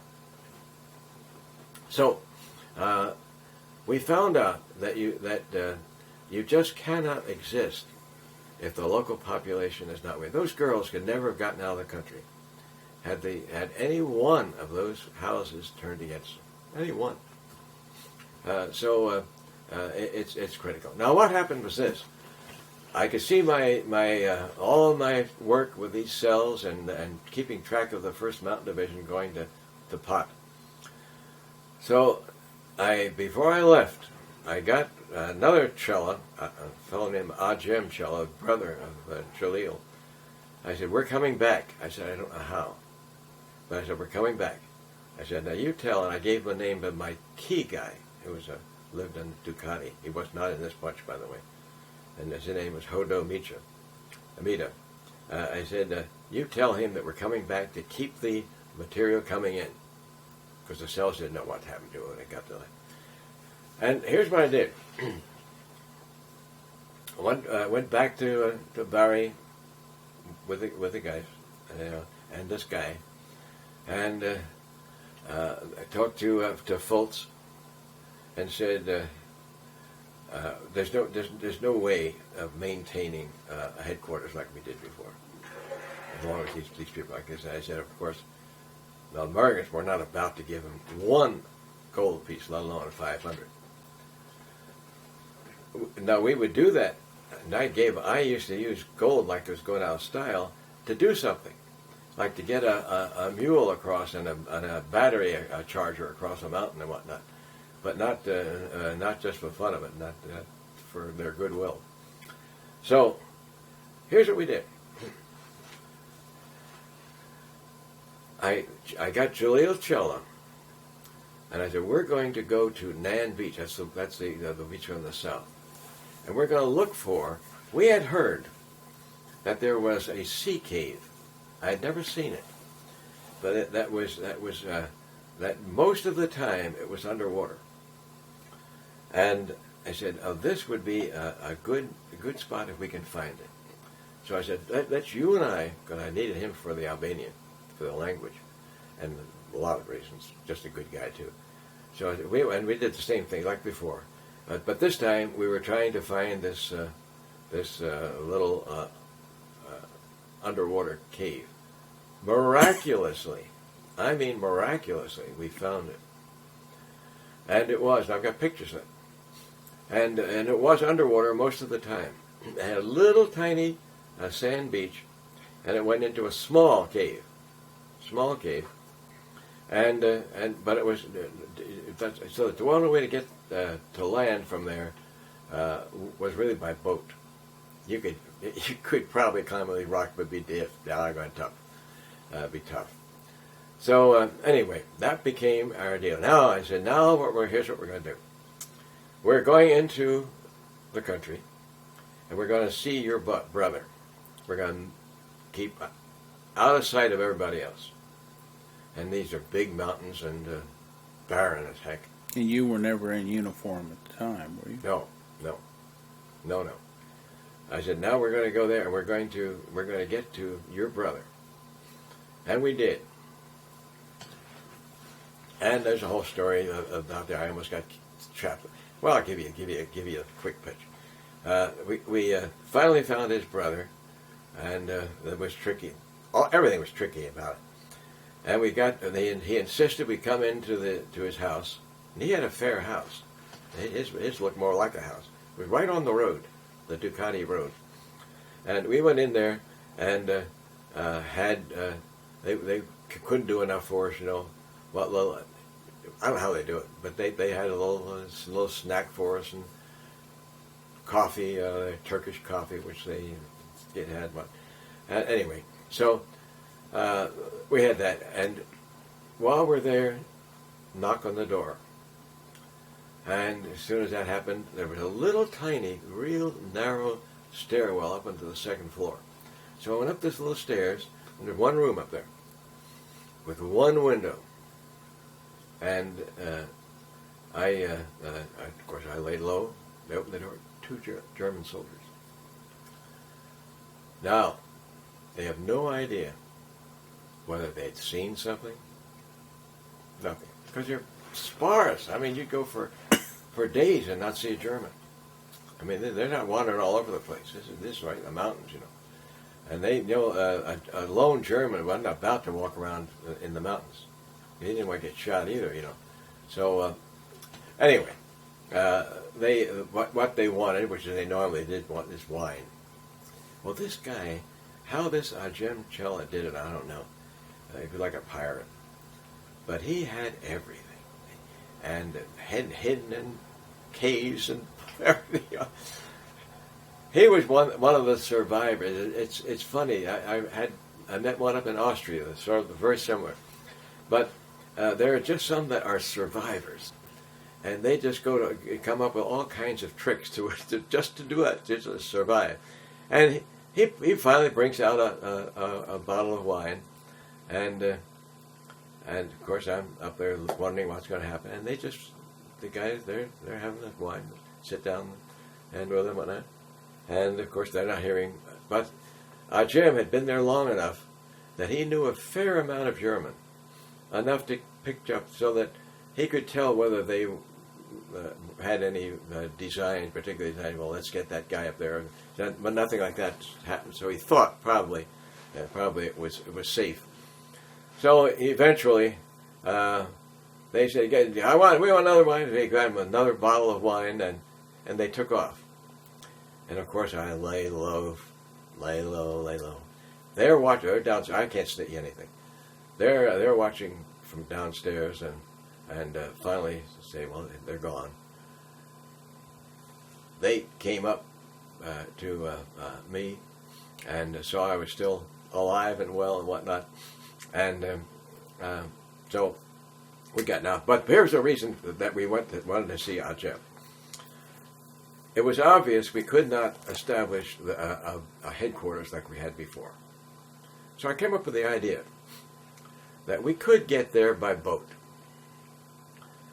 But getting in like we are doing this time was treacherous and took a lot of time. And we're trying to have a stream of information. That's the whole idea. And one thing obvious, but intelligence. The fresher the intelligence, the better. Obviously, about anything. So when it took so long to do this thing like we were doing, see, it would be days before we'd get anything back to Italy. And with the first mountain, they're not going to take days to get to Italy. If they're doing it, boy, they're going to farce march on the Hellspost. They're in there, be there in 8-10 hours, something like that. So anyway, I went out and had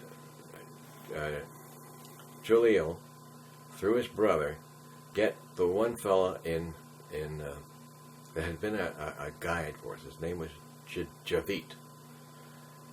And we got Javit because we felt we could really trust him, and we did, and that worked out. And he said, now, we told him what we're going to do. We're going to come here every week or sooner. We can't tell you exactly when, but what we'd like to do is just collect this information. And he knew a couple of my things. I had to give him a few more. Collect it, and we're going to, the three of us, Jolene and I, we're going to go to the coastline, and we're going to find a spot to put this stuff in, a catch, that we can reach from the boat, or from very close to a boat. So we went over and we looked, the three of us, looking at all that, and we found places where the rocks were, I call it a cave, but just a little catch. We said, look, that's one. And we were thinking about information like like a loaf of bread or something like that. That's about that size. So I said, look, you stick it in here. We had a little leather pouch where they put two of them. And there's not much bigger than, say, a bread box. I said, put this in here, be relatively waterproof, and just put it there, and don't you worry about us. And if we're not back and it's not empty, stick as much in there as you can. If you have to have some outside, protect as much, or whatever. So just be, and that's what we did. The same thing with another agent. The very first time I went across the mountain was with a guy by the name of Ajim. Not Ajim.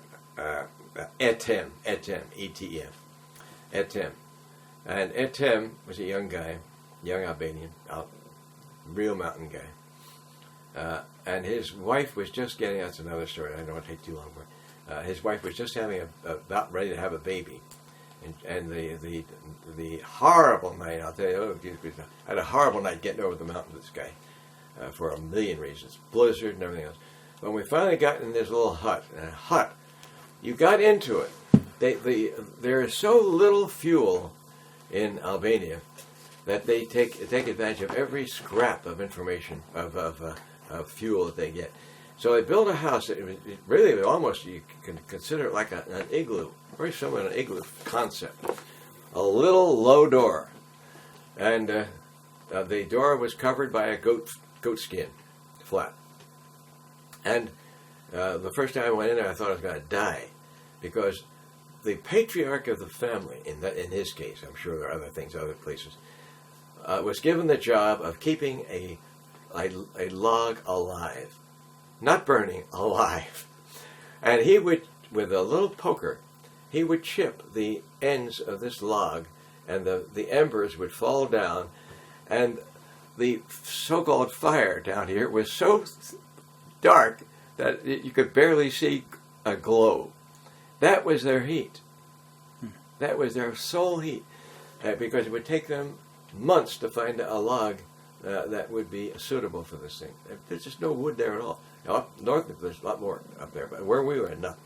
Anyway, so I called here, and here's this thing loaded with smoke and all of it. See? And there's quite a story about that. But anyway, so our concept was that we would get Ed Tim, and we did the same thing with Ed Tim without him knowing it, without telling him about Javit. You do your best. We had two shots at it. So with Ed Tim, we did the same thing at another location, obviously, and far enough apart that we thought that it would be very remote for them to catch each other. Then we marked it the best we could. Now we're not looking at any silhouette. Now we're looking right here. Say, let's see. So we have to find it. And then we walked over. And I'll tell you one quick story about the trip to the thing. The very first time I went there, we parked in this little cave, a sea cave, came over in a little boat, hid it alongside the shore, and then climbed up the mountain. That was the first trip going up to Ajam. On the way, and I wish I had a picture of this, because I did not take a camera in this whole trip, because I was afraid of getting caught. I saw a dinosaur just as if he died yesterday. The skeleton. Honestly, I mean, I was astounded. The thing was about 30 feet long. I paced it. And it just looked like a lizard. It just flopped like that, 4 legs and a tail. And it looked as if it had never been touched. When the bones dry out like they are after all these thousands of years, they get a gray look, almost like the rocks. So that they look almost like the rocks. How I ever spotted it. But I spent a long time. I so wanted to take one. I so wanted to take one. I said, just one bone. But I couldn't see. I just couldn't see myself doing it. It's so perfect. I just take one on my. But I wish I had so that somebody could really identify it.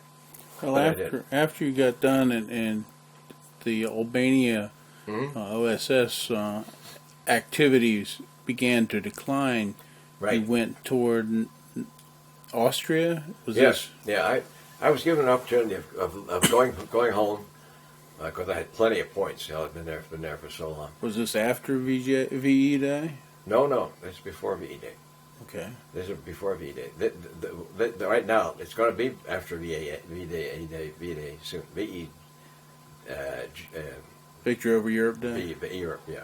VE soon. But at this time, it's still going on. But the Germans had pulled out of the Balkans totally. So that the first mountain division went. We told them about it. They followed it. It did not go to Italy. It went up into Austria. So it did not. Was not involved in the Italian campaign. And they evacuated Yugoslavia and Greece the same way.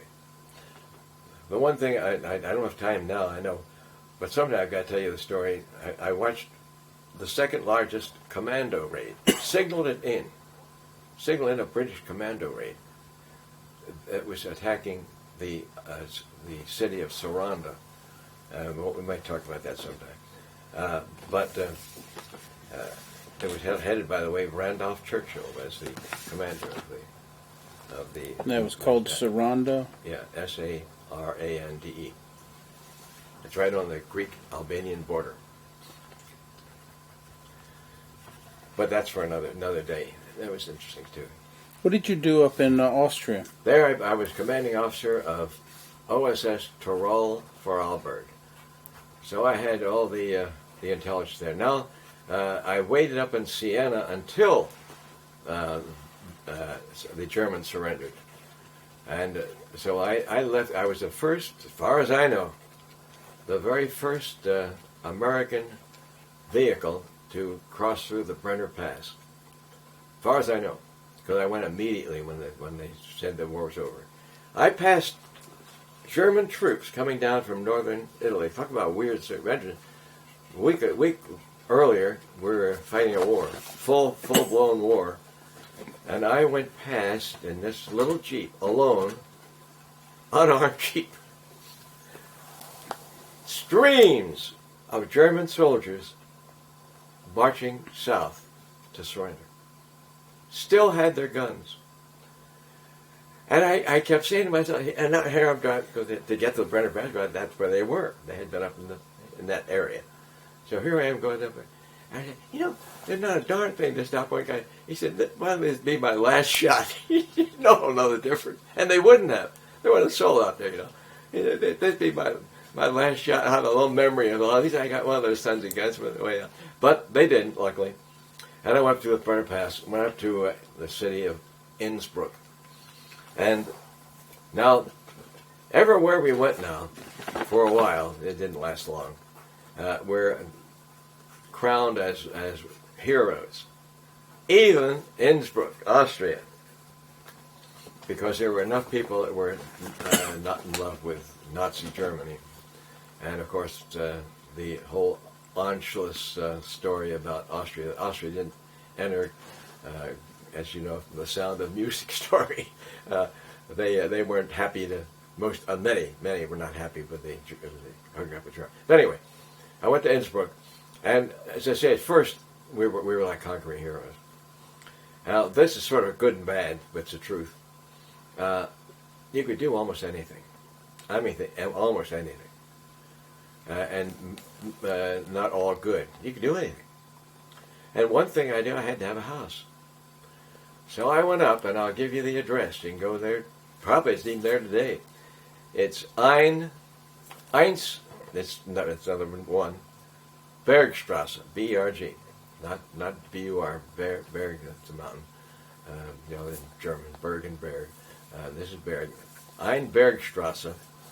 And there was a nice 2-story house there. And my job was to go up there and commandeer it. That's why you can do anything. You just... And remember now, and people have to realize this. I thought about this when there was so much complaint about the soldiers shooting what might have been an alive or wounded Iraqi, a few months ago. The emotions in war are tough to control.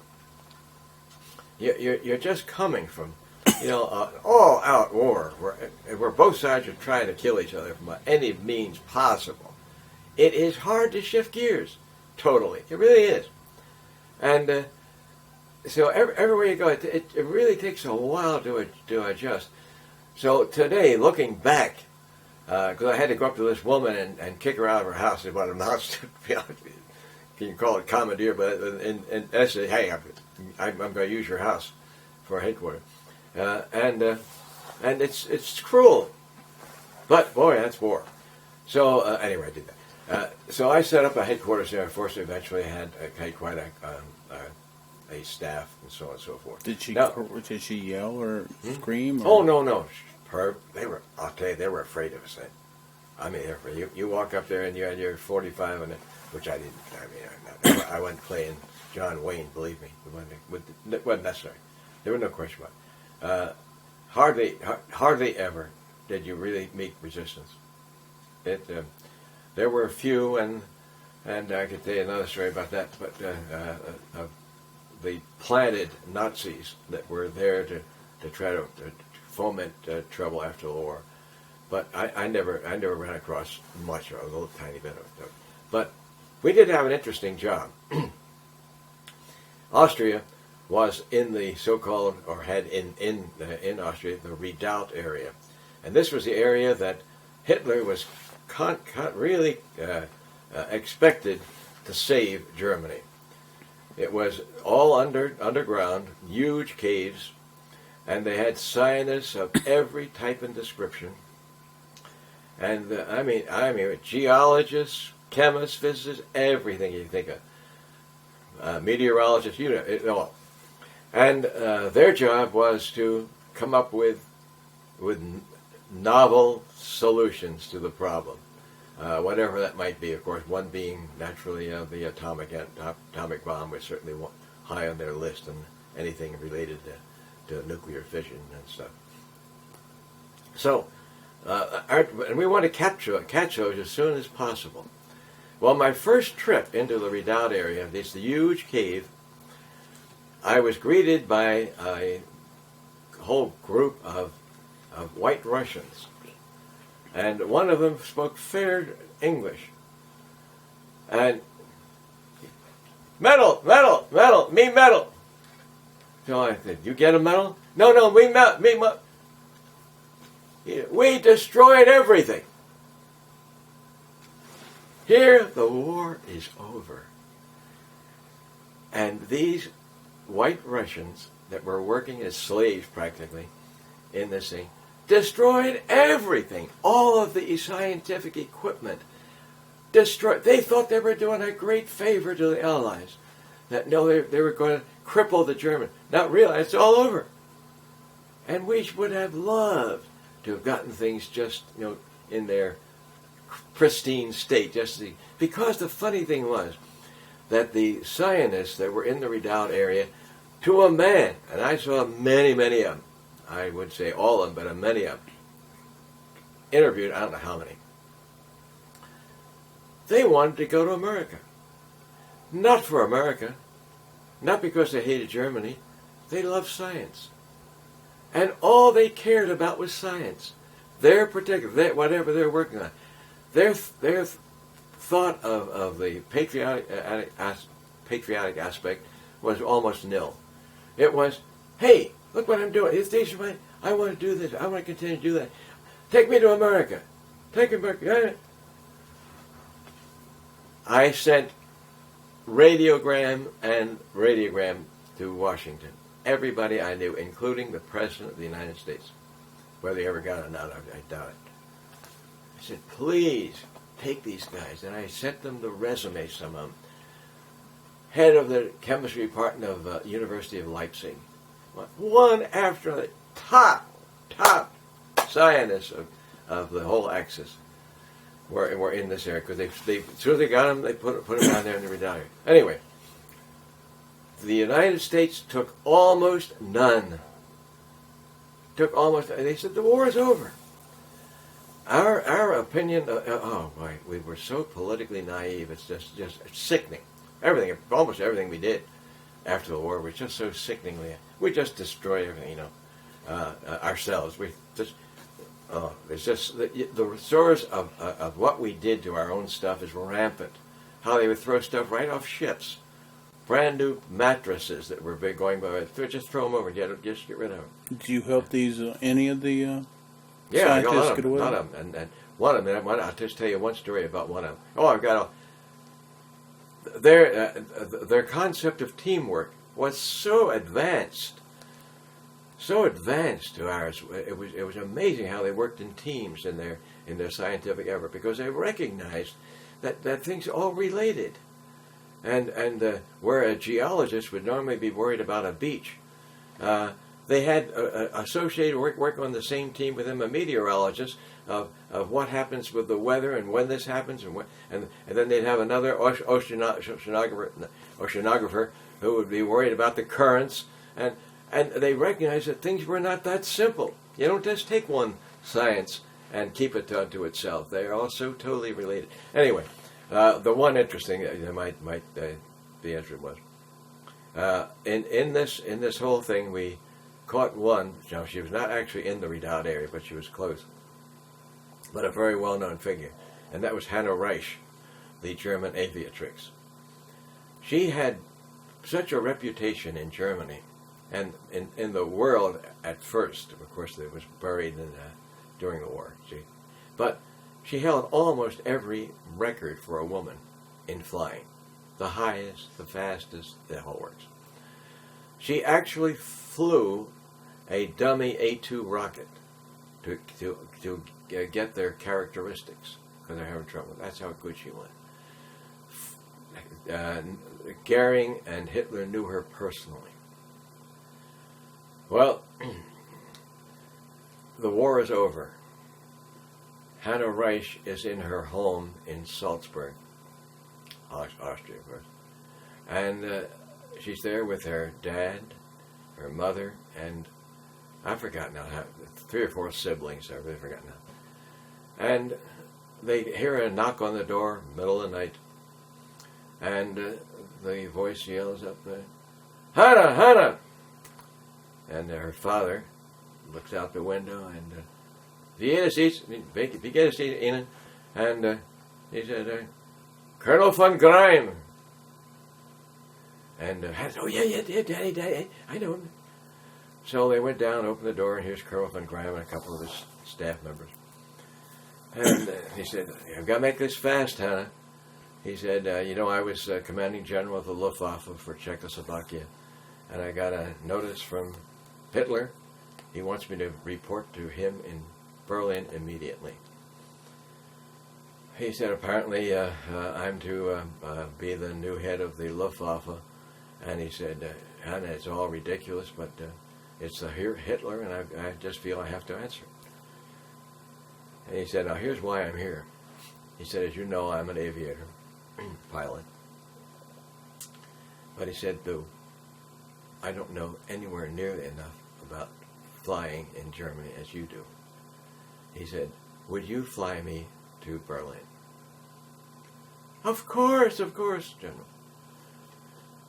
So they go out to the local airfield and talk to the commanding general, commanding officer, whoever it was, and the operations people. And they had a Stork, S-T-O-R-C-H, Stork airplane. It's like sort of like a Piper Cub, that type of little thing. And it was a 2-seater, and that they could get this and then they could take off. So they did it. They took off, and the general's up in the front cockpit, and they flew to the next spot. And I'm not sure. I've got it written down somewhere. I have found it. I wanted the other day. But they stopped at it because they wanted to make several stops before they got to Berlin from Salzburg. And they stopped, and where it was,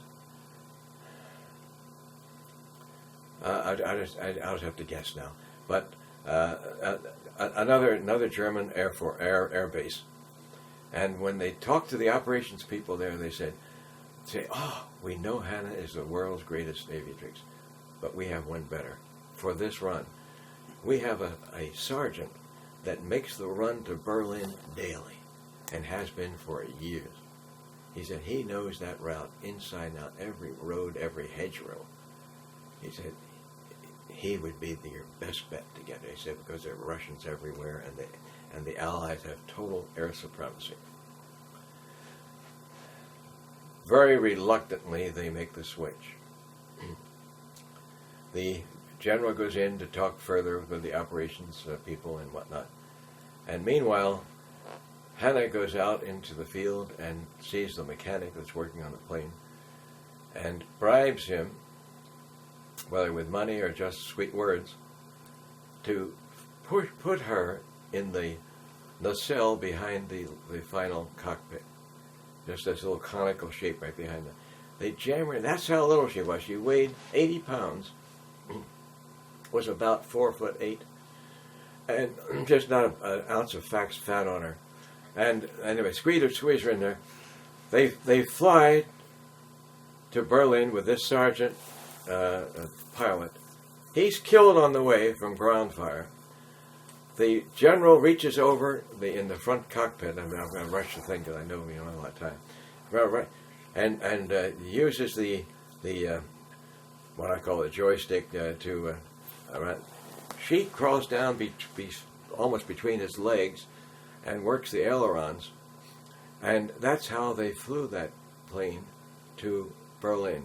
Landed on the east-west highway, which is a road, being like a super Autobahn sort of. Meanwhile, he was hit by an incendiary bullet that went right up his leg, and he was in excruciating pain.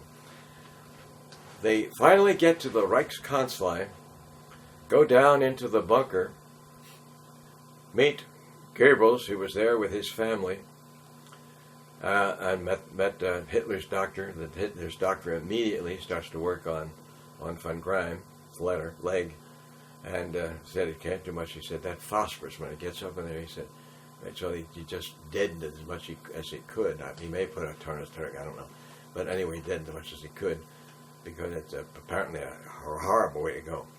So anyway, they went in and had a long session with Hitler.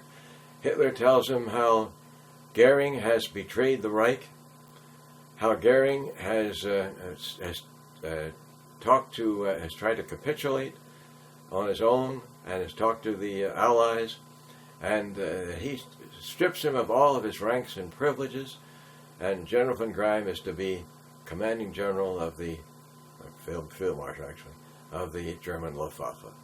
And he said, now your orders are this. He said, we have an army that is moving in to Berlin from the area of Czechoslovakia. I think they call it Slovenia.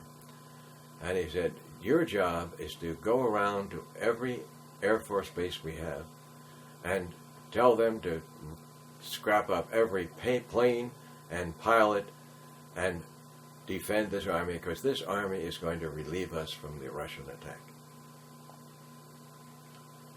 Von Grime had just come from Czechoslovakia.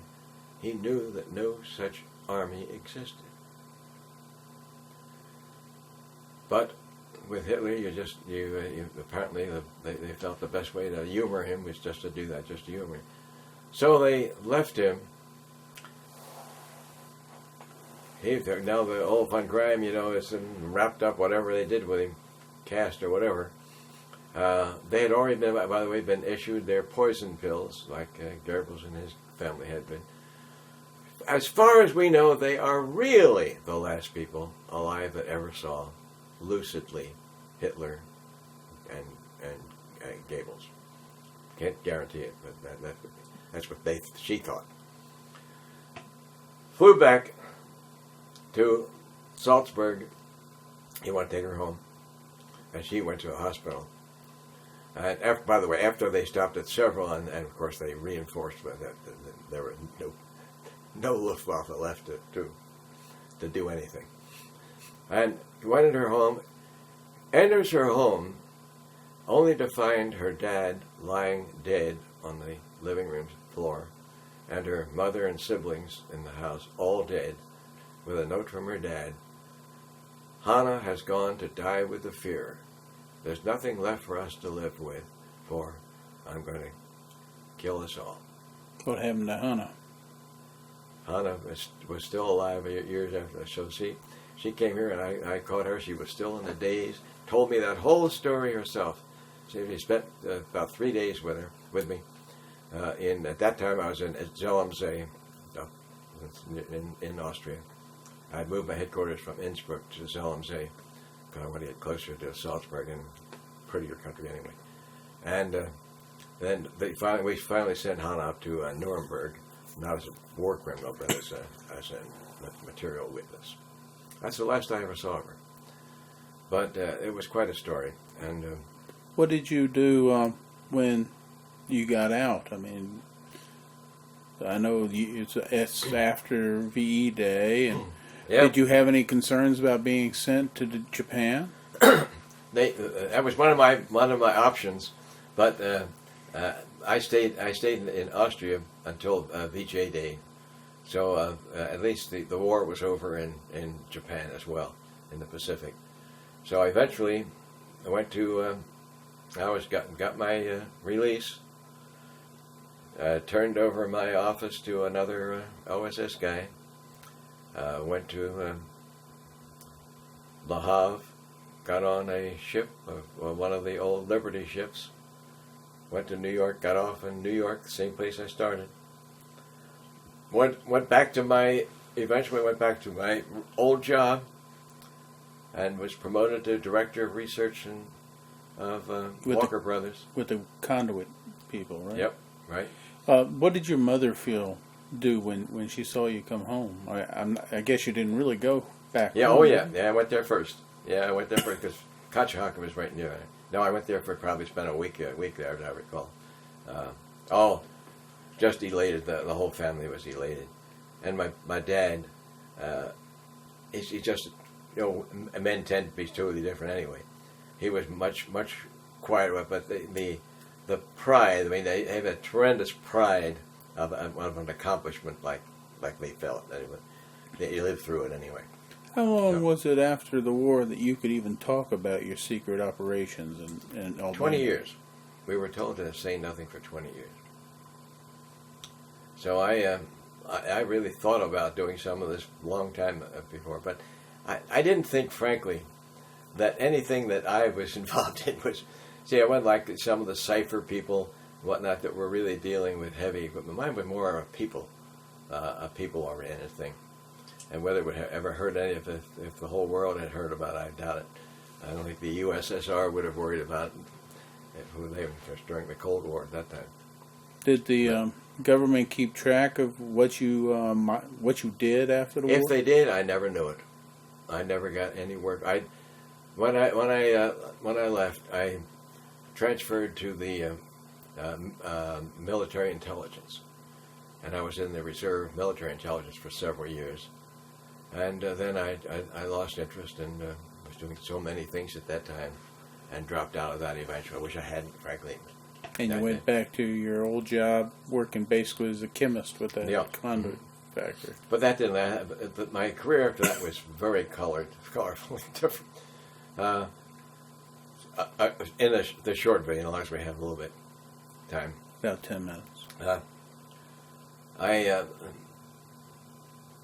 went back, and one of the things I wanted to do, I told you that the money came from this underfloor duct, and things had been changing during the war, and one of the things that was changing is that the telephone was becoming a much more important instrument, believe it or not. You think it always was, but it was rare when you went in a big office to find more than one with a telephone before the war. One guy's enough, And the boss, the office manager or whatever. Normally, there are exceptions. If you're selling stocks or stockbrokers, they'd be different. But the normal office, very, very few. Well, it got the world got so much more complex, and so many more people had communications, prompt communications with different people at different levels, that you started to have more and more telephones. Now, why does that affect me? Well, it affects me because it affects raceways. If you're going to go down get more phones in more desks, it takes more space in this buried concrete conduit, this raceway, in the concrete deck, because you can't pull it out again. You put it in once and that's it. So I had to then learn what is really happening in telephony. And I found a lot of interesting things. At that time, and it was probably part of the demise of the telephone industries we knew at the old AT&T Bell system. Probably. I may be oversimplifying it. But highly compartmentalized. And I went to these different departments because I was selfish. I want to understand really, because the raceways now, instead of being primarily for power to plug in something, they were now primarily for telephone. More and more. So I started to study it and to see what was happening. Well, one thing that was happening was this. The people weren't happy with just a telephone. The telephone had to do things. It had to have a hold. It had to be able to shift to another number. It had to have two lines to the same, all kinds of things like that. So before long, this little 4-pair, the way it started out, little tiny thing that you could put almost anywhere under a rug and you never even know it, became a 5/8 inch diameter cable, 26-pair cable to one telephone. At first, when they first did this, see, I could write a whole story on telephony. I really got into it very deeply. Formed a whole industry called the Building Industry Consulting Service International, BICSI, which is going this to have 20,000 members. But when they first did it, they had always been used to splicing. So they go so far in a junction box, because it's like a network. They're starting out at a source. The source, it comes in from the street, a big cable comes into the street with whatever number of phones you're going to have in this building. So you have to prognosticate the best you can. So it's a big, very often, inch and 2 inches in diameter, all that jazz, depending on the size of the building. Comes into a termination point. It's terminated usually in the basement of a big building. And then it goes to different floors. Different floors will each be served separately from a telephone closet on each floor. And they go out to the different branches. So initially, you go to here, you want to go another one, you just splice. Simple. We've all done it in our house and whatnot. But when you got 26 pair, and each one of these pairs doing something different, tip and ring, for example, the thing that makes your phone ring is a separate circuit. It's not in the same circuit. They call it tip and ring. Now it took far too long to try to splice. Oh, they said, heck with it. The cheapest thing is just to run another cable. So they went, and now this drove the people that were designing buildings crazy. Because if I'm going to have 100 phones in this building, I've got to have 100 of these big cables. How am I going to get it there? Well, first thing happened, we had to make We're down to about 4 minutes.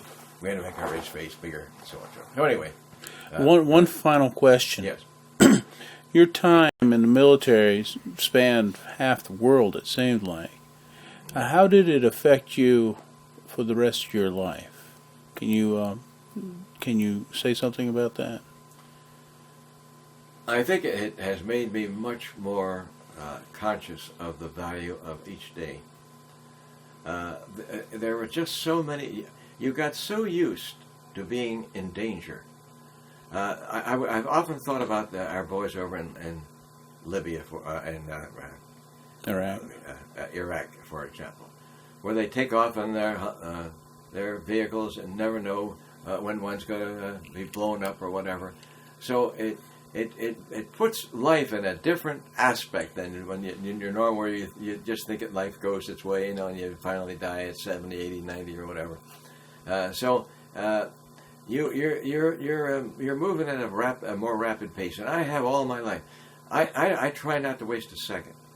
I work to this day. I'm 87, be 88, in July. I work every day of my life. Just came yesterday, back at 10 o'clock, doing a job for a new high school in Warrenton, Virginia. So it has put a new emphasis on the importance of life and in doing something. I just don't want to live, just eat and drink and be merry. I really want to do something. And all your actions aren't going to be great acts, but to yourself, you've accomplished something. So probably that more than almost anything I got from from the war, that you really had to move and you didn't have to worry. I had absolutely no fear of death, for example. None, absolutely. Really, no. And I bet the Pope at this moment, I can't help but think about the Pope, because this is the day when possibly, maybe while we're talking, he's actually expired, because he's a poor guy. He's had everything, feeding through the nose and tracheotomy and all that business. He's in bad shape. So I really pity him. Do you think that feeling of non-fearing of death and living life for its fullest was with you even before you went to the Army? I think two things. I really do think it was. I think my mother instilled it first.